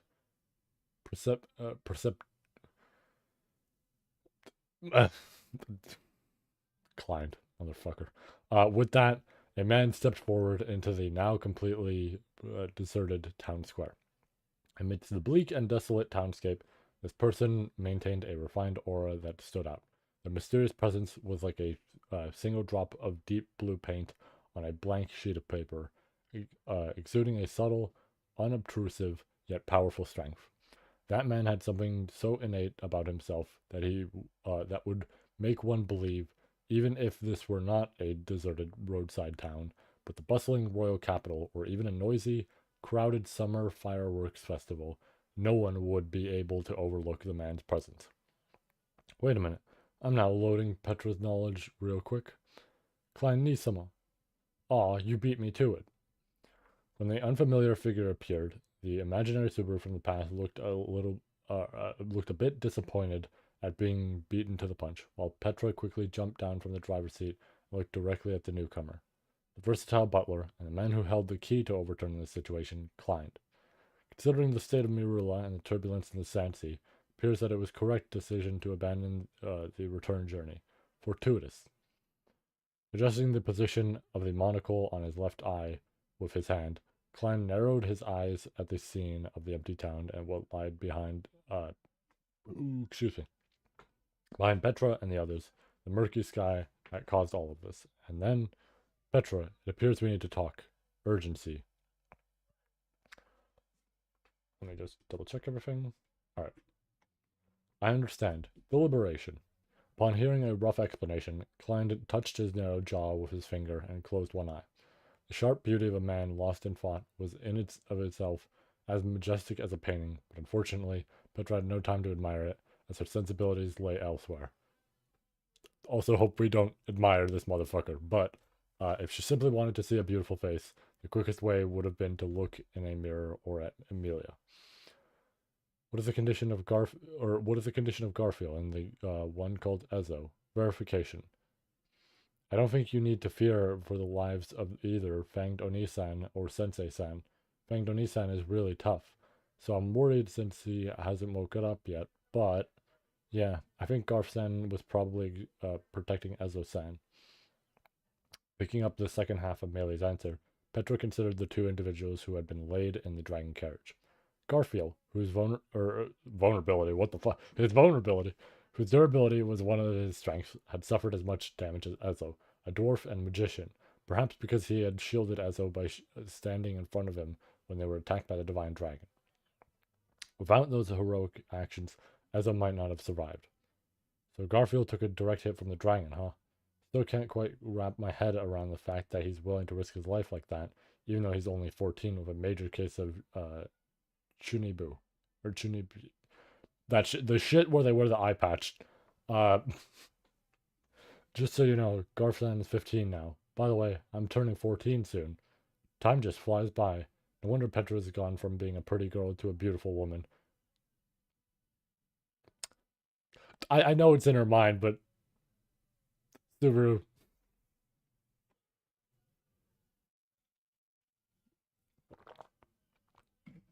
Fucking gonna take too much from Klein. Holy shit.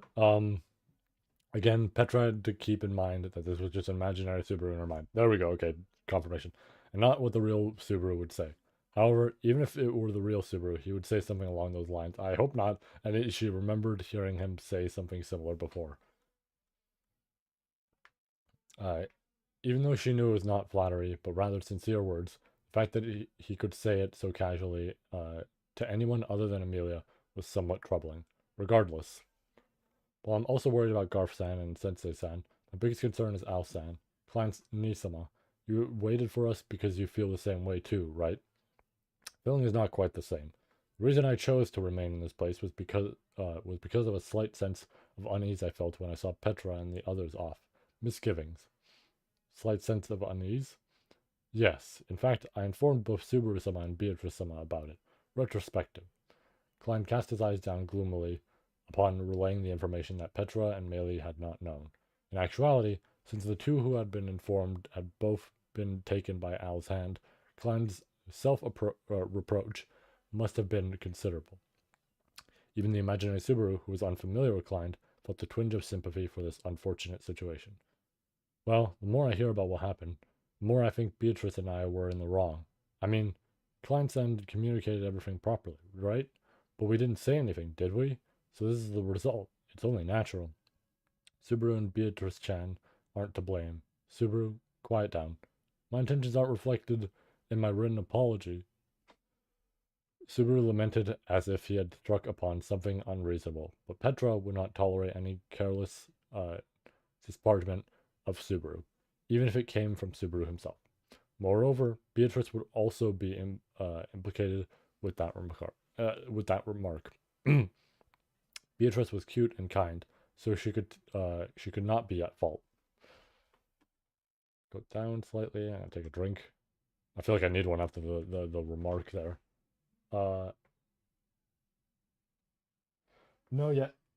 If he were to be like informed about like all of this, it's like holy shit, dude. Like I don't even know if Petra could like convey this info to him of just like everything that happens from arc 4 to like arc 9 in the span of like an hour. I feel like that would take like a day.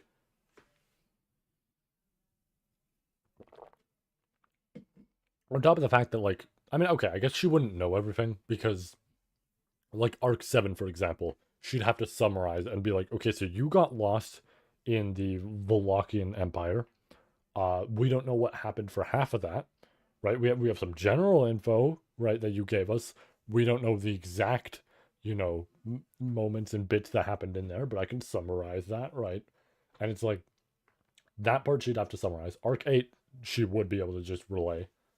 Uh, I guess everything else would be a summary. Honestly, Arc 8 is actually, think about it. Arc 8 is the only arc she could just outright tell the events of because she was there, right? And the later half of Arc 7. Everything before that, she would just have to summarize because she wasn't there. I didn't even think about that fully, but she would just have to summarize like Arc 5, Arc 6, and then half of Arc 7. And then she could be like, okay, here's the in detail thing. Without hesitation, she would dispose harsh justice that would make anyone tremble upon hearing it. These were the rules of Petra Lighty's court, and the verdicts of Judge Petra. So, what was it that was bugging you, Butler-san? At the moment, I was unable to identify it specifically. Inadequacy. However, now that the situation has developed this way, I feel that I have doubts about the establishment of the situation. Concern. Prompted by Meili, Klein kept his eyes downcast and put his thoughts into words. The establishment of the situation that Klein found troubling likely referred to when he saw Petra and the others off at Mirula. Do not seem unnatural.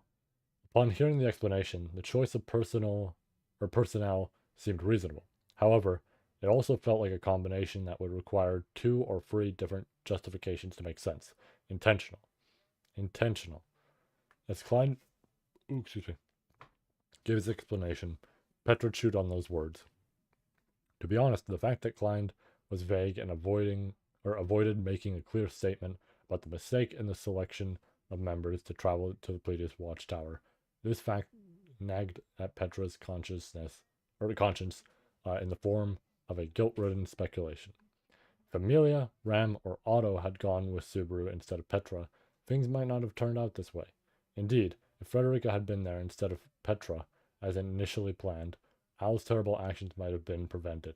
You know, she's thinking that way. No, yeah. Uh, Petra's thinking this way of like, oh, if Frederica were here and everything. And listen, I like me some Frederica action and everything, and I like, when she gets to be a character, which is rare, but like reading through Arc 4's web novel was fantastic because like for her specifically, because Frederica got a lot there, right? I'm gonna be honest. This might be a hot take. I don't like that Ram goes with Subaru in the light novel and anime version of Arc 4 when they go to the mansion. I actually don't like that because that is I think I mentioned it in my review of Arc 4 because I read the web novel rather than the actual light novel, which I should have done, but that's all right. Um, but something I didn't like about that was the fact that Ram goes with, and it ruins the great moment Frederica gets to be honest, right? She stops the whole maid sort of thing and speaks about the demi-human war. So you're filled in on the demi-human war without reading the EX novels, right? But she goes into very good detail about it, about herself, about Garth, all this, how they grew up, right? But then it's also like, again, what I mentioned, she's not putting on this like maid sort of front.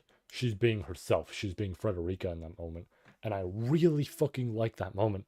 But it's why it upsets me when we get to the light novel and it's Ram sitting there and the two of them jabbing at each other. And I'm all for characters jabbing at each other in fun sort of ways to like build their relationship and show like, yeah, they're not on best of terms or whatever it may be, or all that. But like the idea that we cut this really cool scene from Frederica and just first of all, demi-human thing gone from the conversation, not there anymore. And then the rest of it, this whole like mission sort of thing with Roswell and all that, and Frederica being there, it's in there, but it's so much more simplified that it's just like, dude, it was so good in the web novel, especially because like this is like a dark moment of it. But when Elsa does show up, right? Elsa shows up, Frederica's fighting her, and then you have the moment where like Subaru kind of has to get away. Like Frederica is giving him time to get away, and like Elsa brings up before he leaves, she brings up the fact that like Petra was crying for Subaru and all this sort of stuff, which sounds a lot more sadistic than Elsa normally would like do, like actually mentioning that. Maybe it's not, right? Maybe I'm wrong here, but that sounds a little bit more sadistic than something she'd do, right? She kills and all that. She has no problem doing that, but it's a lot more extreme, right? Like that feels like a Capella action. So that part's a little iffy, but it is like fucked up to hear, and it's like, oh, that hits hard, right? But then not seeing, but reading that she did exactly what she threatened to do in the light novel and everything, where she's like, oh yeah, taking out their intestines and comparing all of them and how lively they look and everything, and just Subaru entering a room and seeing Petra kind of just laid out on a table with that stuff kind of sprawled out is like, it's dark, it's fucked up, and it hits hard. And I think that moment's also really good for hitting hard. Whereas the anime, that scene goes by pretty quickly. Subaru gets hit, uh, like while they're trying to like go outside and everything, uh, and then you get like flashes here and there, and you get Petra's arm, which is also a really good moment, right? Because like the two of them holding each other's hands and the handkerchief and all that stuff. It's great, but I do think the web novel version of that hits really hard. But I was saying in regards to Frederica, right? Um, I really I really do enjoy when Frederica gets more moments, but something tells me Petra was the right choice here, right? Something tells me that Petra was the exact correct choice to bring to this scenario, right? Because obviously she's questioning herself and being like, it should have been Frederica, right? Like she's way better in all this. But it's like, you know, honestly, the fact that it's Petra, right, means that she was willing to check that book that Subaru had and everything. And that is a massive difference, right? That is a massive, because if realistically, if Frederica was here, we have to think about it this way. If Frederica was here, Al dealt with Garf. If Al dealt with Garf, he can deal with his older sister, right? That is like that's the obvious thing of just like he can knock both of them out most likely. All he has to do is loop enough. They don't know this, of course. They don't know he can just do this looping bullshit. But it's like he can do that, right? Enough to win. Petra seems like the correct choice because it's Petra. He underestimates her because she's a child, and then she gets all this info. Boom, now she's him, right? So it's like, well, not now she's him, but rather Subaru is there with her and all this sort of stuff. And this leads to a turnaround for her where she knows what to do. And it's like, this, in my opinion, created the turn. This is where Al fucked up.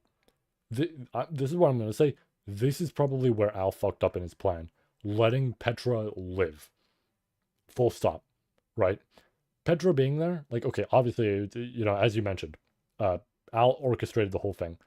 The idea of not getting Frederica on instead of Petra, big mistake. The idea of not killing Petra, big mistake, right? Both of these are going to lead to his downfall. I am calling that right now. I feel like that's the obvious answer, but I am calling that right now.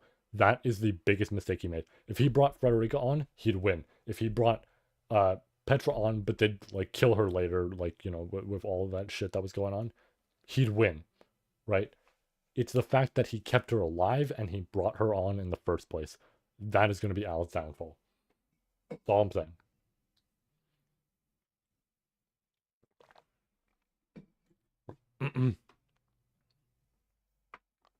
uh, oh, I'm like feeling a wave here out of nowhere. Ooh,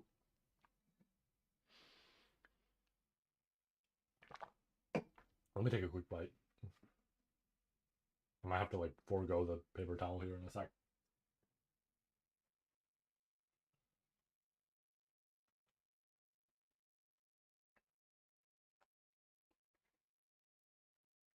Mm,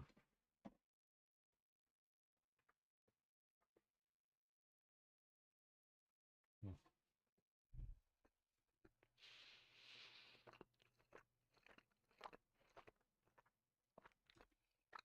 Where were we?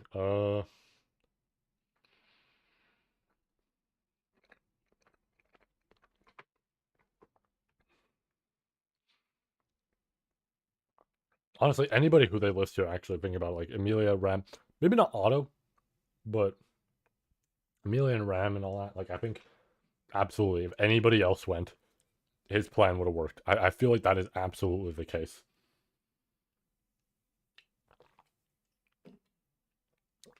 Mainly was because like honestly, Ram he could like stall out, right?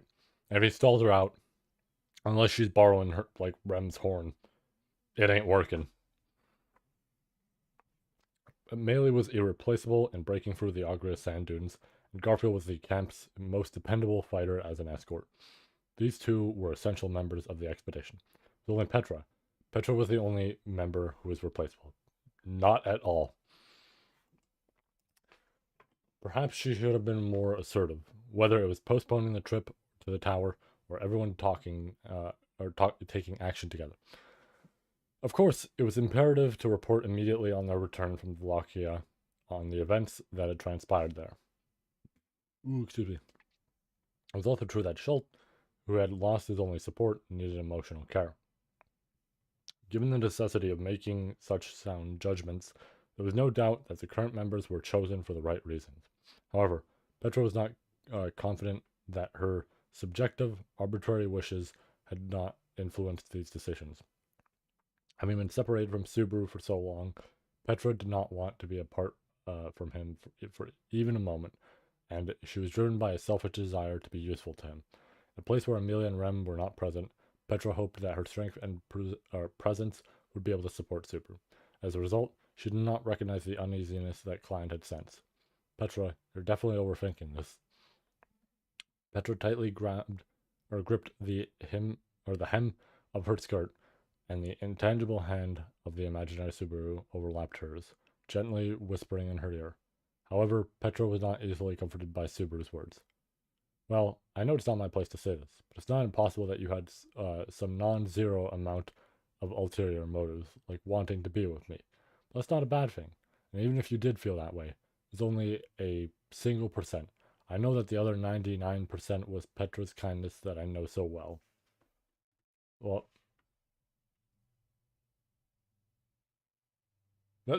thank you, Shishi. Why is it... Sorry, it was blocking your message there. What does it do to the chat with that emote? Oh my god.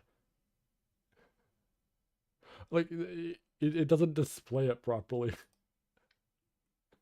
I don't know why. So, it displays emojis fine, but I guess YouTube emojis specifically it doesn't like, and I don't know why. No, it's all good.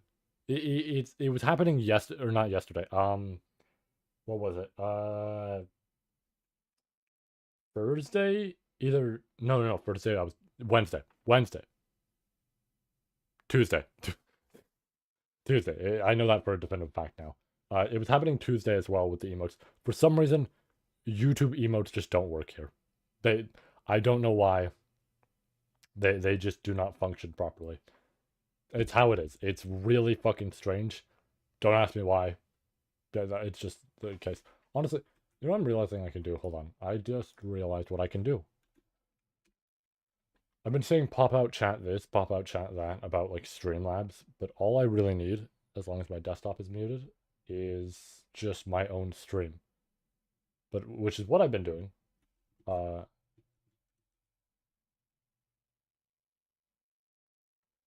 uh I mean the time skip was arc 5. So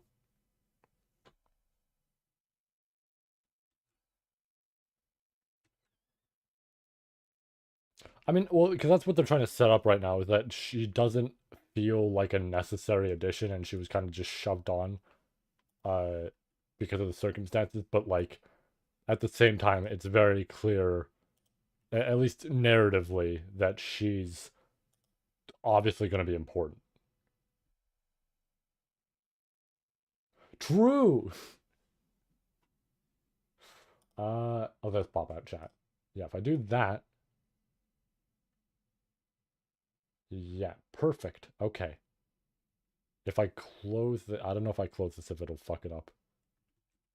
Let's find out. No, it doesn't. All right, cool. Um, yeah, okay, it does work like that. All right, in that case, I'll put the pop out chat there. And we just keep this here. Cool. Okay, I found a way to do this. Alrighty. I don't have desk pins. That's all right.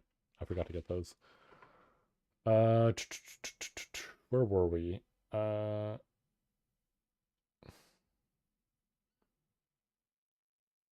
right. Yeah. No, I'm just making the Subaru in my head say that. If you say that, isn't there nothing I can say? That's like playing a, or yeah, playing a banned card. Must have been embarrassing for him to say that he wanted to be with her, but Petra let out a long breath at the sight. Imagine. At the sight of the imaginary Subaru, blushing slightly as he pleaded with her. To be honest, Petra hated herself being so easily taken in uh, by his kindness. She thought perhaps she was not a cheap girl, but it was just Subaru's words were too powerful. All the way down. Besides, I suspect that your suffering isn't really your fault, Petra. Does that have anything to do with Alsan being so strong? Well, I've never actually seen Al fight with a sword, so I might be talking nonsense, but I do know Reinhard. Even though Al's abilities were unknown, he knew the abilities of Reinhard, the pinnacle of this world. Both Garfield and Ezzo were incredibly skilled fighters, who were out of Petra's class. Since Al defeated them, assuming that he was even stronger would be natural. However, no matter how strong Al was, he was no match for Reinhardt. When I first saw him in the loot house, I didn't really have an understanding of the norms of this world, so I was confused. But even by the standards of this world, he's still a monster. Yeah, but Al-san also did something about Reinhardt-san. There was no doubt that Flam-chan used her divine protection to summon him, so, at the very least, he wasn't instantly killed by Reinhardt.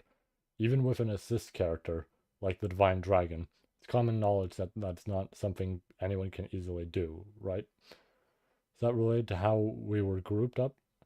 Maybe, but I really feel like strength alone doesn't explain everything. Petra also carefully considered the implications of what the imaginary Subaru had said. Indeed, no amount of strength mattered when facing Reinhardt. With strength alone, it would be impossible to overcome Reinhardt and achieve one's goal. I guess victory also counts. In other words, besides his strength, there were other reasons for Al's frightening nature. Honestly, things have been going too well for Al until now.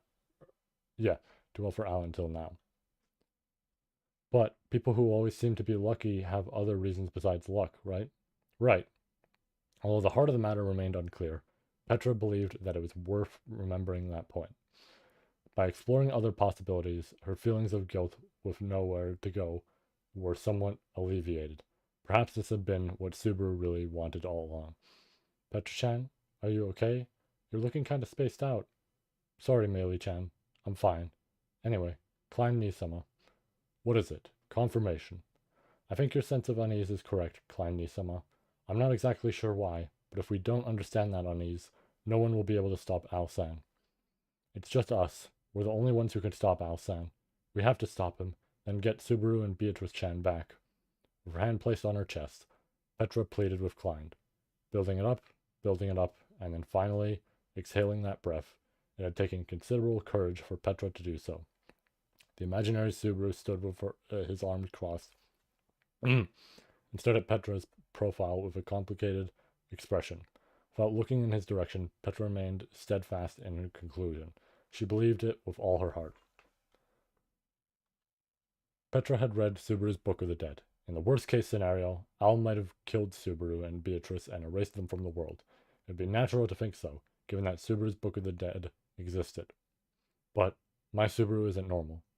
The "my" slipped out subconsciously, but it was true. The isn't normal part of it was true. Natsuki Subaru had a power called Return by Death, an incredibly cruel and agonizing power that only a kind person could make use of properly. Petra summarized that the book she had read had been but one of the volumes containing Subaru's experiences of dying up until now. That was because, after what I saw in that book, did Subaru really manage to survive without dying even once? Feels like you have negative trust in me, huh? But then again, with my impression of what Petra knows, all the Sin Archbishops coming up to bat at once, the adventure at the Pleiades. Oh my, yeah, she really did fill him in on everything. The adventure at the Pleiades Watchtower and the Hell of the Wallachian Empire. For me to overcome all of that without a single mistake is, well, unbelievable for even me, wouldn't you say?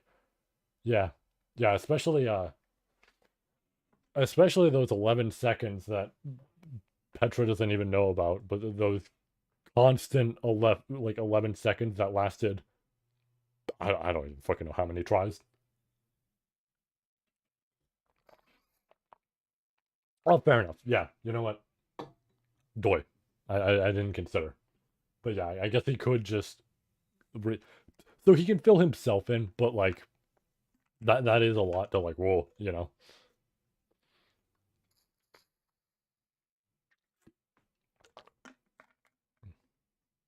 Alright.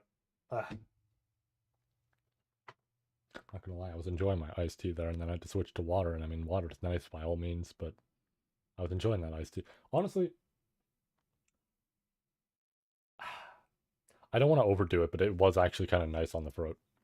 Like, way more than the water. The water is nice on the throat as well, but that was way more so.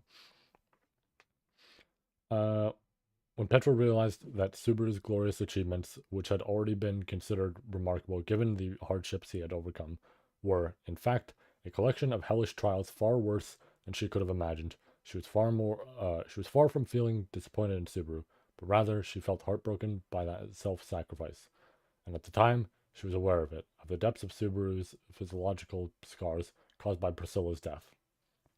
Subaru was so deeply, deeply hurt, more deeply than anyone could possibly imagine. For precisely that reason, he had taken the blame upon himself and resolved to do anything for Al's sake. Uh, I want to go a bit further down, but I'm worried because I have the pop-out chat on. Let me put live messages so that it just works better there. Yeah, let me... Okay, I can just tab in and out. That's what we'll do. Not only was it those feelings of Subaru, but moreover his unparalleled resolve to save everyone even if it means dying. Al had betrayed all of it. If he had killed Subaru and Beatrice, then even if Petra tore apart Al's body, mind, and soul, she would be unable to fulfill her revenge.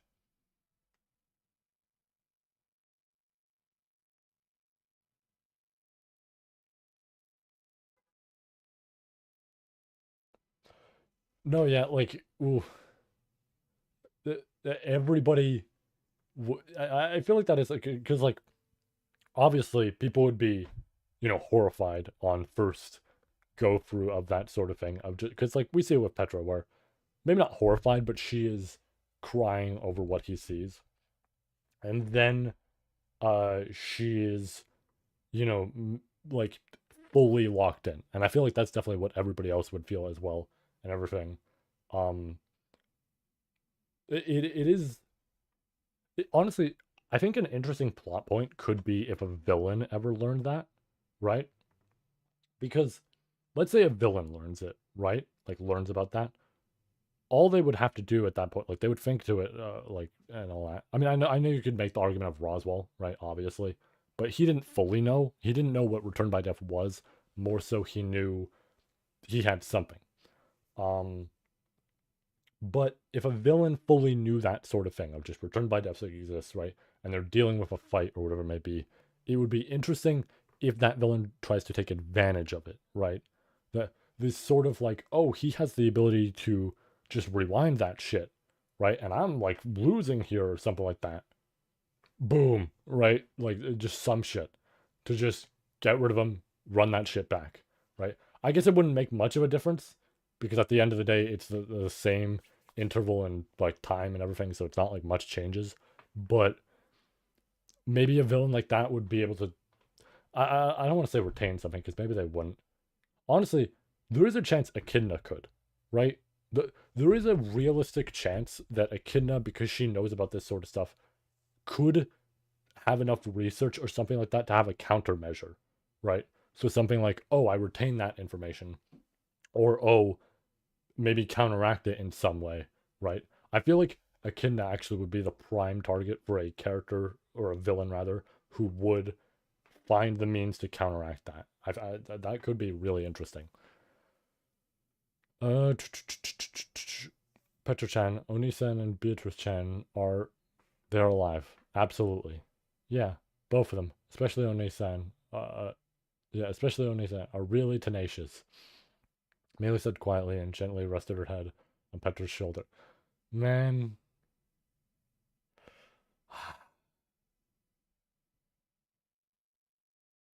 mm, that that line is that's so good. The fact like she's so concerned. It's so nice. Like I love seeing Meili develop as a character. She's so concerned about her future dad. Man. Oh, even Meili, who was never so straightforward with her feelings, was genuinely concerned for Subaru and Beatrice. The fact that those around her felt the same way was a testament to Subaru's achievements thus far. When it comes to Beatrice or Meili, what the hell did the me I don't know do? Even though they concerned or even though they concerned himself, the imaginary Subaru muttered in a bewildered tone regarding those unknown actions. Seeing the imaginary Subaru's expression, Petra relaxed her lips into a smile and turned back to Klein. Petra had already conveyed her intentions and objectives. All that remained was to wait for his response. Facing Petra's gaze directly, Klein quietly let out a sigh from his thin lips. Only you can do it, you say. What a bold statement. However, your resolve is a sight to behold. Admiration. Frankly speaking, when the witch emerged at the end of the world, bringing about a situation that only the Sword Saint could possibly thwart, I had already half resigned myself to the fact that it was irreversible. Regret. However, if you are determined to fight on, then hold on, Klein Nisama. Uh, Klein had begun to speak, only to be met with Petra interrupting him mid sentence. It was not because she was concerned that the conversation would have become lengthy or gone off on a tangent. To put it in Klein's words, it was unease. It was an unease that he could not clearly articulate. However, it was precisely because of he regretted overlooking that previous unease that Petra could not overlook this one. What caught Petra's attention was the way Klein said it. I said we. That includes you, Klein Nisama. Don't talk as if you're not one of us. That is hesitation. Even if this might not be the right time, I will say it. Klein Nisama, you've always acted like you're an outsider when you're with us. I don't like that.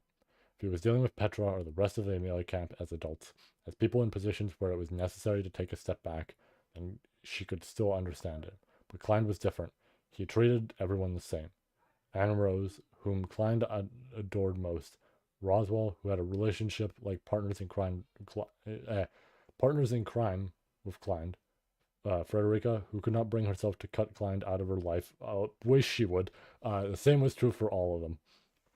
That kind of lifestyle would never be tolerated in Amelia Nisama's ideal kingdom. Or Nesama's. Yep, she's a brother now. This isn't someone else's problem. If you're alive, meeting people, talking to them, and spending time with them, then the good and bad things that happen are all a part of it. You shouldn't just pick out only a few bits and only the good parts, because you can't cheat like that. Petrochan. Or Petrochan. If you keep doing that, eventually everyone important to you will turn their backs on you. Having felt Meili's presence brush against her sleeve, Petra spoke with such force that she was out of breath. Speaking of that,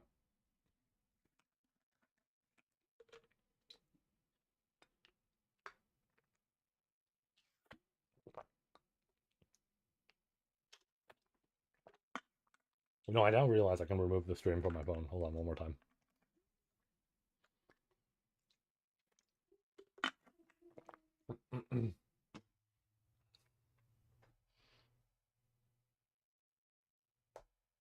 Oh shit, wait, I have two DMs?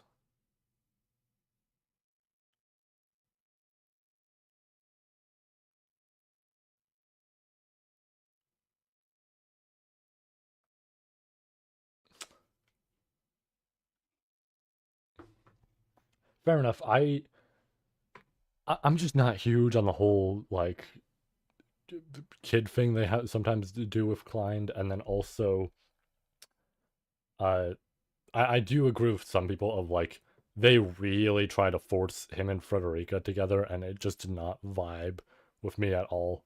Whereas I agree with a lot of people. Otto honestly feels like he works with her a lot better. The two grounded characters of here's the grounded one in Amelia's actual like team sort of thing, right? And here's the grounded maid, right? Which I really like. Also, oh, that's what these fuckers are doing.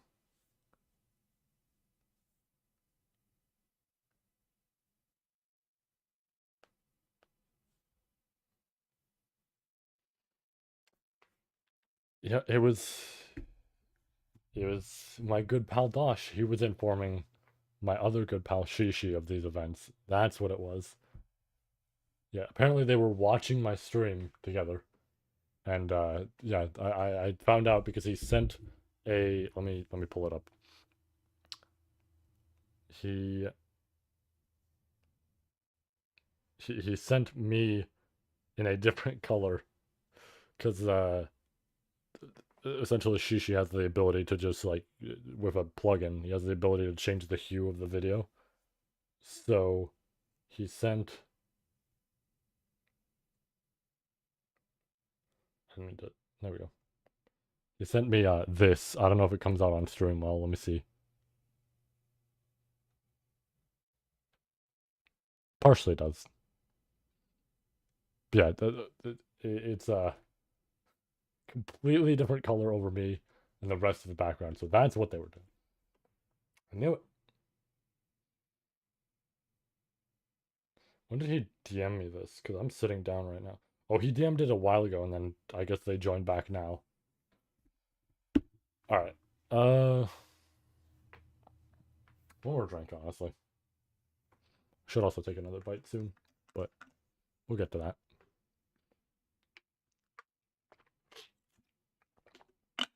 Fuck it, we ball. Let me take a bite right now.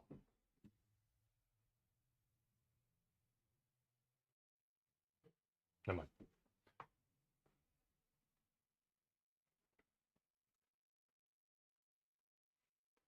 Oh.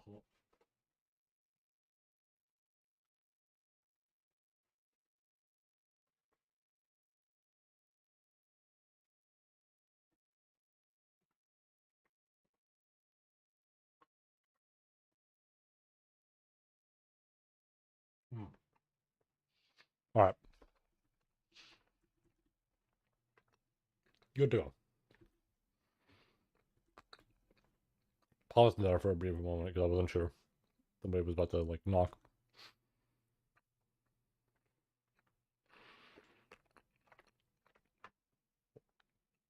Halfway through, she was no longer able to tell if she was expressing herself clearly or if her message had gone through at all. She had been surely influenced by the Subaru from the Book of the Dead. Lily, aren't I part of cheating like you were just talking about? Imaginary Subaru spoke thus with a frown, but she consciously ignored him for now. What was important was Klein's reaction. Everyone important to me turning their back on me is a keen realization. He said more than one word this time. At Klein's muttered remark, Petra gasped softly. This is partially because the horribly poignant emotions contained within Klein's low voice resonated tragically deep within her heart. But more than that, it was Klein's expression that caused her to feel this way. Klein rarely showed his emotions on his face. Petra could not think of any instances where he smiled, became angry, or appeared sad. Klein simply conveyed everything with a blank expression. There was a change in Klein's expression, one of deep sorrow, poignant voice, and a sorrowful expression. When both overlapped, one could describe it as ephemeral. I'm hoping I'm saying that correctly. At that moment, Klein had an ephemeral and painful expression, as if reminiscing about the past. That has already happened. Nostalgia. Klein Nisama. I have already had everyone turn away from me before. Petra. Self-deprecation. When she heard those words, Petra felt ashamed, remembering what she had just said before, or what she had said just before. With arrogance, she spoke grandly about feelings she had only just begun to grasp, as if she knew everything. Klein already knew those feelings, and yet he acted the way he did. However, despite feeling ashamed, Petra still wanted to say something. Even so, yes, even so, admiration. Huh? Once before, I relinquished everything. Even though it is true that I was left empty by that, there were things I gained and accumulated along the path I walked afterwards. Reflection. Petra, my relationship with you and everyone else has been one of those things. Revelation. After he said that, Klein closed his eyes and gazed into the sky. What did he see in that sky, where the scattered clouds were being torn apart, as if barely holding back the end of the world on the other side? Why did I stay here, even though I was not ordered to, just because of some slight feeling of unease? I suppose it was because I, too, found it unbearable to let things continue like this. Unclouded mind. Klein said, would that mean? That would mean it is like I said, or is like Petra Chen said, like I said, like Petra Chen said, and you're apologizing? Or, oh wait, that's not him, that's Meili. Meili Chen. Whoa. Me- Meili Pison said it. Confusing Petra, Meili's clear response brought surprise. Next to Petra, who was staring wide-eyed, Subaru called Meili Pison in an admiring tone of voice, and even though she had no memory of him doing that, she thought it was a typical reaction for Subaru. Unconcerned by Petra's confusion, Klein let out a small laugh. Forgive me for causing you anxiety due to my lack of awareness. Serious apologies. That said, Petra, I am deeply appreciative of you. Debt of gratitude. I too would like to contribute positively. Klein Nisama. A little bit further up, further down.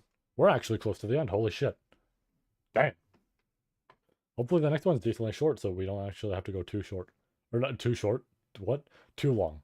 Opposite. Yeah. We're too short. We're sitting here all night. I'm gonna review a whole bunch of things. No. Declaring thus, Klein bowed respectfully, to which Petra's eyes lit up. However, as if to dampen Petra's excitement, Meili interjected with, I mean, I don't think Butler-san had any intention of standing in our way or refusing to help, right? Petra-chan, aren't you overthinking things? That may be true, but no, that is incorrect, Meili-chan. Recidification. Perceiving a situation as one's own means that I will also take initiative in proposing plans towards the solution. Great difference from an onlooking outsider or bystander. Outsider? I mean, I guess technically the same thing. Different people. It's a bit of an exaggeration to say it's different people. But we can expect that much, right? Then, Klein Nisama, use your mysterious power and take us to where everyone is. Eagerly leaning forward, Petra was determined to make full use of Klein's power. In fact, what Petra was counting on most in this situation was Klein's ability to teleport. His teleportation, which instantly removed the distance that separated them from their destination, was an indispensable power for chasing after Al, who was headed somewhere with the Divine Dragon in tow. Al's destination was unknown, but a very conspicuous Divine Dragon accompanied him. With the cooperation of Amelia, Ram, and the others, and even the odious Roswell, it should be sufficiently possible to determine their destination and catch up with them. So became Petra's enthusiasm as she exhaled a rough breath from her nose. But, unfortunately, my teleportation is not something that can be utilized without restriction. Rather, in terms of restrictions, it is a fairly versatile power. Regrettable. Klein Nisama, you liar, you traitor. That's no fair way, or that's no fair after getting our hopes up. Klein Nisama, you killjoy. Petra-chan, you're being too harsh. I don't think Butler-san meant any harm. The glimmer of hope abruptly extinguished, and Petra received with the imaginary Subaru in tow. Only half of their anger reached Klein and Meili, but him being a killjoy was the truth. Honestly, the fact that they word it like this, like Petra and imaginary Subaru in tow, really does show you this is a dynamic right now that opposes Al, right? There's Al, and then there's Al, and then here there's Petra, and there's Subaru, right? I like that they oppose each other. Petra is essentially our protagonist here. Petra is our protagonist of this arc. Honestly, that's really fucking cool. I like that a lot.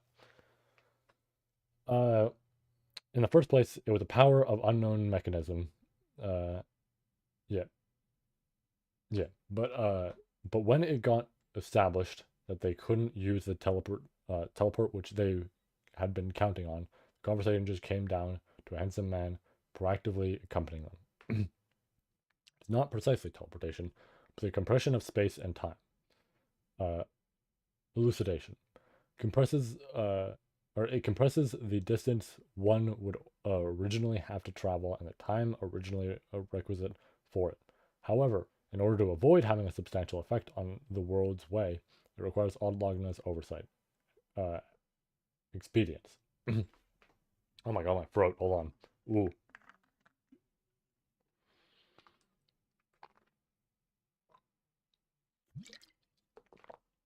Well, I'm dribbling.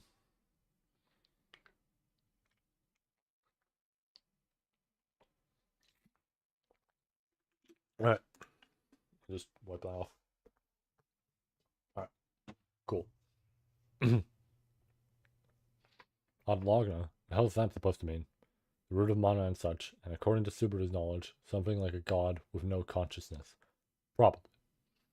Klein uttered a word that struck them like a sucker punch as Petra explained it to the imaginary Subaru, whilst he tilted his head in confusion, and she herself was not entirely sure she understood either. While studying magic under Roswell, Petra had received a general explanation of Adlagna, but she was not sure if she understood it properly. Even Roswell had said it would be hard for him to claim that he fully understood Adlagna. However, Adlagna was an incredibly large concentration of power, and in a sense, it was said to be something that rested in a special place, even from the pinnacles of powerful beings like the Sword Saint, the Divine Dragon, and the Witch of Envy. So what happens if you can't fool, or yeah, what happens if you can't fool this Adlagna? That is unknown. The fact that it is unknown is terrifying. Shudder. In response to Melee's question, Klein slowly shook his head. His answer did not seem deceptive or evasive. In other words, despite seeming to know everything, Klein shared Roswell's perspective. But if that was the case, Klein Nisama, haven't you done it several times before? That means you were able to deceive Adlagna. What should we do? Petra. You were able to use your power because there was a method to it. What did you need, Klein Nisama? For example, mana is needed to use magic. Contract is necessary to control spirits. And do you need to compensate Adlagna in order to use it? You are truly a surprising child. Admiration. Klein's reactions served to confirm Petra's suspicions. In other words, by offering compensation to Adlagna, they could obtain permission to use Klein's extraordinary power. Or, as Klein himself put it, to turn a blind eye. So like bribes and kickbacks, what a corrupt materialist, despite being a god. The sour-faced imaginary Subaru's remark was something Petra wholeheartedly agreed with. But on the other hand, she felt that a god who demanded something in return was more trustworthy than a god who gave freely without asking for anything in return. Most importantly, Petra knew all too well that the world was not set on easy mode where one could just get what they wanted without making any sacrifices. That was why. Please tell me what you need, Klein Nisama. I will arrange for it without fail, no matter what it is. For Subaru, Beatrice-chan, and everyone else. Oh, Petra, you're being silly. You just said it yourself, but it's not I, it's we. That's my goat. Uh, sorry, but thank you. Melee directed a minuscule smile at Petra and held her arm, who had resolved her determination. Looking back, she never imagined that she would have this kind of relationship with Melee. When Melee was imprisoned in the mansion, Petra often visited her because she wanted to move her through compassion and keep her from becoming dangerous. Petra never imagined that she would nestle close to her at her moment of solitary decision. It is possibility. Response. Following a pause, Klein stated so before Petra and Melee. Nothing so pessimistic as irresolution or incertitude, nor the hesitation or woe to appraise such youthful children of this. Klein accepted the present circumstances as his own, and deemed Petra and Millie to be certain allies faced before the same problem. Henceforth, he resumed. It is a possibility, the influence to be exerted upon the world, upon Adlagna, that shall be forfeit as compensation. That is the condition for the utilization of the authority belonging to the witch factor of Tristia in my possession. Divulgence.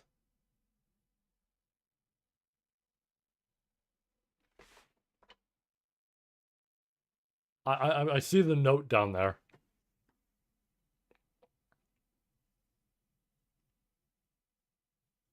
What?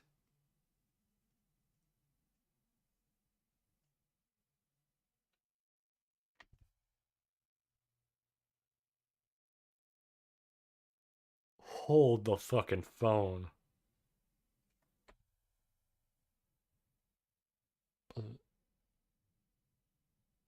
Dude. Dude. Holy shit. Okay. Damn. The fucking melancholy witch factor, huh?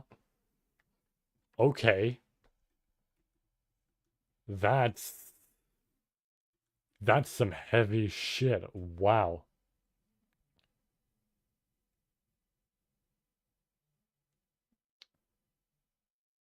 Oof. Okay, I see now. Oh, light novels of art. Okay, I was gonna say I don't remember him using that, but light novels of art. Wow. No, yeah, like I knew he had, I knew he had something, right? People described all right, sick. I'll be sure to, I guess I'll be sure to check that out at this point. I knew he had something because people always described it as this witch factor sort of thing. I just didn't know what, right? It was he was like I remember seeing him listed as like a witch factor sort of character, but I never outright saw, you know, exact detail about it. But seeing melancholy listed is like, oh, that's a big deal, right? We know about that. We know about that one. I mean, that one we probably know about the least, technically, but like, we know about that one, regardless. I mean, I guess Pandora we technically know the least about as well, but Pandora, it's more so we saw Pandora more, right? I'm gonna give Pandora the benefit there of we saw her more rather than, uh, you know, fucking what's his face? Is it Hector?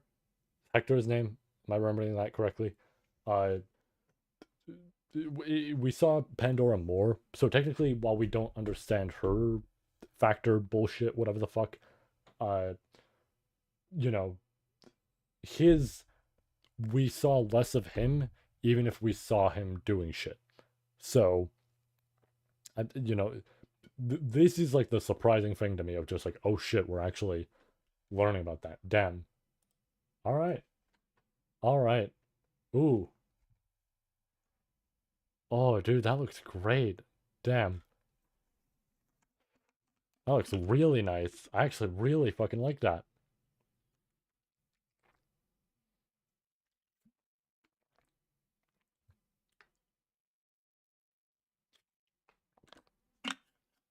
Tell you what, if this chapter's short enough, I'm gonna look away obviously. But if this chapter's short enough, no break. Please just call. Please.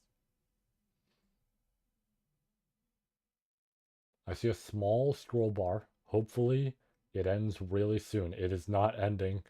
That's kind of scary. It ended. I can see text in the corner of my eye. And I think these are notes. These are 100% notes. I'm gonna copy this. We're gonna go to the word count. We're gonna clear that off. We're gonna do this. We're gonna go right back up.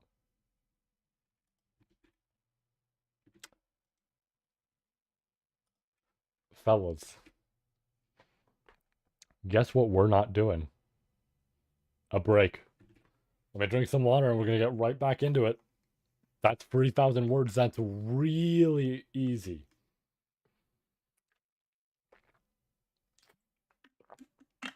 How long did it take us for the previous one? Like an hour? Right? Despite the length? Something like that? Right? Because I was just going at it. We can get this done even less. Let's fucking do it. Let's go, bros. Let's get caught up. This is a lore chapter. You're gonna hit me with that right now? Ooh. Let me take a second drink for that. Fuck, okay, hold on. I'm assuming, okay. I'm assuming the chapters I need to be wary of are the ones that aren't out yet. Just a guess, right? Unless it's this one. Obviously, I should be wary in general of chapters that come out regardless. But I don't know if this is the one that I should have been wary of, or it's the ones that are upcoming. Oh, this is the one. Okay. Okay. Exciting. All right. Shit. Here we go. All right. I did. Okay. I did make the guess before. I guess we'll find out. Maybe in later chapters we'll find out. But I did make the guess before. Uh. Oh, 35 is. Oh, okay. Never mind. Okay, fair enough. All right. Ooh. Wait. Oh, okay. Those are the important ones. Hold on. 35 is 18K words, like not in Japanese, like English.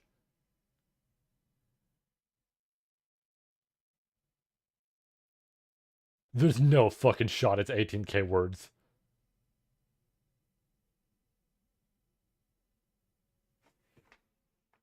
I'm fucking terrified if that's true.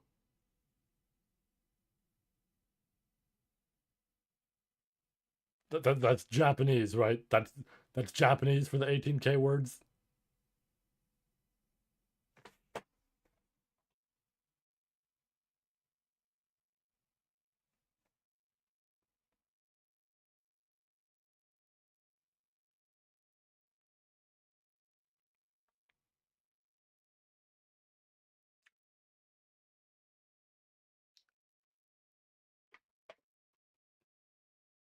I I think we have to do the next two chapters separately.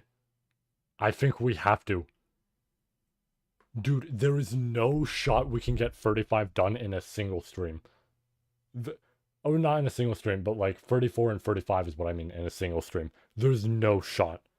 If we go off my basis that every 3,000 words is like 45 minutes, roughly, right?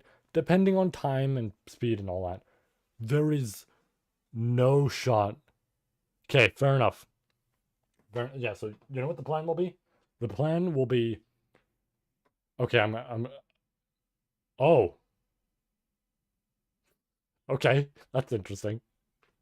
We're not gonna do it right now, but okay. Here's my plan.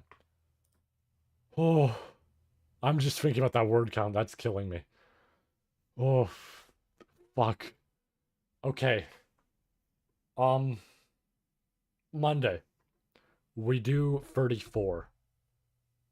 Probably. Yes. Monday we do 34. Wednesday, I do Deltarune. Right? Deltarune drops on Wednesday. I'll do Deltarune on Wednesday. And then fucking I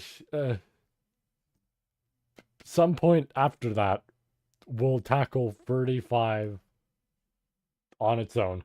35 has to be the finale. There is I assume that that's the finale of the phase. There's no fucking shot he drops a 16k like word count chapter, and it's like here it is, and it's not the finale. There's no fucking shot he does that. I mean, I guess he's done that before, but like, and I know I'm one to talk. I dropped a fucking, first chapter of a phase, and it was around that much. But like, dude, it's fucked up that those are the important ones because that implies that I like absolutely have to do it on stream, right? Like, I feel like, I mean, it makes sense, but I feel like if a chapter had like, it's weird to say, but like lesser moments or something, I could like read that off stream if it was long enough, right? Like maybe that would be better in terms of that format. But the fact that 35 is one of the important ones, dude, that's gonna take so fucking long. Holy shit, that's gonna take so long. That's gonna be a 5-hour stream at the bare minimum.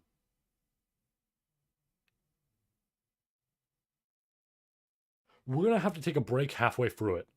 I'm gonna have to figure out what the halfway point is, or just determine one myself when it hits like 3 hours or something, or like 2 hours and a half, and whatever it may be. And we're just gonna have to take a break there, right? There's no fucking shot I can do all of that in one sitting, or like one sitting, as in like no breaks, no nothing like that. Like, fuck. This was bound to happen eventually. Don't get me wrong. This was going to happen. I just didn't expect it so soon. Oh, oh, fuck.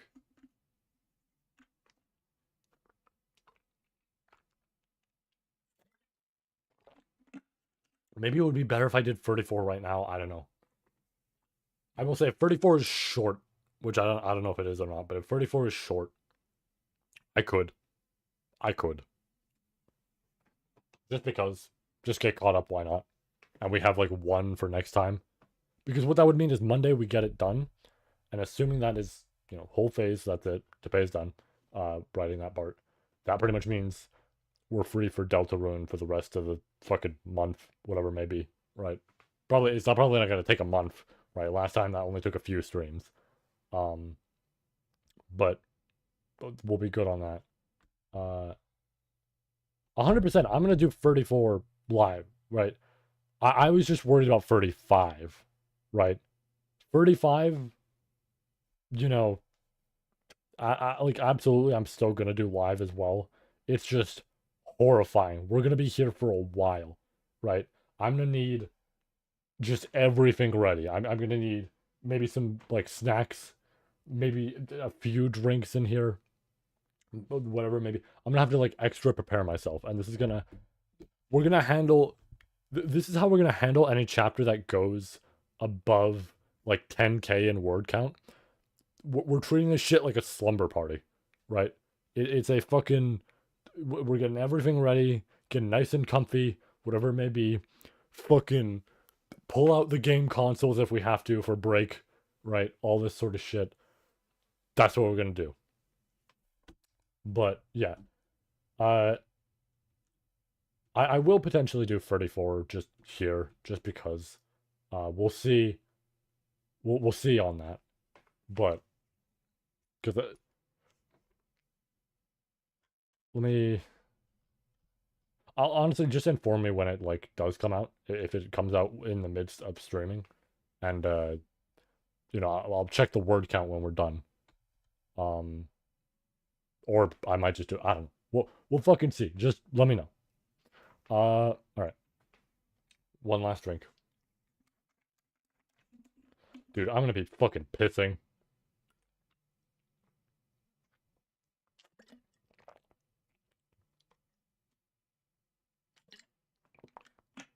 There is going to be a damn. All right. Possibility as compensation.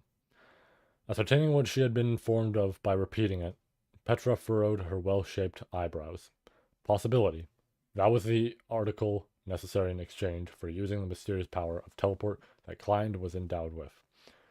She had been envisaging the requirement to be something simpler to comprehend, like vast amounts of mana or a rare magic crystal. Possibility as compensation. The hell's that supposed to mean? Faced with the same question as Petra, the imaginary Subaru, not gently, greatly wrenched his neck. Making proper use of his nature as a substanceless phantom, he rotated horizontally in the air, ardently appealing his lack of understanding for Klein's elucidation. But then again, that cute appeal of his was only visible to Petra. First of all, did this guy just say witch factor of Touristia? He did, right? Witch factor was one of those useless sounding keywords Echidna mentioned. I don't really think too fondly of that witch of greed, so I don't know how much I can trust her. Well, I guess. I guess she's one of those types who easily cause misunderstanding. I don't trust her at heart, but if you consider it to be a show, or to be a show of her lack of personality, I do think it puts things into a different light. She's questionably ill-natured. Ill-natured, but yeah, my handkerchief. Never mind. Attention turning to something outside the topic of compensation. The voice of the imaginary Subaru trembled, and Petra averted her eyes from him. The disconsolate spectacle she had witnessed via the Book of the Dead, the method Subaru had adopted in order to bring it to an end, one prepared by that witch, was not something Petra ever wanted to vocalize. Something she wished to not look upon directly it was, yet it was also something she was unable to turn a blind eye to. Troublesome, just the right amount. Anyhow, which factor would mean that Butler San was also a Sin Archbishop? Meili, who was in a sense of natural airhead, cut right into the details, difficult to ask. 'Twas a term that Petra would have had no recollection of.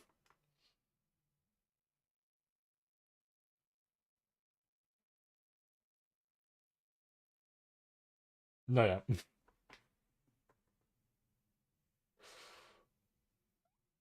Like,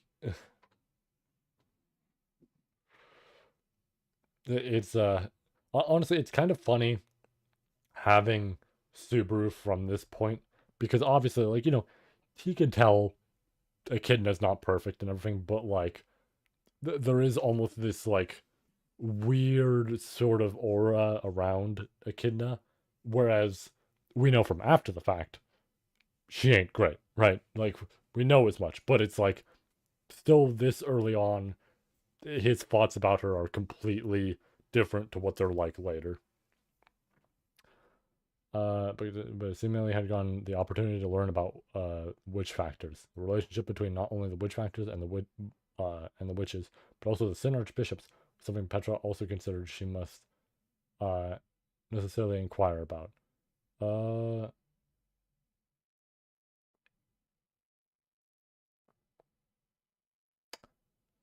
what I can't tell with this statement right here is if it's saying this from Petra's like perspective of like, oh yeah, I guess she got the opportunity to learn about it, right? Or if it's being literal. Because if it's the former, and if it's the latter, that's crazy that she doesn't know, honestly. But I guess she would have never really found out. She would have never been explicitly told. So, fair enough in that scenario. In all honesty, if this client sends a Sin Archbishop like Petalgus was, then I don't know how much I can trust the harmonious conversation till now. Can you really say that, Subaru, after having forgiven Spica-chan, who used to be a Sin Archbishop of Gluttony? The hell are you saying? There's no way I'd forgive Gluttony after all they made Rem go through.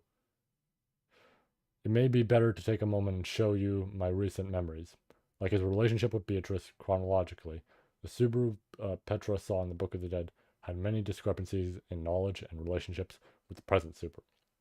Thinking back to it, she remembered Subaru speaking ill of Echidna every once in a while.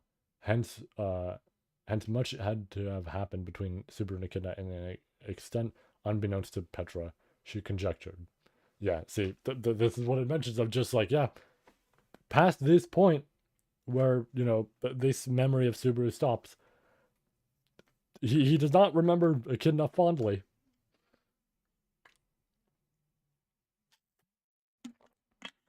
She was unmistakably a bad woman. Therefore, Petra's instincts were right. In addition to conducting this mental conference, Petra kept a close eye on Klein alongside Melee. She had faith that Klein was no villain, and there was also the precedent of the former Sin Archbishop Spica.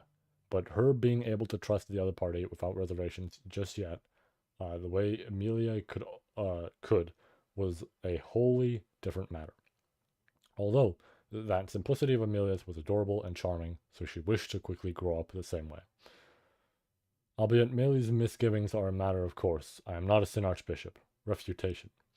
To begin with, the witch factor of Touristia is an article of an exceptional kind, uh, unnumerated.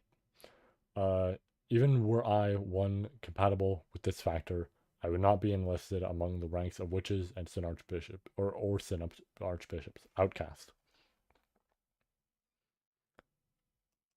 The erstwhile owner, the one compatible with the witch factor of Touristia, named himself as the Warlock of Touristia. Self-named. No, named by another. Ooh, he corrected himself there on the one-word stuff. That individual had no fixations towards any manner of address, but his wife simply deemed it would be suitable to call him as such and named him. Pet name. Ooh, okay. Warlock. Not a witch, but a warlock. I totally get it. Would have been worried had he said man witch or something like that. As if it had conformed to his sensibilities, the imaginary Subaru displayed his admiration with a snap of his fingers. On the other hand, Petra looked at Klein as she whispered the word. If this explanation were to also apply to Klein himself, then does that mean you're also a warlock of Tristia, Klein Nisama? No. Refutation. I am not compatible with the witch factor of Touristia. Consequentially, I necessitate compensation in order to draw out the authority of Touristia. Inadequate. By nature, those compatible with a witch factor do not require compensation in order to exercise the authority. It is the right to rewrite the world, as recognized by Odd Logna, official. A right to rewrite the world, huh? I've often heard about it, but I wish this Odd Logna person was a bit more selective about who that is given to. Agreed with Melee. Melee tapered her lips in displeasure as the imaginary Subaru's intangible hand patted her head, whilst Petra put a finger on her lips and processed the information. Hold on, I want to look over that one more time.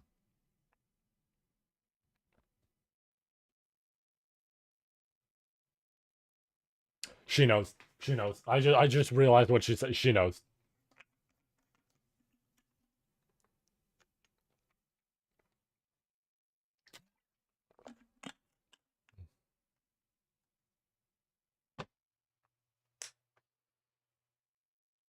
She knows.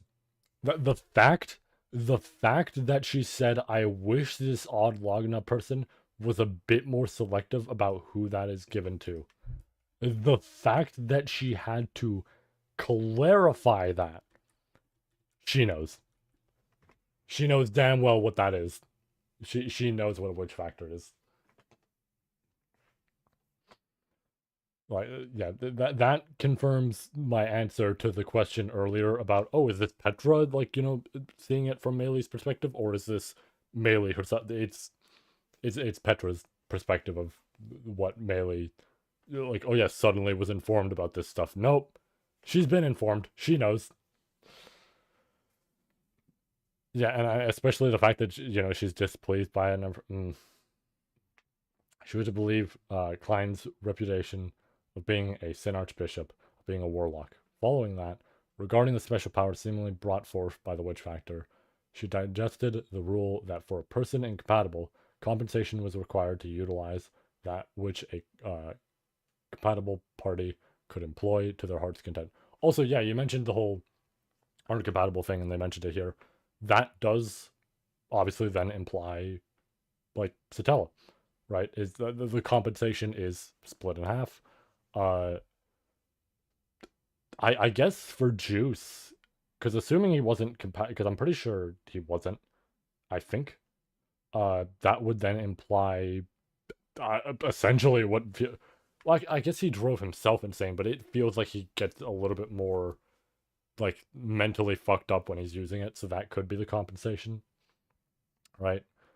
Um, no, yeah, so that might just be hmm, kind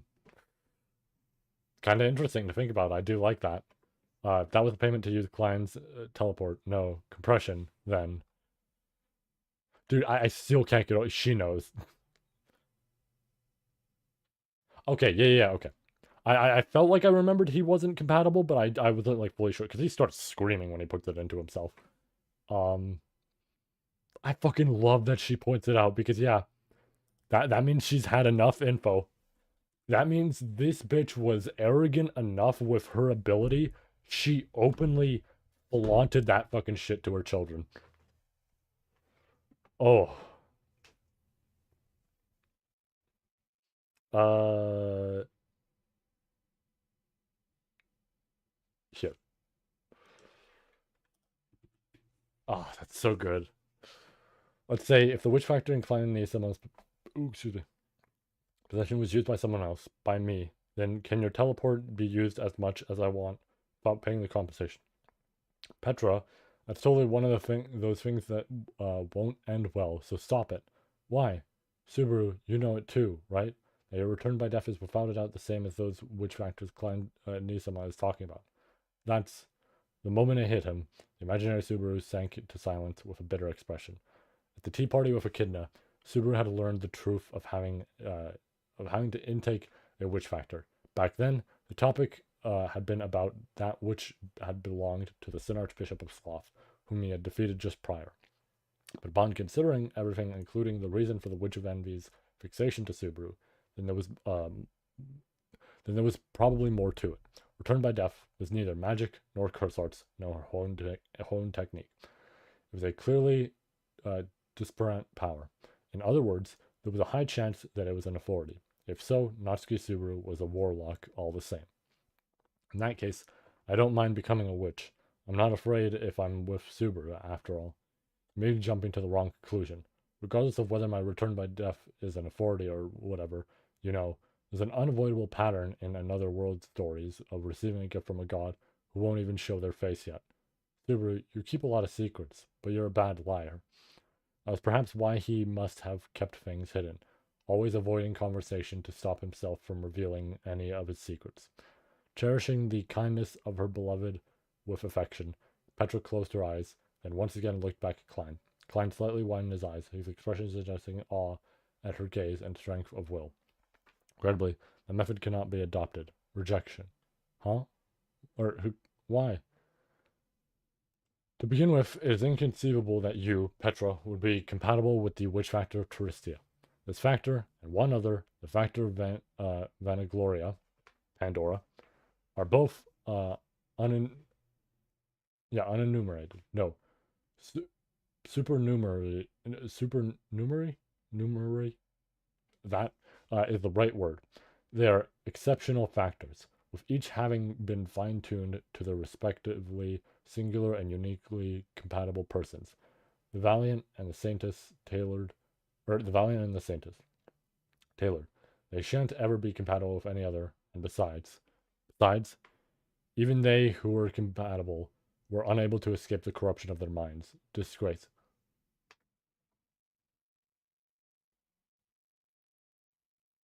Ooh.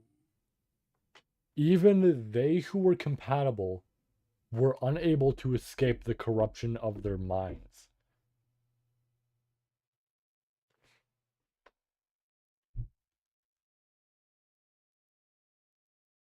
Yeah, that makes sense.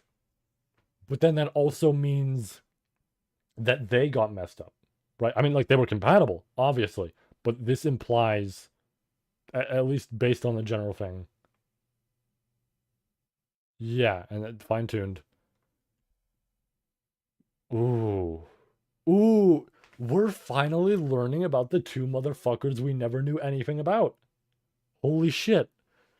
Wow. Okay, so they were fine tuned. Yeah, and as you mentioned, the Valiant and the Saintess, and then at some point they're not because of their factor, just separate entirely, or potentially slightly influenced, but in some arbitrary way, they reached the point they're at now, essentially. So Pandora reached the point that she's at in the current story at some point in time, but she did not start like that. That is what that implies. That is really interesting. Especially these two who have been held on, like, I'm gonna say a pedestal, right? These two have been mysterious and seemed like these like final boss sort of characters, other than Echidna, right? The obvious one. But like these two have seemed like final boss characters, and yet based on what this is saying, other than like Juice, right? The obvious one of Juice, other than him, they are actually the most sane out of all of these people, right? That is interesting. That is really interesting. Oh shit. And obviously we don't know when this sort of change happened. We might learn eventually. But the idea that at one point they weren't this way, at one point everything was different here and all this sort of shit is really cool. Because like we learn about Regulus. Sorry, need a drink. Bad. I felt that.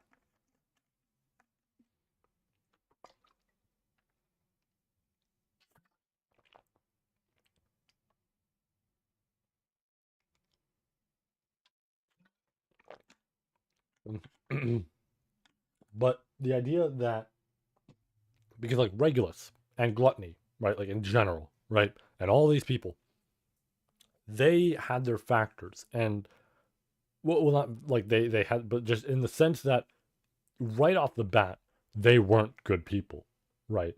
I mean, Gluttony focused on like Louis and all that, and with Lai and Roy, a big thing was like taking care of each other. We're family. We're family.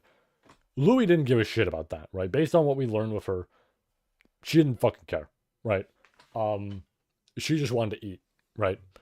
Uh, but then like with Regulus and all this, right? We know how he treats people and all this sort of stuff even early on. So it's fucking crazy that like all of these characters in terms of this shit we have learned have had not great pasts. And in general, a lot of that has been caused by them like themselves, right? But the idea of like Pandora, for example, was like chill at some point. It's like, what the fuck, right? Like the maybe like one of the scariest ones out of them. And it's just like, oh yeah, she was cool at one point, right? It's like, whoa, okay. That's really interesting. Mm, I like that. I like that. Besides, even oh wait, yeah, we read that part. Casting his eyes down, Klein pursed his lips. From his response, Petra was able to intuit that the aforementioned compatible individuals, the Valiant and the Saintess, were two people with whom he had been acquaintance. Oof, that's also yeah. Furthermore, the person singularly compatible with the witch factor of Taristia, the very warlock of Taristia, whose mind had fallen into corruption, was that Valiant. Yeah, see, there's confirmation, like, fully. Moreover, the fact that Klein possessed the witch factor of that warlock signified that said Valiant no longer existed in this world. Yeah, I know you're talking about something really important, but since Petra Chan's dangerous determination won't work, let's go back to the main topic, okay? Mm, dangerous, you say? It was totally dangerous. Even if Petra Chan takes a liking to something like a witch factor, I'm definitely against it. You can't rely on that kind of power. She fucking knows. She knows. Oh, that's my fucking goat. That's my goat right there. That's Subaru's future daughter right there. She fucking knows.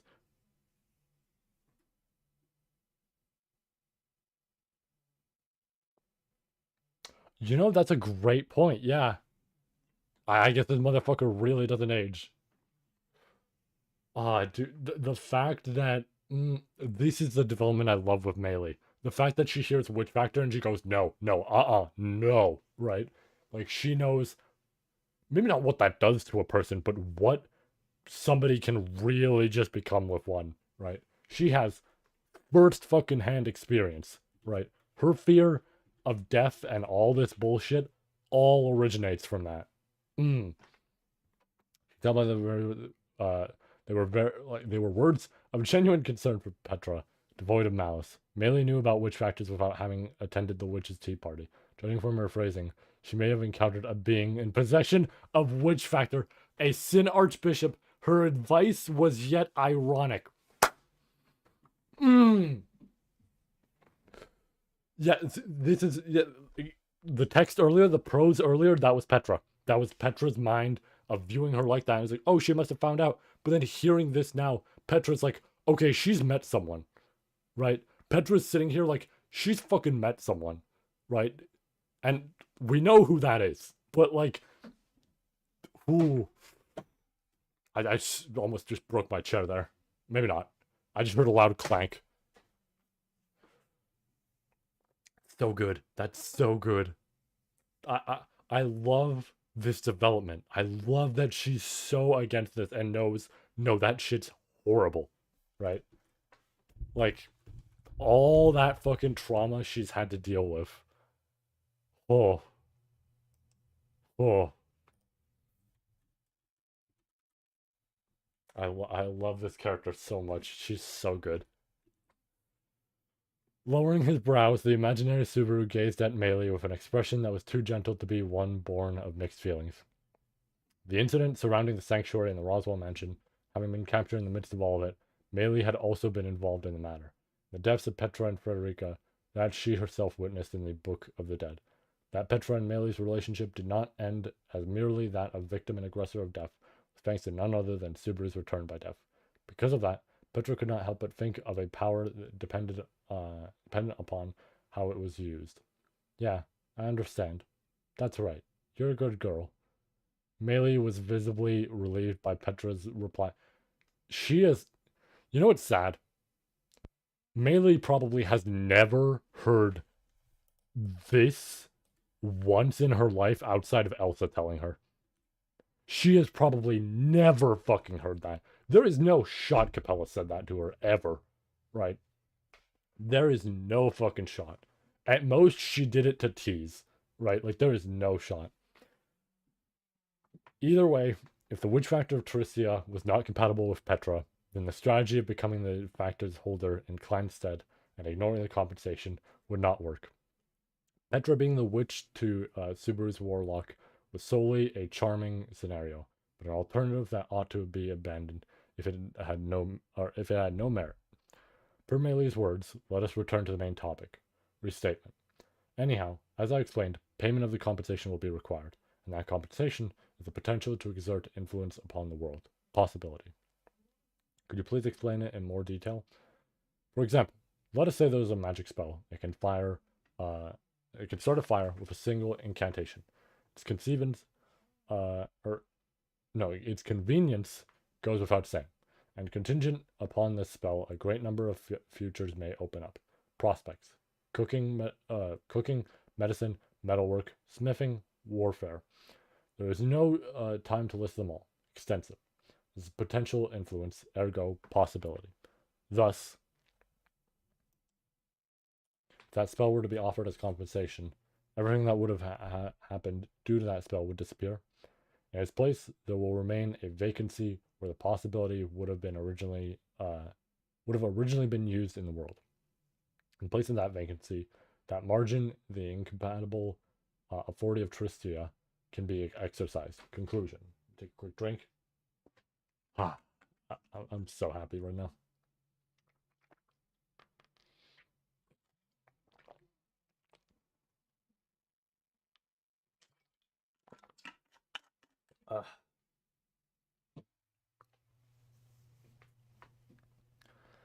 The condition for using, or wait, wrong. Why did I go that far ahead? With that final, Petra understood that Klein had finished the necessary explanation. What he was saying, she understood. In short, it was a matter of resources. There was a limit to the resources for operating the world which Adlagna was managing. The condition for using Klein's authority was to sacrifice something to create a leftover of resources that were originally being exhausted to their limit, and then surreptitiously make use of that surplus. Having come to that realization, the clever and lovely Petra noticed one more thing. Kleinissima, we have used your authority a lot to get to the Empire. What about the compensation of that? From the Master. Confidential. Seriously? Ooh, excuse me. Ew. Vexation and abhorrence, the pits of Petra's stomach churned.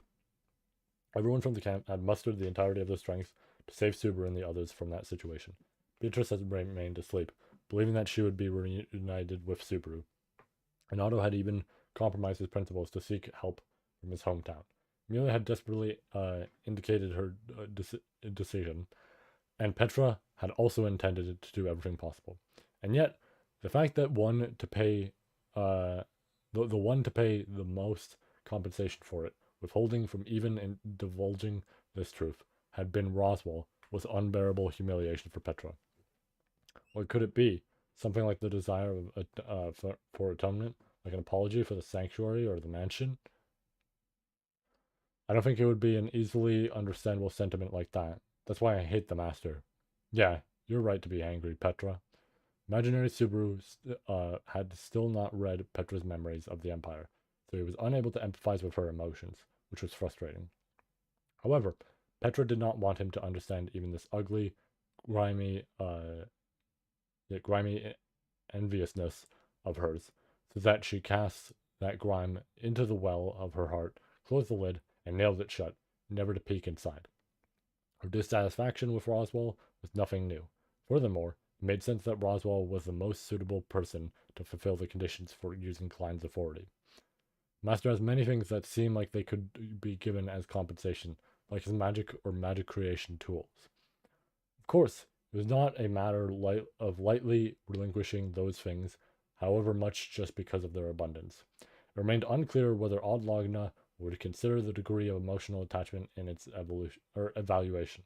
But what had been mentioned was a possibility that would be exerted influence upon the world had it not been relinquished. Whatever that may be, Petra did not believe that something lacking emotional attachment could move the world. Possibility necessitated passion and emotional attachment. To offer something bereft of that to try and obtain an expensive salvation was thwarty, and there was no way such wretched reasoning would ever succeed in regaining something truly important. That was why I'm willing to offer something. Oh fuck. Oh fuck. Oi oi. Having reached the same idea as Petra, Meili quietly murmured. While the imaginary Subaru blinked in astonishment, Meili continued with an, after all, going back to it, the fact that I'm alive is thanks to Oni-san and the others letting me off the hook. I'm not trying to repay that favor or anything, but it's pretty straightforward logic, I suppose. Petra, stop this girl. Stop Meili. I don't know what went on between me of the present and her, I would have never saved her with that intention. You're right. What the imaginary Subaru was saying, his expression shifting, she could readily accept. Subaru saving Meili had not been something so calculated as to make her exert herself or compel herself to repay the favor at some point. It had been simply because he had wanted to save her. Subaru would surely never let Meili close the door on her possibilities.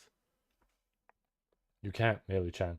The most valuable among everything that you can offer is your divine protection that controls Witch Beasts. Without that, you're worthless.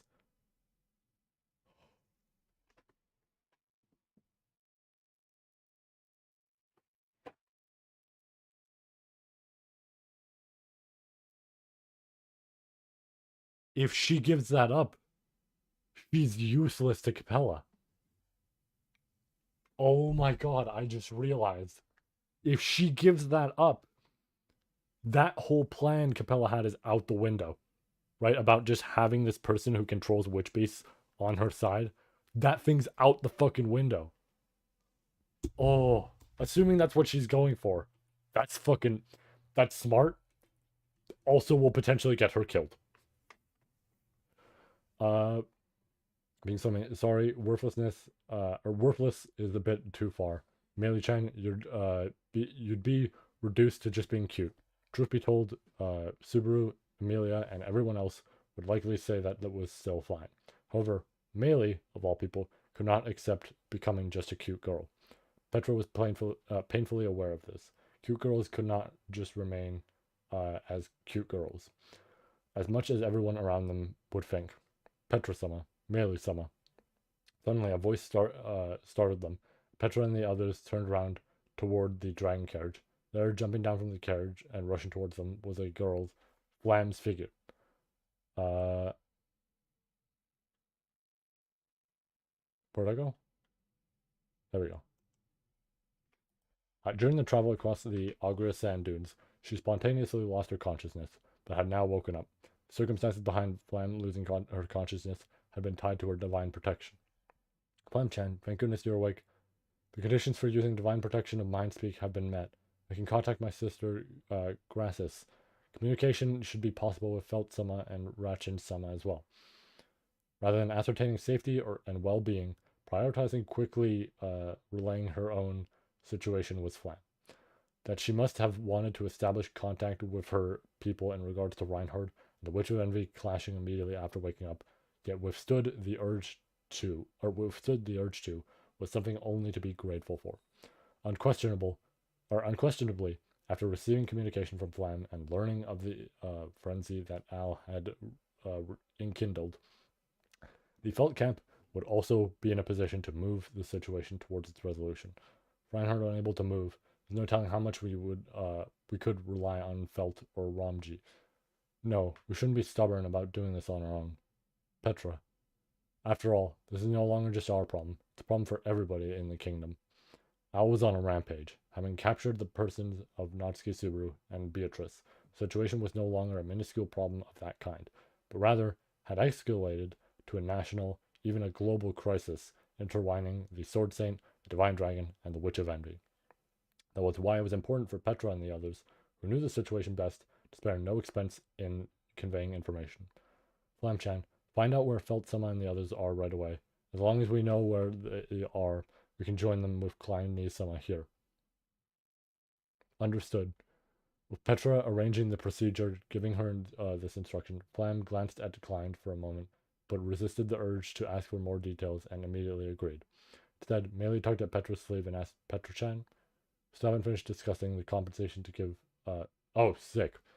Probably gonna use the washroom before I do end up going to that, but I probably will read it. I'm not gonna lie.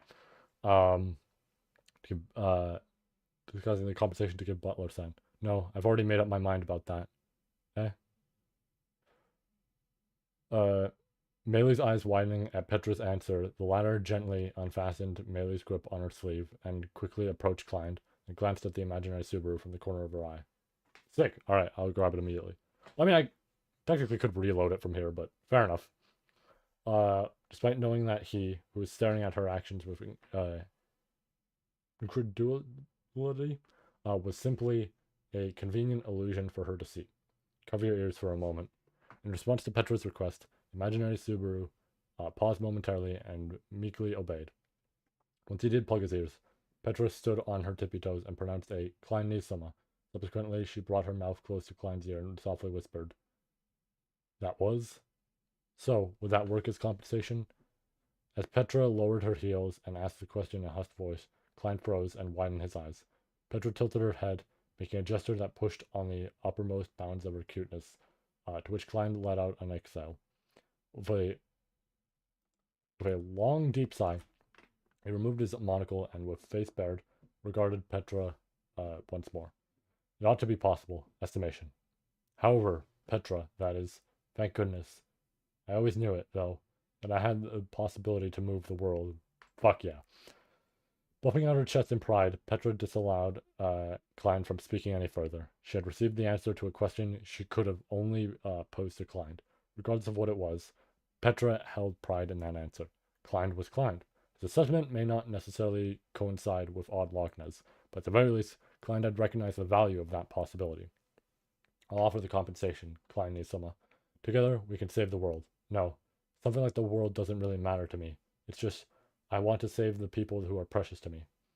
Understood, Petra. Amongst all the girls I've met, you are the bravest. Admiration.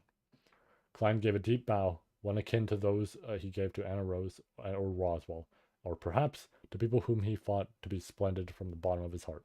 In response, Petra returned a smile and noticed Meili staring at her.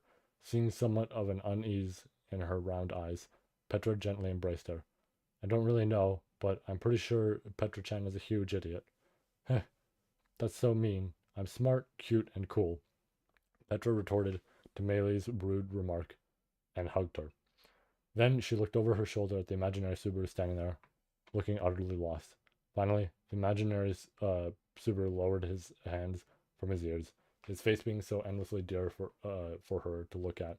Petra broke past her personal record for maximum cuteness and declared, Subaru, I love you. What the fuck did she just sacrifice? Hold up. That that statement implies a lot. Ooh. Oh no. Oh no. Oh no. Petra, what did you do? Let me go like that art on Twitter. Petra, what did you do? Oh, I like this follow up to that. I'm gonna hit next. This art terrifies me here. Hold on. I want to see. Please just let me. Okay. I'm looking away. I'm looking away. I'm not looking. I'm not looking. I'm not looking. I'm not looking. I'm not looking. I just want to know word count. I'm not looking. This is going really far down. I'm not looking. I'm not looking. I'm not looking. I'm not looking. I can see colors though. I'm terrified, but I'm not looking. I swear to you, I did not see shit. Right? I saw colors, but I did not see anything. Let me do this. Fuck, it's 6,000 words? I'm pissed. Hold on. BRB. I'll be right back. I promise.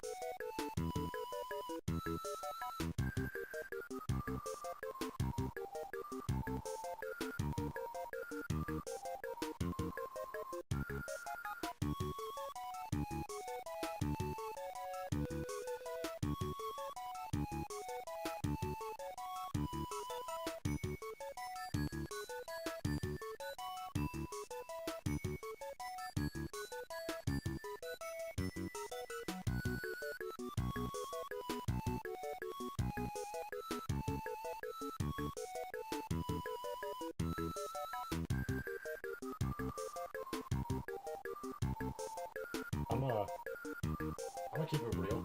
Hold on, let me move my desk up so I don't stand for this. Uh, might be sharing a little too much, but honestly, I could have sung the fucking national anthem in there. I wasn't kidding. I'm having a whole lot of water today.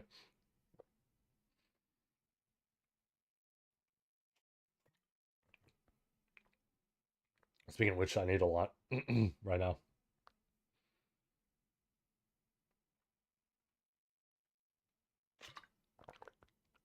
Ah, fuck.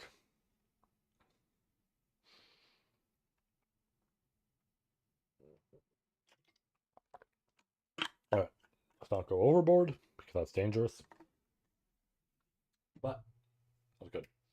Okay, so I'm not gonna lie. Okay, I am gonna mention one thing. I saw colors there. I saw no image. But note that I'm saying colors. I saw some colors. I'm terrified right now. I don't know what to expect. That's all I'm saying, right? That's all I'm saying. I have no idea what I'm in for.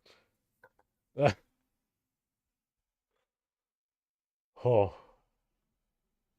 Okay, let's move it over here. Ooh, I have no idea what's to come. I just want to talk about the previous chapter a little bit here, just because, right? I know this is gonna be another long one. We're gonna be streaming for 7 hours. Holy shit. Um, I'm gonna try and make this chapter quick. Right, I'm gonna try and just go. Right. Um, I just want to mention. Hold on.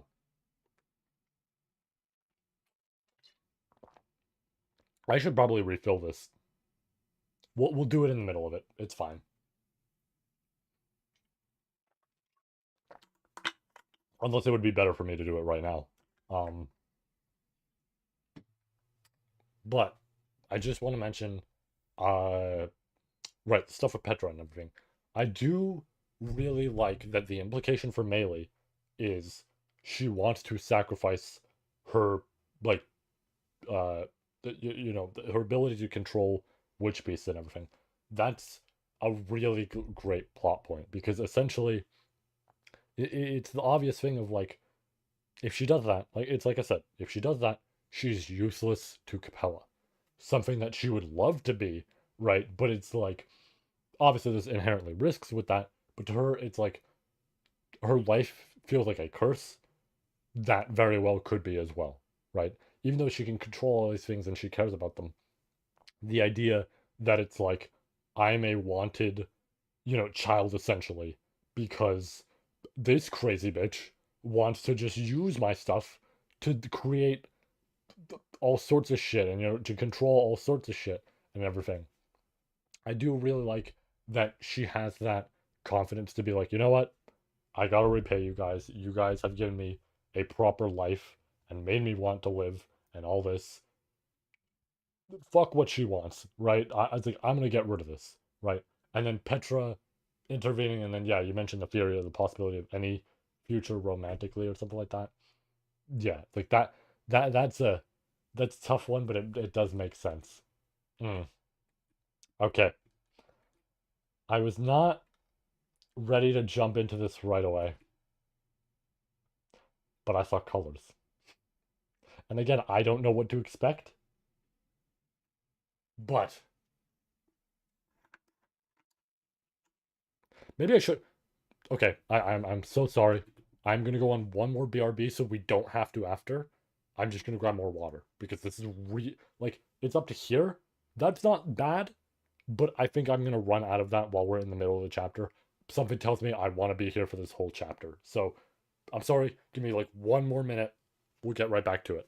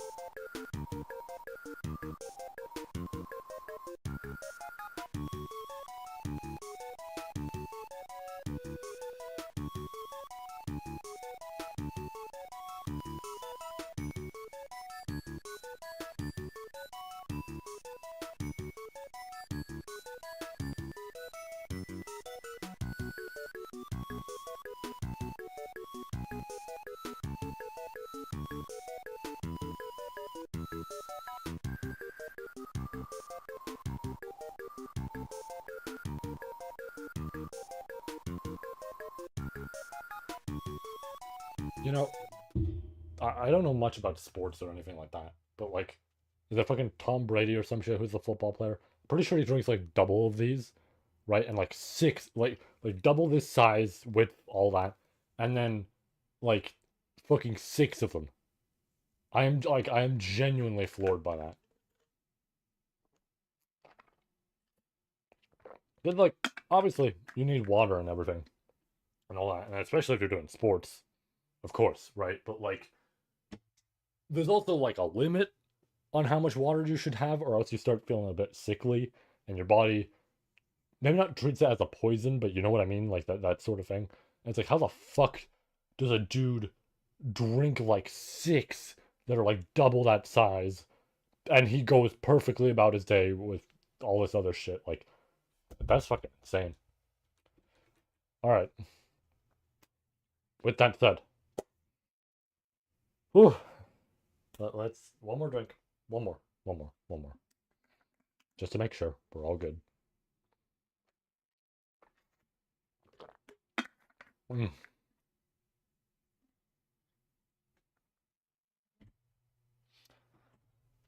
Klang's teleportation, which he described as compression, was something Petra had last experienced about a month ago, and Melee a few days prior.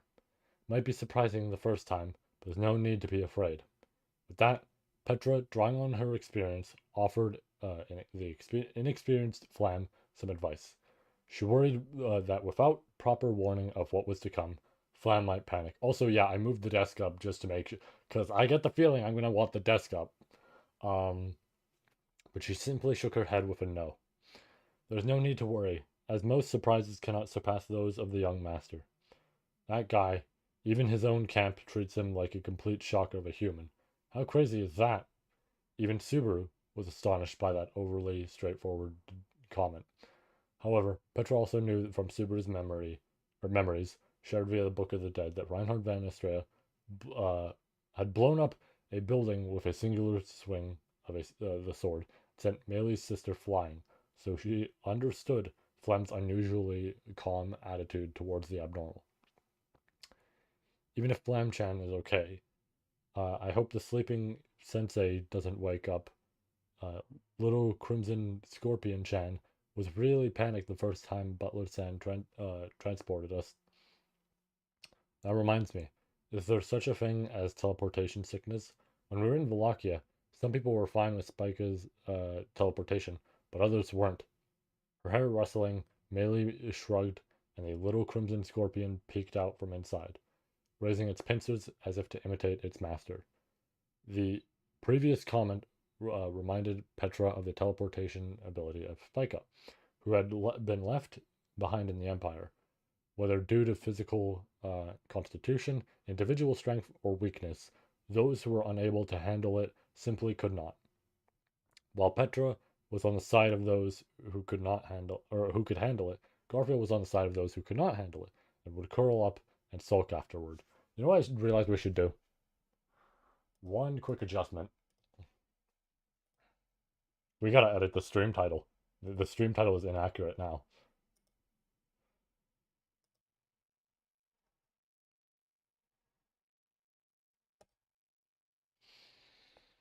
It's gonna be interesting. I'm the first motherfucker streaming chapter 34.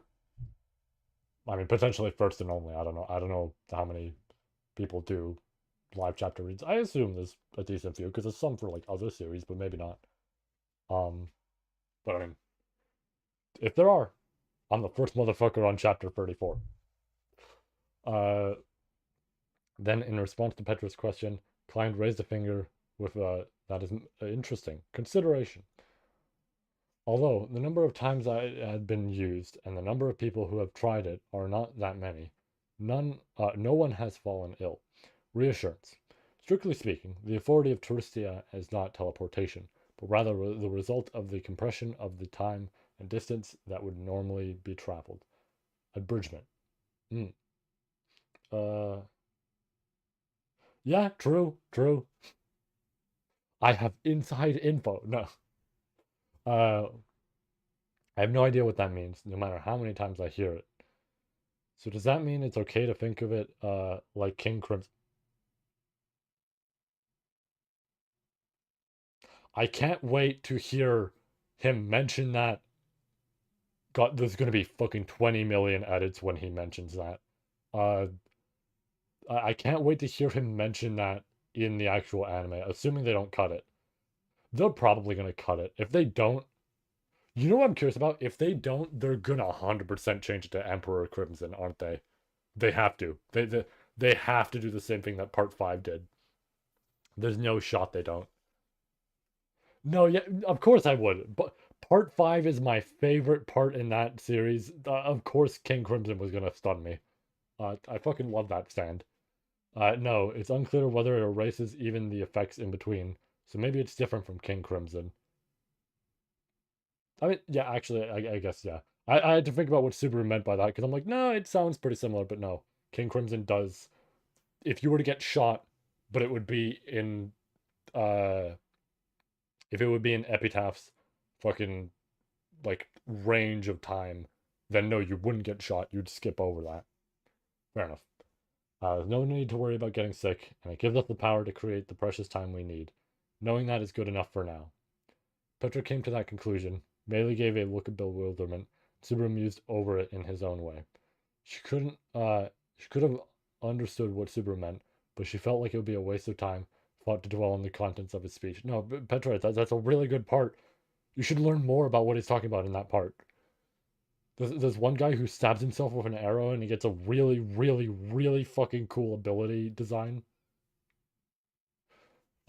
If she had the time, she would like to confirm all the memories and knowledge that had been poured into her mind and become someone who knew everything about Subaru. But the fact that she actually does like want to just sit there and learn everything, it's like holy shit.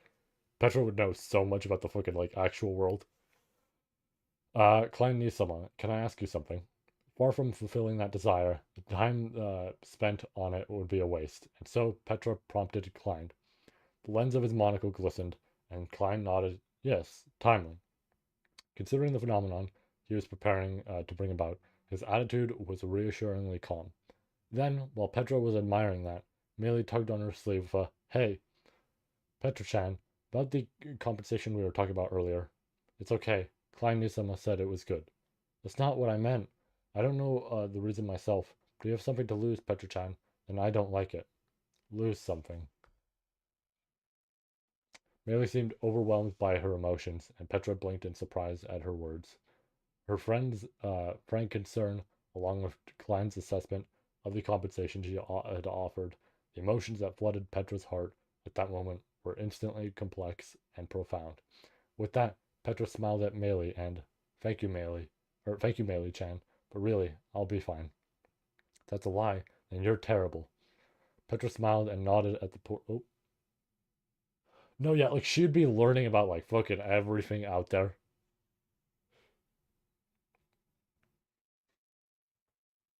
It's really funny to just imagine like every single like just.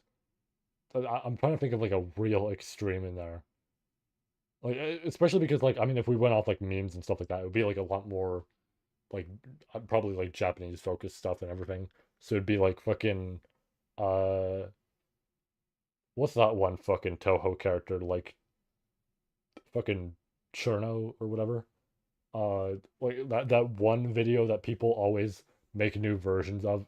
Funny enough, I was talking about part five earlier. People made a part five version of that where it's just like this music that people constantly remix into different shit. Like the idea of random isekai character like knowing about that stuff is really funny.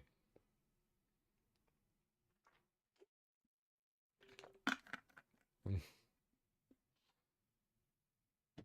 But I mean, I guess technically speaking, like Amelia technically knows about some of that. Not really, but like the fact that one of the ice sculptures was doing a fucking Gear 2 pose is like, okay, in some way she knows.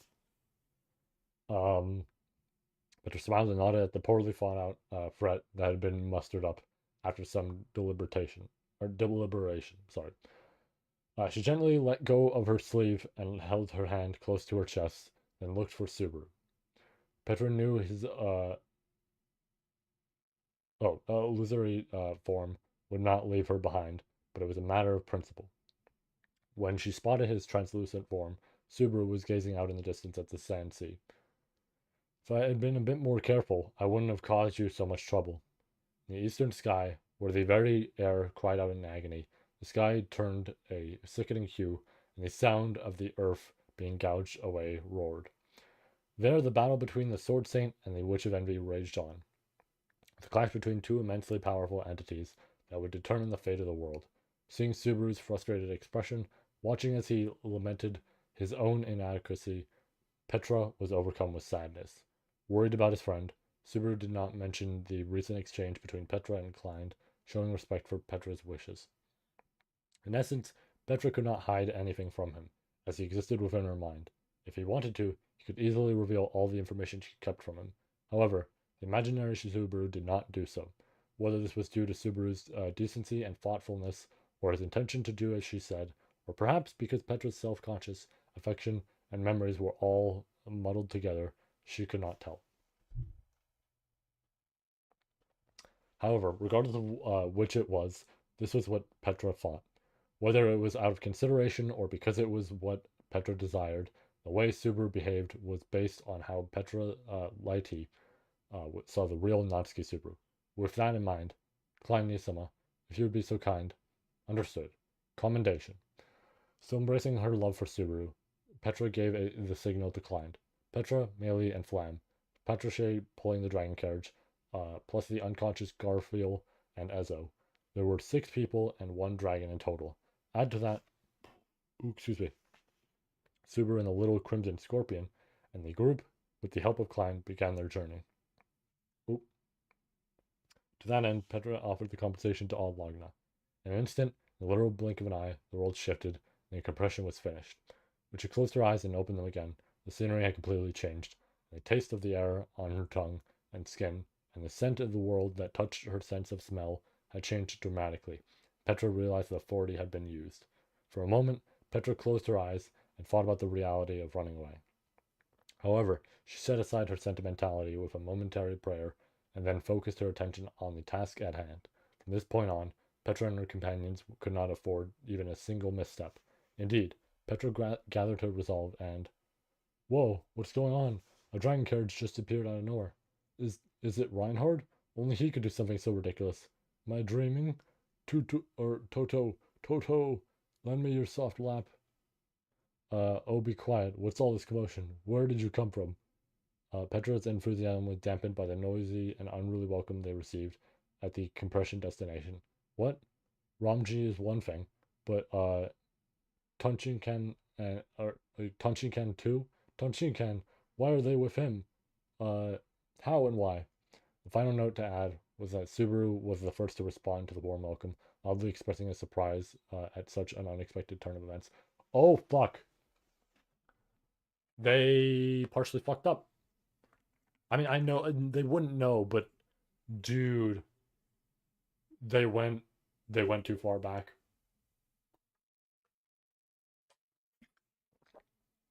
They were so focused on Felt's group they didn't even know. Ooh, yeah, no.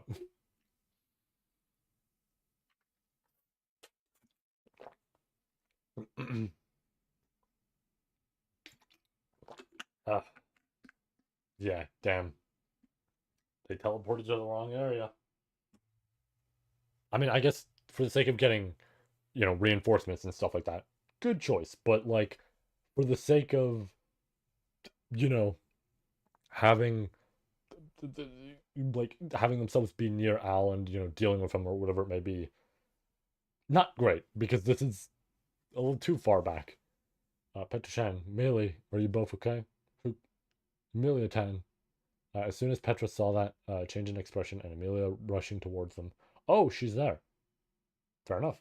Petra experienced sweet feelings erupting from within her heart. Warm, fuzzy, and sentimental feelings filled her chest to the point it tingled, and her head was overflowing with flowery words praising her beauty and cuteness. Those powerful emotions were not just limited to her appearance, but extended to her mannerisms, her way of speaking, and even the sound of her footsteps. Too blatant. Hoot. Petra's head reeled from the wave of easy to understand, tense emotions that washed over her. Up until now, but yeah, I was gonna say the Book of the Dead is influencing her, isn't it? The biggest influence of the Book of the Dead was undoubtedly the existence of the imaginary Subaru, but the shock caused by seeing Amelia was just as great. Frankly speaking, an overdose of Amelia's might be a little life threatening. Why am I saying such stupid things? I suddenly feeling as if half her conscious were being taken away. Petra frantically grabbed at her collar, nearly losing sight of what was real, and managed to stay grounded in reality. As expected, the love for Amelia was overflowing in excessively bold manner. That in of itself made her feel a little jealous. But more than that, although Petra was happy to see Amelia again, it bothered her that her own precious feelings toward Amelia were being pushed aside, and she found that difficult to accept. That was why, when Amelia found them and ran up to them with tears in her eyes, her face was so beautiful it took Petra's breath away. Petra resisted the urge to think she was EMT and spread her arms wide. And then, wait, hold on.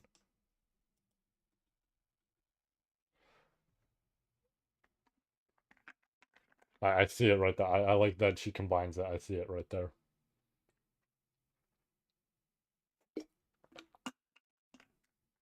Ah. Amelia Neatama, with a grand slip of the tongue, she startled Amelia just as they were about to have their emotional reunion. She narrowly avoided calling her Amelia Tan and tried to correct herself, but missed the mark. It was a blunder very uncharacteristic of Petra. Regardless, thank goodness, both of you actually came. Yes, I am relieved that you are safe, Amelia Neasama. Overcome with emotion, Amelia embraced Petra, who replied in return to her embrace. In contrast to Petra, Melee, who is also being hugged, reacted awkwardly, gasping, I can't breathe, and timidly wrapped her arms around Amelia's back. Whoa, such a relief to see Amelia Tan safe and sound. Huh? Has she gotten even cuter since I last saw her? She's got so much potential. While he observed Amelia embracing Petra and Melee from various angles, the floating Subaru was overwhelmed with emotion. He was getting a bit too excited, but that was understandable. After all, given the chronology of the Book of the Dead, the last time Subaru saw Amelia was when she was at her lowest point in the sanctuary. Yep. Back then, Petra had not been as close to Amelia as she was now, so she would not have been able to help her. If even Petra felt regretful about that, then the frustration that Subaru experienced up close then must have been incomparable.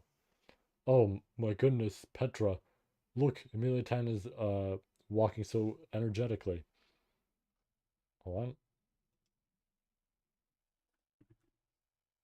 Yeah, she's walking with long strides. That's great. I'm relieved. I'm so relieved. Because of that, Petra hesitated to pour cold water on Subaru's excitement. While responding appropriately to Subaru's enthusiasm, Petra quietly savored a sense of relief. Her relief was due to one thing: seeing Amelia and not being afraid. The last thing I saw in the Book of the Dead. Trapped in the endless, obsessive shadows that surrounded them in the sanctuary, yet because she saw Satella, Natsuki Subaru was caught in a web of inescapable torment, and in order to escape the witch, he had resorted to the method of suicide, prepared as a form of harassment. In the final moment, Subaru and Petra saw it. The terrifying witch of envy had the same face as the person he greatly cherished. When she tried to think more thoroughly about the reason, it felt like she was trying to grasp something shrouded in mist, and nothing coherent came to mind. Still, the vivid emotions remained seared into her mind. That was why she was apprehensive about seeing Amelia again. No, that was not quite right. To be precise, she was apprehensive that she might not be able to see Amelia in the same way as before. But I'm glad it didn't end up that way. Although, I'm excited in a different way than before. Huh? Petra-chan? Are you okay? I am fine. I'm just happy to see you, Amelia Nesama. Petra hid her inner conflict and was genuinely happy to be reunited with Amelia, who smiled with wide eyes. In place of Meili, who continued to be stubborn, the little crimson scorpion on her head snapped its pincers, expressing happiness on its master's behalf.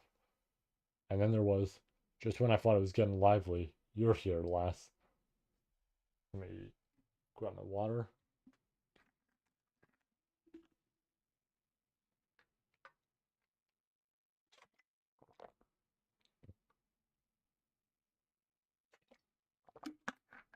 Oh, there, a low, husky voice interrupted, and Amelia let out a gasp of surprise. Amelia had left the door open when she rushed in, and a prominent figure standing there knocked on the door and peered inside. That figure was Felt Chan's grandfather. Amelia's eyes widened at the sight of the old man, Ramji, who squeezed himself through the doorway. Hearing Amelia's voice, Ramji gave an amused smile and stroked his bald head. The way you say that makes it sound like you really think we're related.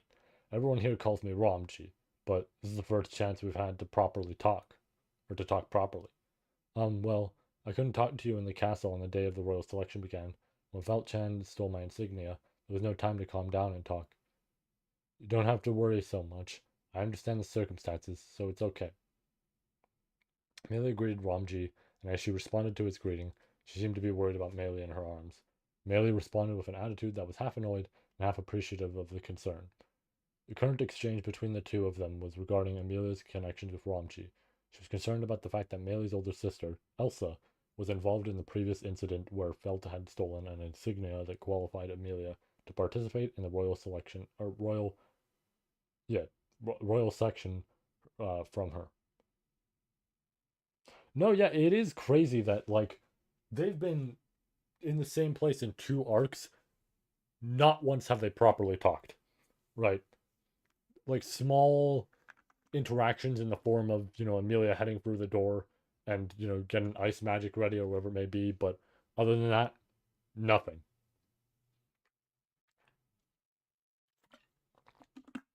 Because like unlike Felt, right? Like Felt has interacted with them, right? But this is like the first time that it's like, oh yeah, here it is. So kind of neat. I like it. And fun about it, these three had quite a strange connection. If Subaru were to be included, it would be four people with a strange connection. If Reinhardt was also included, there would be no end to it. Calling you last seems inappropriate, given your current position. May I call you Amelia?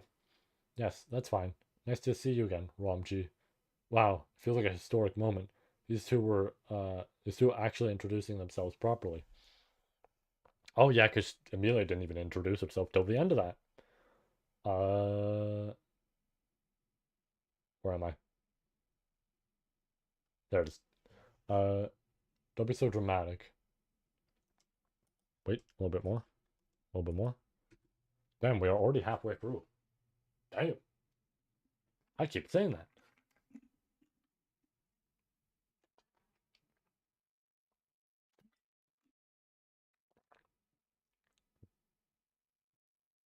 Tomorrow a holiday? Like, it's consistent enough that it sounds like fireworks, but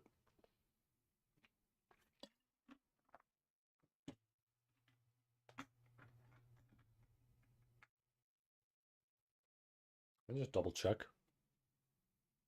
Because it shouldn't be anything else. Like, that's way too spaced out, and it's also kind of a rhythm. Uh, no, I don't see anything for tomorrow. I don't know. Weird. Okay. Fireworks. Uh, I mean, could be something. I don't know. As Amelia and Ramji shook hands and exchanged pleasantries, Petra found it funny that Subaru would use such a grand word like historic. While there was undoubtedly a sense of poignancy, the way he put it made it sound like he had witnessed the reunion of two people who had not seen each other in over 10 years. But, putting Subaru's excitement aside, excuse me, for now, heard about Felchan too. Must have been quite a difficult time for you and the others, right, Ramji? That's right. We should talk about that, Petra. Yes, it'll probably take a little while for Clan Nizama to return, so I think we can start without him. It is a race against time, after all. Petra added the last part, and Amelia and Ramji nodded deeply at the same time. Yes, this was a race against time. That was why Petra and the others resorted to using unfair tactics. Currently, Petra and the others were gathered at the royal residence in the royal capital of Lagunica. Among the Amelia camp, whose members were scattered and acting independently, Amelia's position was clear, and if anyone was to become the central rallying point, it could only be her. With that in mind, Petra hurried to the royal capital after meeting up with Ramji and the others using Klein's compression. But, shocking to see the state of destruction in the royal capital. It's been a while since I've been to the royal capital. When I last saw it, it wasn't so ruined, and I don't think there weren't any works of art like that. Ramji spoke with his arms crossed, and Millie, who was looking out the window, joined in. Uh,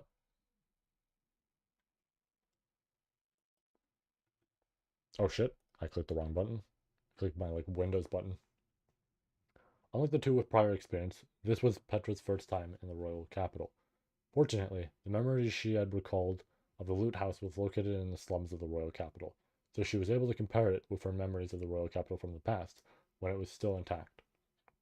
Certainly, the royal capital in her memory did not have many flashy ice towers, and the noble district, with its rows of stately houses, was not in such a disarray. I never liked that awful place, but I never thought the noble district be completely destroyed like that. I heard that everyone is evacuated, but still, this is outrageous. Meili-chan also said that Amelia Nesama made those ice towers, right? Well, there was a reason I did that. Everyone was really in danger, and I couldn't afford to hold back. Amelia frantically tried to explain the drastic changes to the royal capital that could be seen from the royal residence, which had barely escaped damage. Petra found her frantic movements endearing, and worked with Ramji to sort out what had happened, one thing at a time. So, as expected, Alsan did it. That's right, the city was thrown into chaos, all because I couldn't stop Al. It's not your fault, Amelia Nesama. Had you not created those ice towers, the people of the royal capital would have been in big trouble.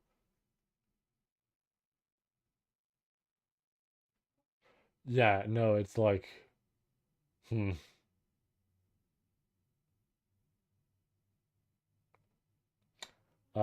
Where the fuck was I? Uh, I responded and then out of nowhere my eyes lost track. Right, yeah, I did not create this. People of the royal capital would have been in big trouble. That's why you are EMG. Emilia is seriously a guardian angel. Yeah, Petrochan, thank you. Huh? Wait, what did you just say? When Emilia blamed herself, Petra shook her head vigorously to deny that she was responsible. Having heard that Al and Volcanica were involved, if anything, Petra felt responsible herself for the devastation that struck the royal capital of Lagunica. She could not help but think that if Al's schemes had been stopped at their source in the Pleiades watchtower, none of this would ever happen. A little bit further down. Oh, we are approaching the end. I can tell. One quick drink.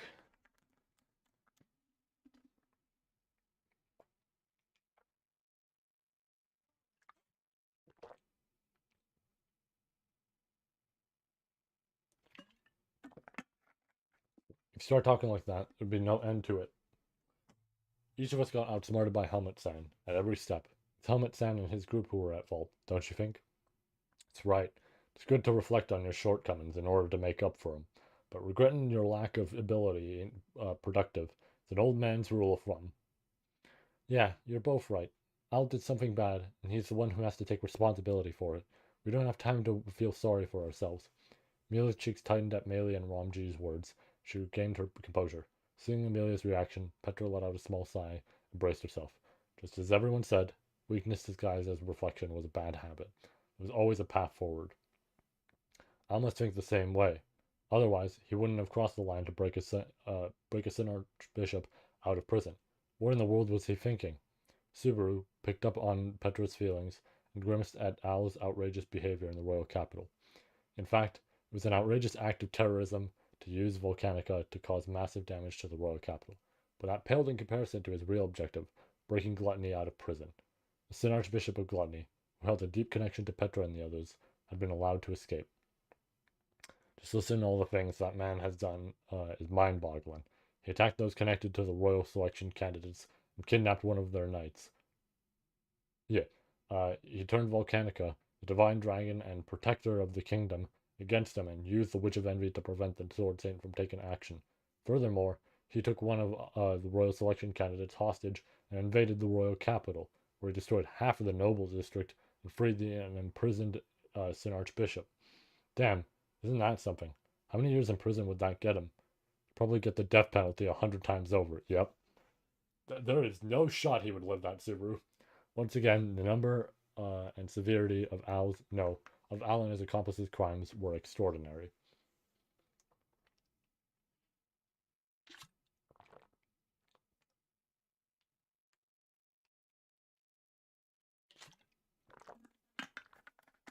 Like, if Elsa got caught at any point, Elsa probably already would have gotten the death penalty, right? So it's just like it's very clear that the same could be said about Al.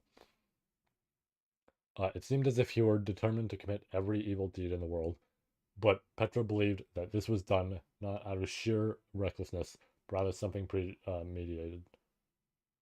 No, yeah, like damn, he went above and beyond. He surpassed them in terms of shit he was pulling.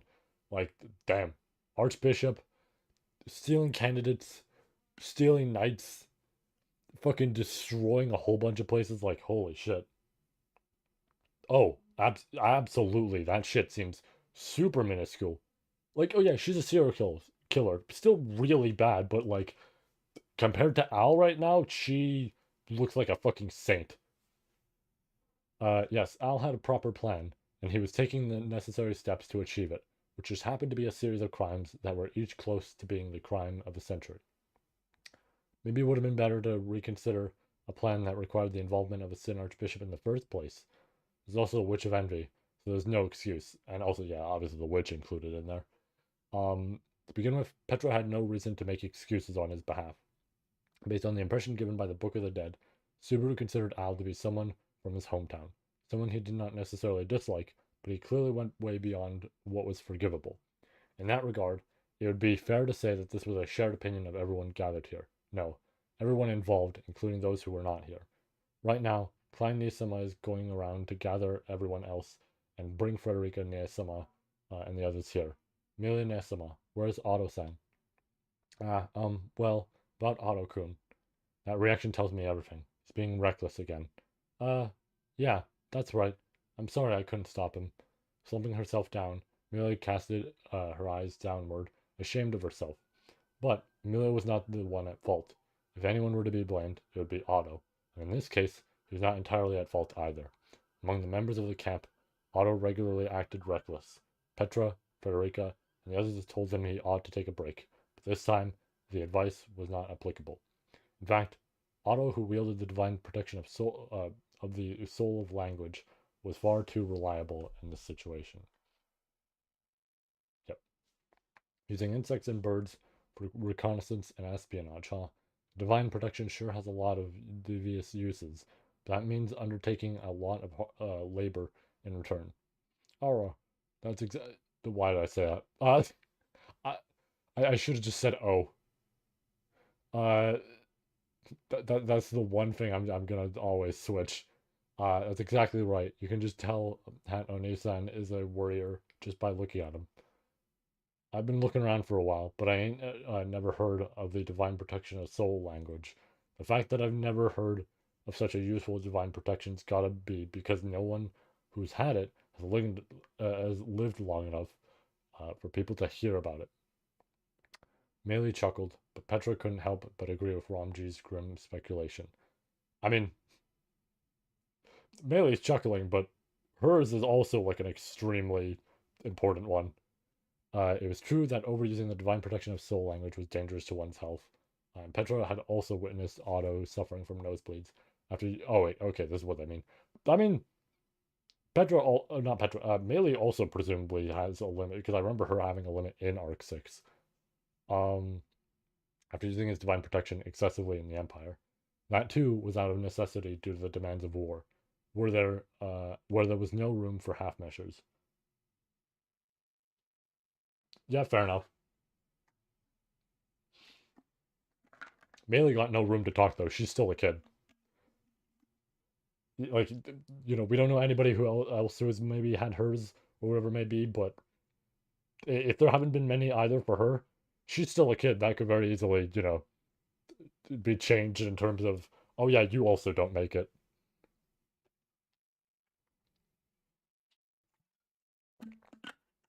Hell, she was manipulated by somebody who could easily do that. Uh,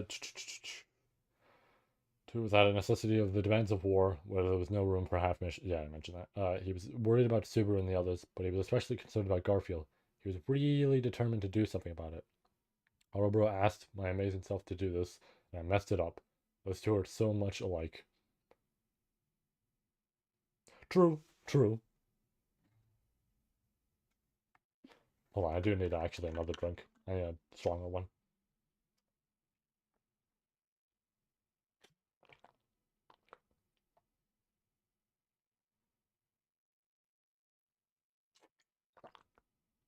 It was a really good call to refill.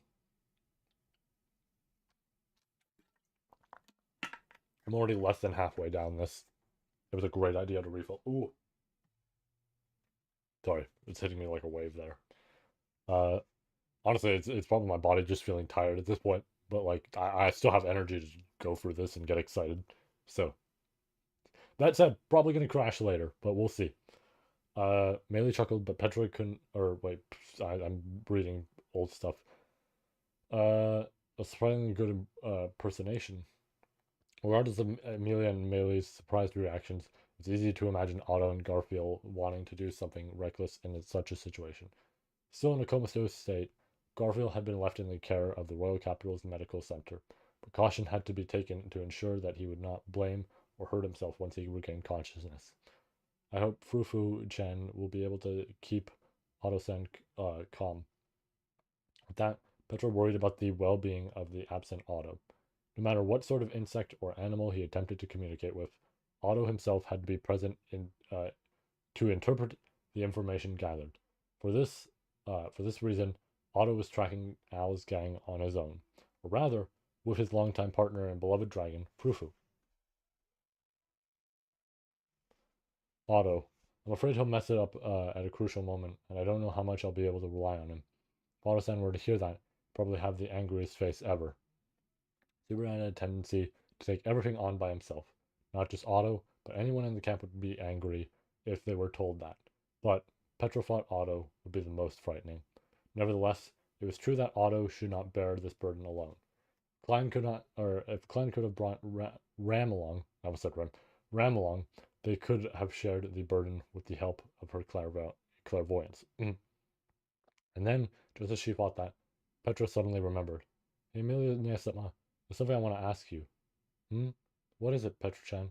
I don't know if you noticed, Amelia Nesama, but on the way here, Meili-chan and I started feeling sick. The question Petra had asked related to the events which occurred just after Flam had used her divine protection of mind speak with her sister Grassus in order to locate Ramji and the others. And as they were discussing rushing to the royal capital, suddenly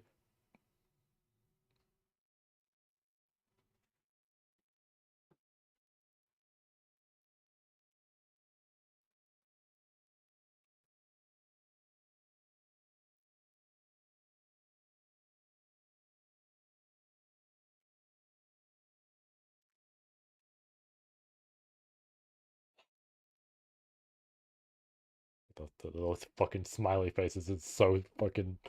Mm, broke out in goosebumps, and she was struck by an unsettling feeling within her heart. Petra was so shocked, she wondered if it was a side effect of the Book of the Dead, if Reinhardt had lost and the Witch of Envy was coming for her. But Melee was experiencing the same sensation, so they concluded that it was neither. Melee was experiencing it. Yeah, she would. Yeah, because Arc 2. But given the situation, right? Flam-chan and Rom Oji-san weren't affected. But Meili-chan, Clan Nisama, and I all felt it. In this case, I thought it might not be entirely unrelated to Alsan. Meili Nisama, it was an unusual situation, and even after discussing it with Meili and Klein, it arrived at no conclusion. Upon seeing Amelia's reaction, Petra stopped sharing this potentially sensitive information. Amelia was staring intently with her beautiful amethyst eyes, her cheeks stiffening. It was clear from her reaction that she understood what was said. That really creepy feeling was probably the work of the Sin Archbishop of Gluttony. Did she say gluttony? Ugh, it felt awful. Subaru frowned at the mention of a Sin Archbishop. One of their most hated enemies, and merely stuck out her tongue. Petra also put her hand on her chest, motioning with her eyes, prompting Amelia to continue. Not exactly sure what happened, but Al made Gluttony, Roy, do something, and then I suddenly felt sick, and while my vision was spinning, Alsa and Gluttony both got away. Yes, that's right. Amelia's shoulders slumped dejectedly, and as she weakly nodded, in response to Amelia's reply, Petra glanced at Ramji, and the wise old man in charge of the.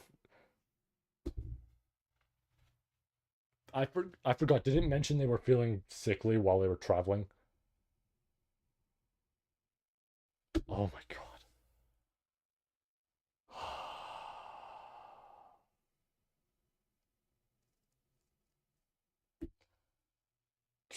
Where the fuck was I? In charge stroked his head with his large hand and said, and this was just about Petra and Melee San. Or not Melee. Why did I say San at the end? There was no San. I thought there was. Uh, I think it was just some kind of misunderstanding. But with Amelia feeling the same way on top of that, Gluttony being involved, I don't have a good feeling about this. What do we have in common? We're all Amelia Nesama's allies, maybe?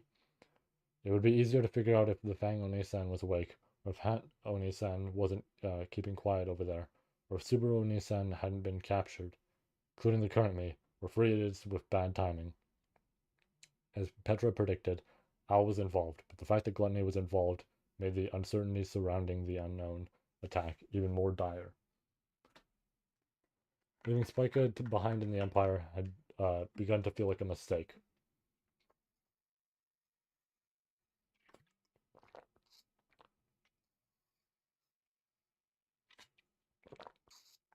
Spica, too, despite her many trials and tribulations, was one of the Shin Archbishops of Gluttony. No, no, I shouldn't think like that. I'm not the master. What could be done and what could not be done, what would be useful and what would not. If she were to start to determine a person's value from that perspective, she would quickly become like Roswell. Insight could be honed as much as one liked, but it was essential to be cautious to avoid losing one's humanity. For now, let's just be aware of Gluttony's actions. So, according to your internal affairs minister, the destination is Kararagi, Grand Mogulad Geyser.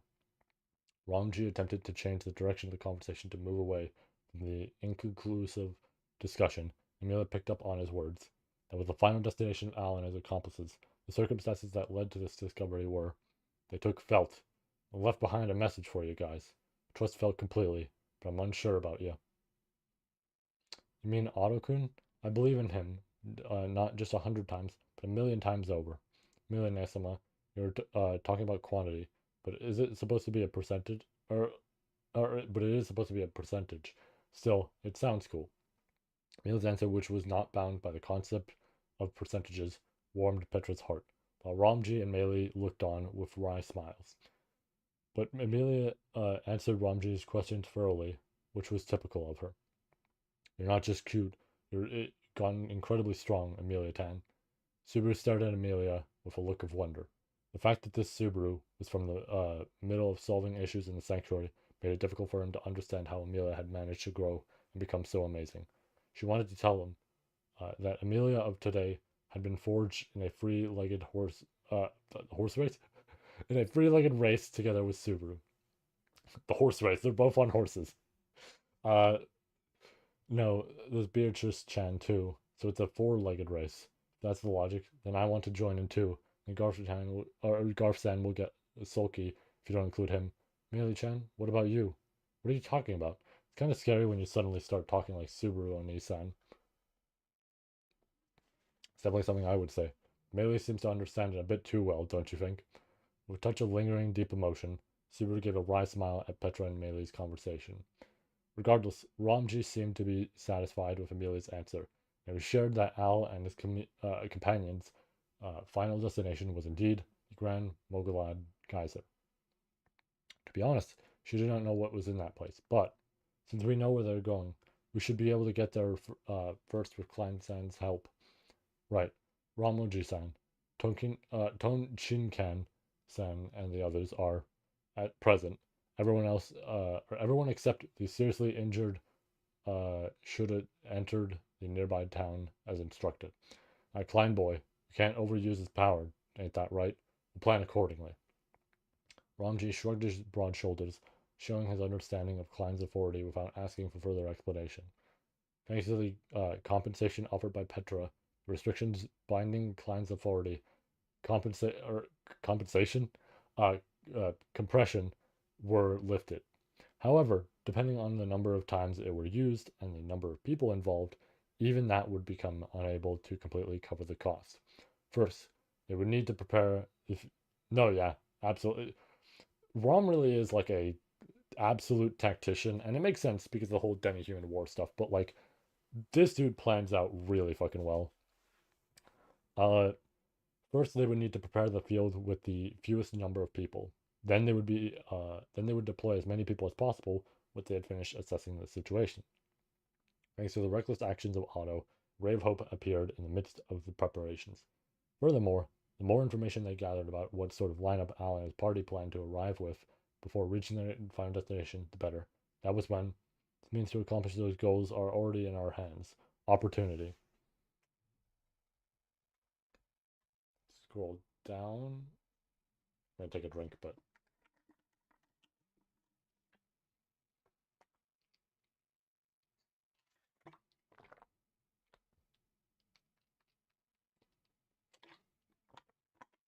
yeah, dude, holy shit. Hearing that voice, Petra and the others turned around in unison, seeing the person whom they had been waiting for. Klein bowed, taking in their full attention. It was exactly the person they had wanted to talk to. Mila's expression brightened as she exclaimed, Klein-san, as if she had been waiting for the perfect moment. Thank you for bringing Petra-chan and the others. Thanks to you, we were able to reunite properly. I require no thanks. I returned to Mirula on my own accord. It was Petra's support that enabled me to meet your expectations. Encouragement. More importantly, my apologies for returning late. Remorse. I don't think you are particularly late, but something happened, Klein Nisama? Klein slowly shook his head in apology, and Petra tilted her head in confusion. Certainly, considering the nature of compression, it may be said that Klein took some time to arrive at the royal residence. However, there must have been a need to explain the situation to the other parties at the pickup location, so it did not seem like something that would warrant an apology for being late. Perhaps it was a manifestation of his perfectionism, a trait of someone who was good at his job. Klein looked at Petra while she was thinking this and said, No, negative. As for the reason for the delay, rather than explaining it in words, it would be best for all you to experience it firsthand, as this would be the quickest and most reliable way to understand. Personal experience. Firsthand experience. Petra and Subaru tilted their heads at the unnatural choice of words used to explain his tardiness. Amelia and Meili seemed to have the same question. Ramji, who was the most objective position, crossed his arms and watched with interest to see what would happen. Then, as everyone waited, Klein moved to the side of the room's entrance. Ah, kept you waiting, huh? With a dignified presence, a maid with pink hair strode boldly into the room. Her brash, arrogant behavior perfectly suited her. It was none other than Ram. The woman Klein had retrieved and rejoined with was wearing a maid outfit for the first time in a while. And Petra, kind of unfortunate, I like her new outfit. And Petra, who was also a maid, felt quite nostalgic for the uniform, since it had been a long time since she had been able to wear it. However, yeah, no, she really did hit him with the fucking, like, solid snake. Ram, you came. Ah. Mila was about to run up and greet Ram in her maid uniform with a smile, but her words were cut off. She stopped in her tracks. The hand that had been reaching out to take Ram's hand was pressed against her own forehead. Uh, um, Mila let out a confused, sounding voice, although she should have been worried about what had suddenly happened. Petra was unable to do so. This was because Petra, like Meili and Amelia, was racked by the same indescribable feeling. This is the moment Petra saw Ram, she overcame, she was overcome, fuck, by a massive, inexplicable, indescribable feeling of turmoil welling up from inside. Petra felt an unbridled, enigmatic feeling similar to the nausea she had described earlier, which had been attributed to gluttony. However, while she had felt strong malice in that previous instance of discomfort, she did not feel anything of that sort this time.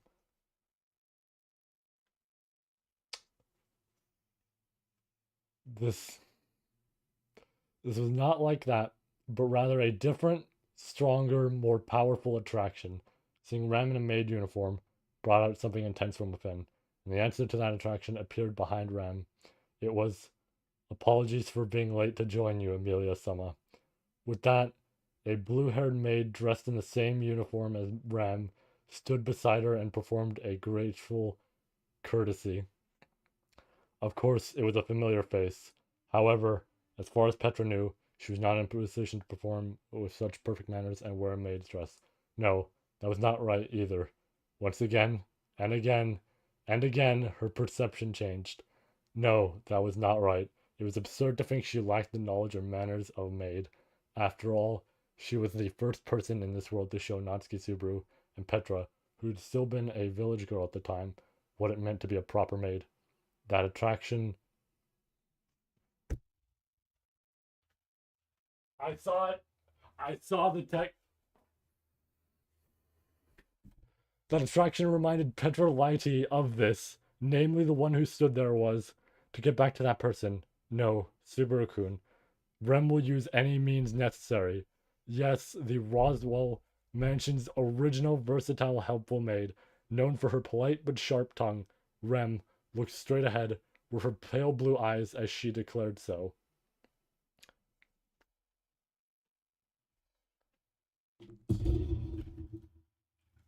You motherfucker. Ooh.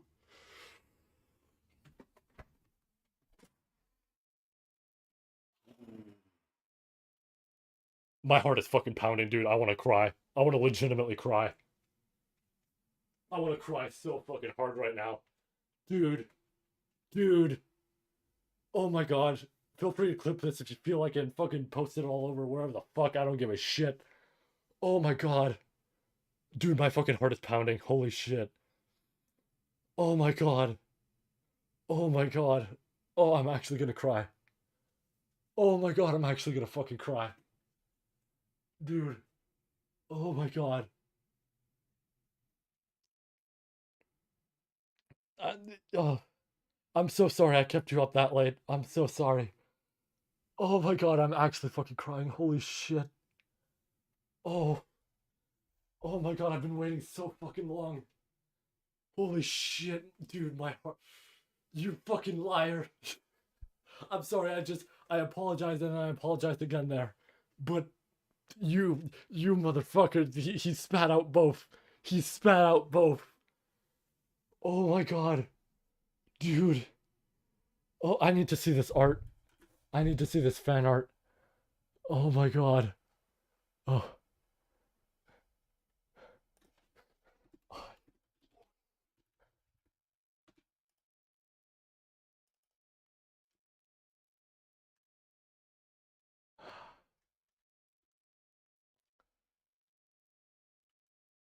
Oh my god.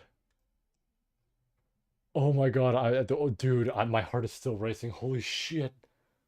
Oh my god. Oh, fuck. Dude, I didn't think it was gonna happen. I genuinely didn't think it was gonna happen. Oh, I need a drink. I need to calm myself down. I need a drink.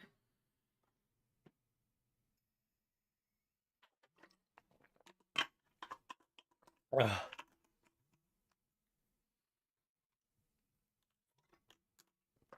dude, dude, I legitimately thought it was just gonna be everybody gets their memories back. That's all I thought it was. I didn't think she was gonna wake up. She is going to fucking kill Al. That man is dead. That he needs to book it. He needs to fucking run right now. Right where he is, he needs to get to Karagi so fucking close. Yes, you make a great fucking point with that. It is a fusion of the two. Oh my god. Oh my god. This is exactly what I wanted. Oh, this is like a fucking Christmas present. Holy shit. Dude, this is like an actual Christmas present. Dude, it's so good. She's a mix of both. She's a mix of both. And she wants that man dead. She's going to strangle him. Oh my god. She's gonna do worse than that, bro. She's gonna cut off his balls. She's going to cut off his balls. That man's gonna be castrated. He's not gonna have balls. Oh, oh. Dosh, where the fuck are you? Dosh. Dosh, where are you? I I need to bold it. I need to bold it as much as possible. Oh my god. I was so right for making this the thumbnail. I was so correct for making this the thumbnail. Dude, dude, I win.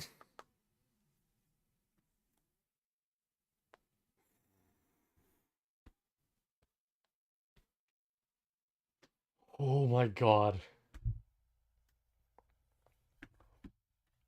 Teppei is the type of motherfucker to drop this on chapter 34 of Arc 9. Not even the finale, not even the start, not anything like, not even the end of a phase. He drops it on the penultimate end of a phase. Presumably, excuse me. He didn't even drop this. I'm so fucking happy. I am so unbelievable. I can forgive the whole outfit thing. I'm fucking retweeting that art. Should I? Maybe I shouldn't. I want to retweet that art, but I don't want to spoil people. Dude, dude, I want to. Fuck. I don't want to spoil people.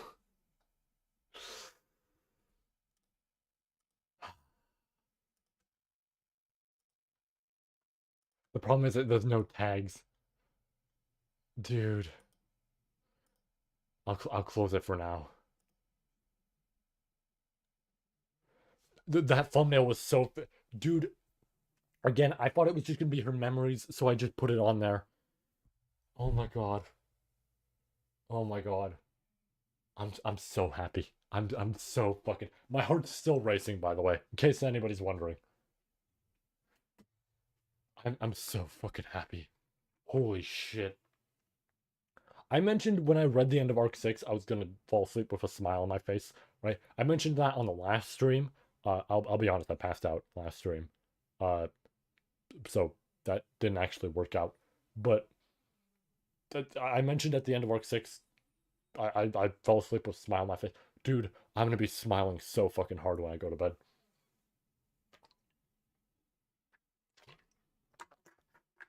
Oh my god. No fucking wonder. No wonder you were telling me to stay the fuck off social media as soon as this. Right, because this is when this dropped. Oh my god, right, that was when this dropped, wasn't it? Fuck. Oh my god, no wonder. Dude. Dude.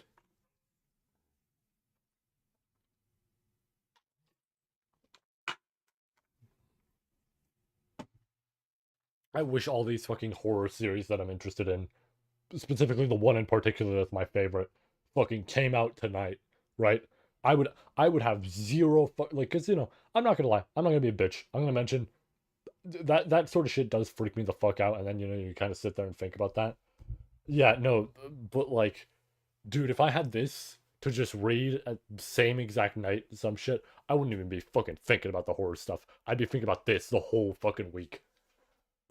Yeah, no, it really is a spoiler nuke. Holy shit. I need to rescue my son. Hold on. My son. I'm so sorry. I'm so sorry. Oh my god. Oh, I need his warm embrace.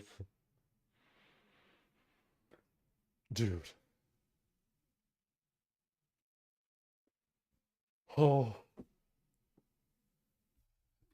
I want to put that art back on screen. That art's so good. She's back. I pray that the next chapter involves her remembering. I pray the next chapter is her like I, this is what I'm hoping, right? I already got what I wanted here, right? This is exactly what I wanted. It's the two rems combined, right? That's exactly what I wanted. But I hope and pray the next chapter, partially the reason it's 16,000 words, is it's going to be all this information being relayed to Ram and all them. And then it's Rem sitting there hearing about that information, and just all of a sudden, dung, like the fucking Akira, like dung, right? And just out of nowhere, she starts going,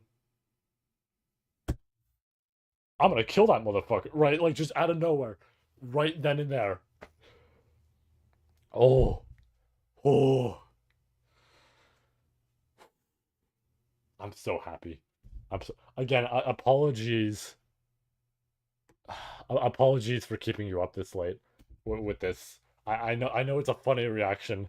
I just I didn't necessarily want to like hit people with that, but like, oh my god, I'm so fucking happy, dude.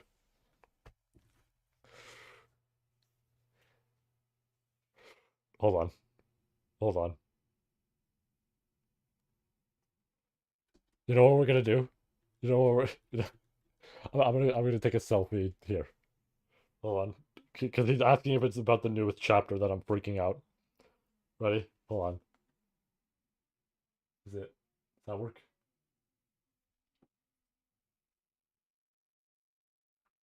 There we go. You got to see the underside of my desk there a little bit. No, yeah, this is. Yeah, that Arc Free was 2012, wasn't it? Holy shit. Dude.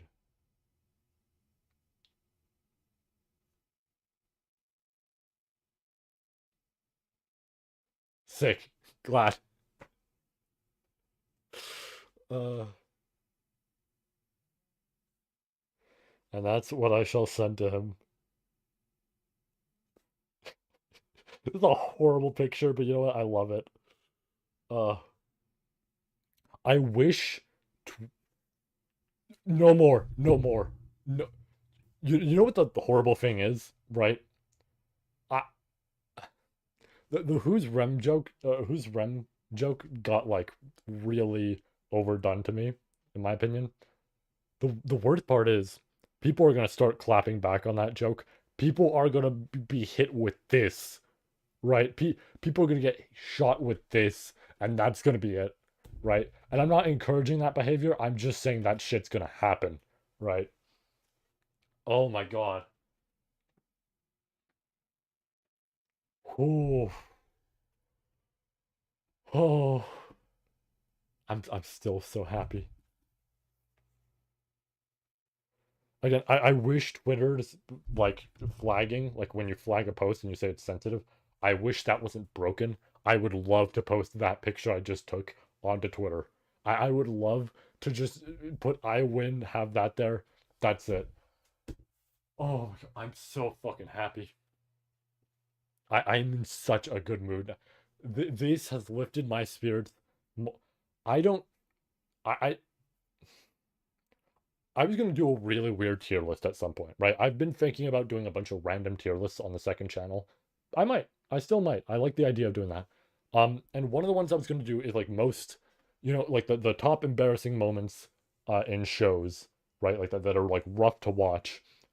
Just a random like sort of thing. But I saw a lot of people posting about that sort of thing on social media.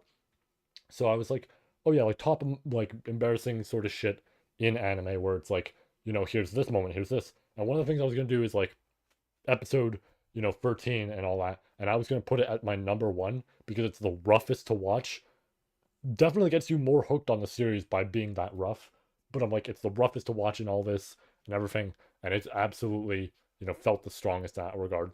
This right here, this if we were to make a tier list of things that made my heart race or just like got me super fucking excited with a series, this wins.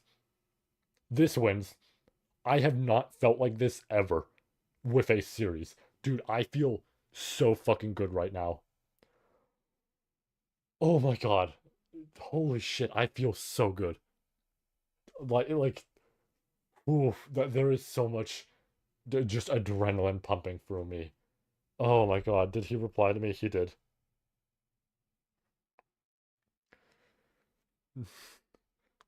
My heart has been racing for the past 10 minutes. I don't think that's healthy. Oh, oh. I hear movement outside my door, and for a second I thought it was about to be my brother about to come in. And I was like, don't look. Right? I was about to be like, don't look, don't look.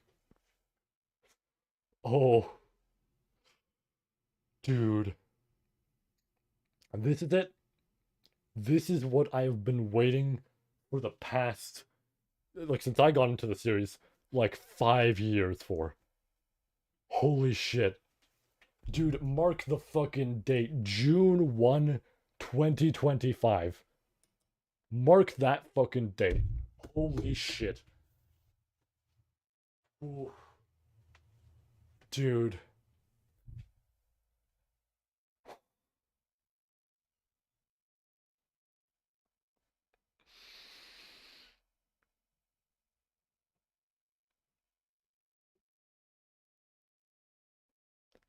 I'm like just paying attention.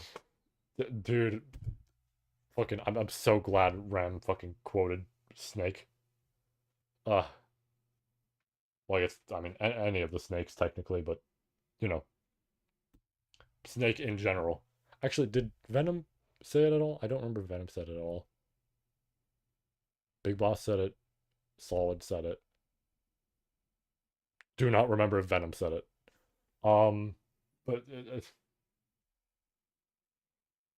that has to be like real fucked up for her. Like honestly, because again, it's like I mentioned of like that is probably a moment where it's just like oh, but like we've seen it throughout arc 7 and 8 where her memories were slowly like there were small I'm gonna say like puddles kind of like a little drop hitting the puddle and it like echoes in a way, right?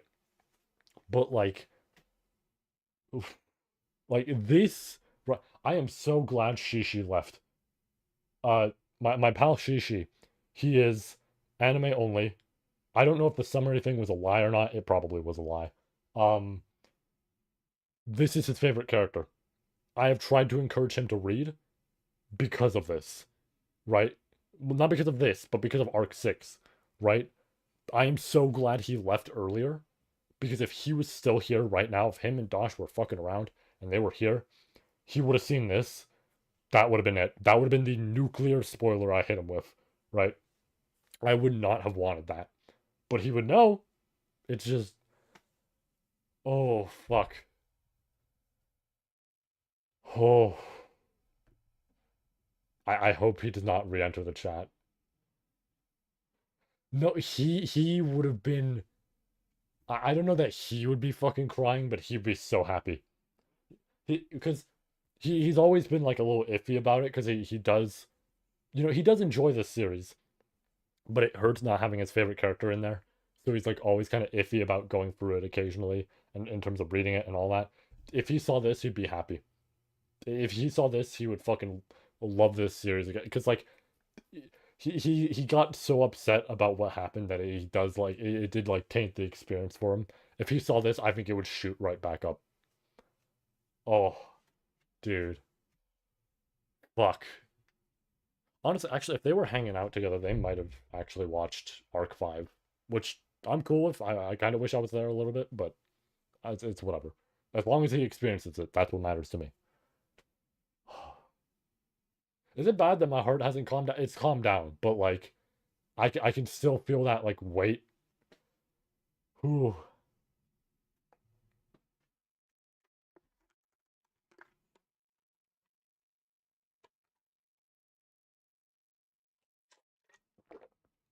My hands are shaking.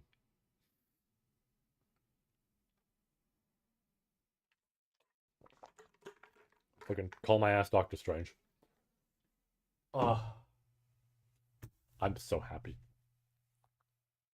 I don't even give a shit that the next chapter is 16,000 words. We'll do it. Well, I mean, we were going to anyways, but we'll fucking do it. If I get to learn about her,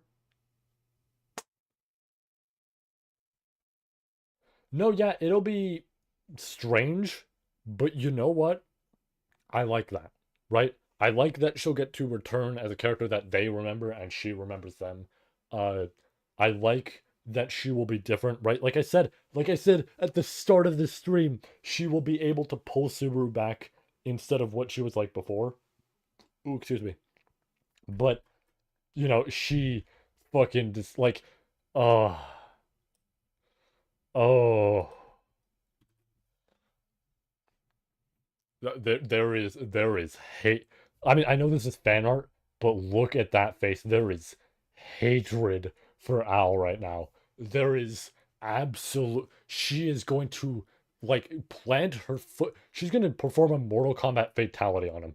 She's going to plant her foot in him, and then she's going to do it again and again and again and again. And she's going to turn into a fountain. Like she's going to stop the shit out of this dude.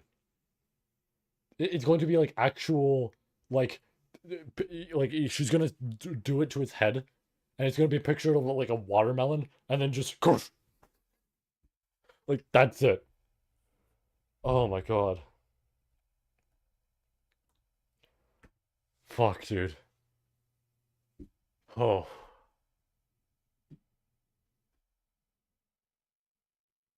damn. Yeah, no, he's gonna keep looping, and he's gonna realize the. You know what I just realized about that? Hold on, I just realized something. He mentioned that there were times where his loop was like a danger to him and everything. This is the danger right here. Insert Breaking Bad picture. This right here is the danger, right? It doesn't matter what fucking loop he goes through. She is going to strangle him, right?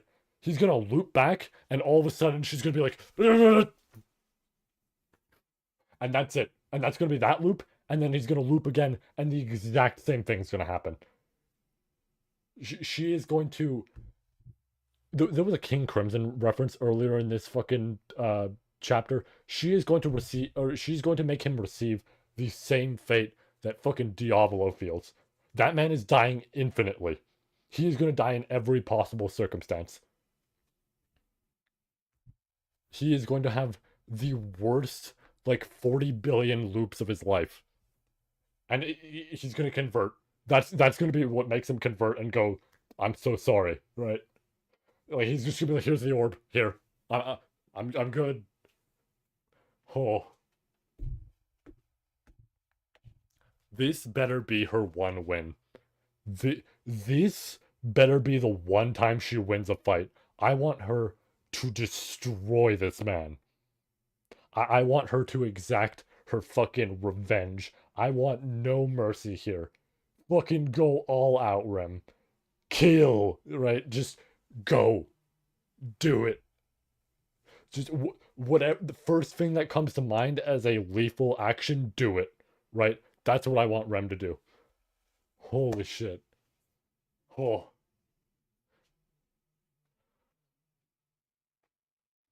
fuck, dude. Oh, I'm still shaking. I'm like out of water again. I'm completely. That is such a good idea to refill.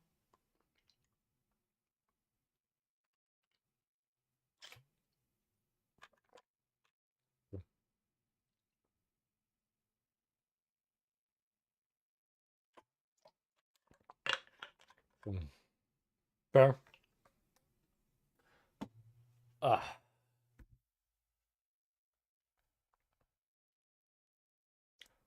dude.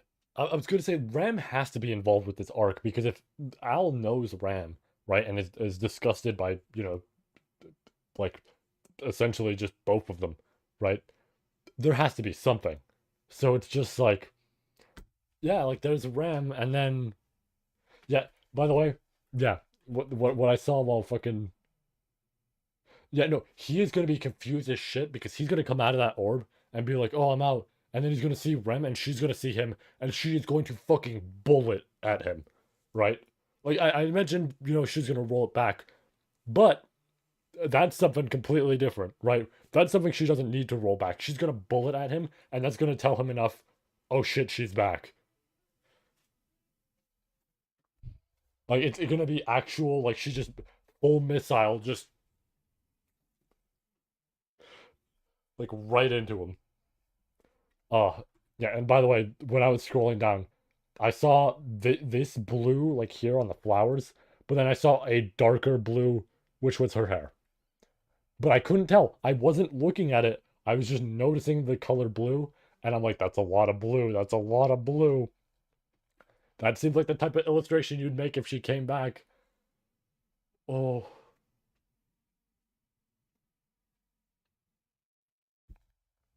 again, slightly disappointed that they're not in their previous outfits, but you know what? I forgive it. The fact that she gets to be fully back, I'll take that as a equal exchange, right? Equivalent exchange sort of shit. I'll take it, right?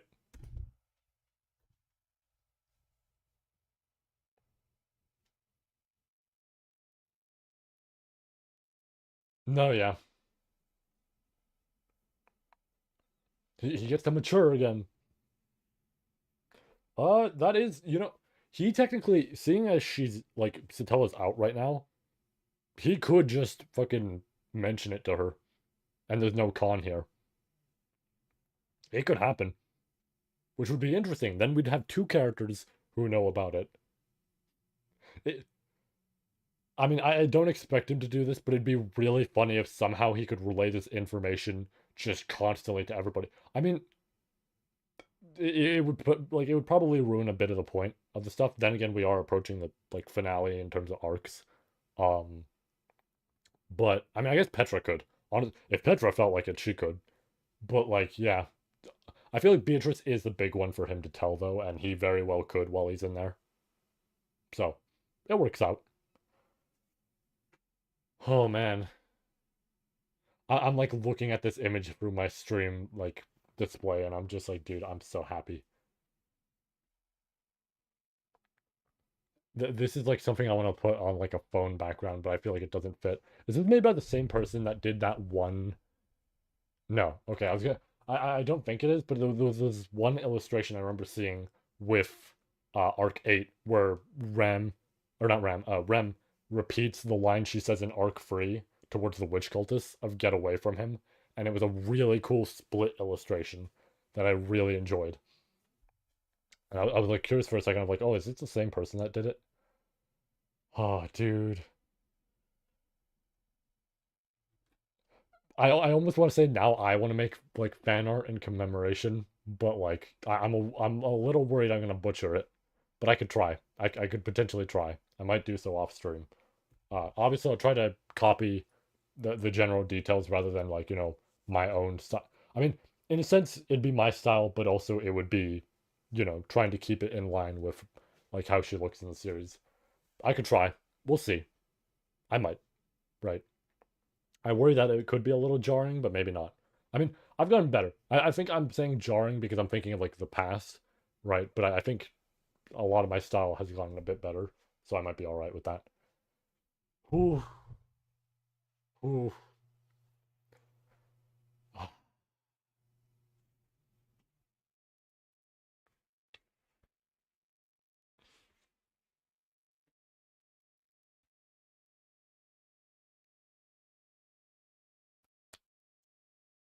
I'm so fucking happy.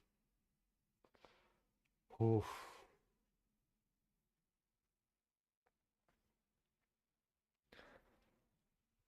I just wanted to see if anybody was in like a voice chat or something that I know of.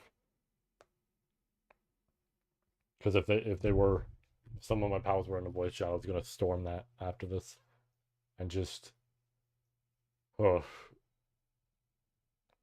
my voice feels destroyed, dude. Oh, I don't care. I feel great. This is a 7 hour stream, almost 8. Holy shit.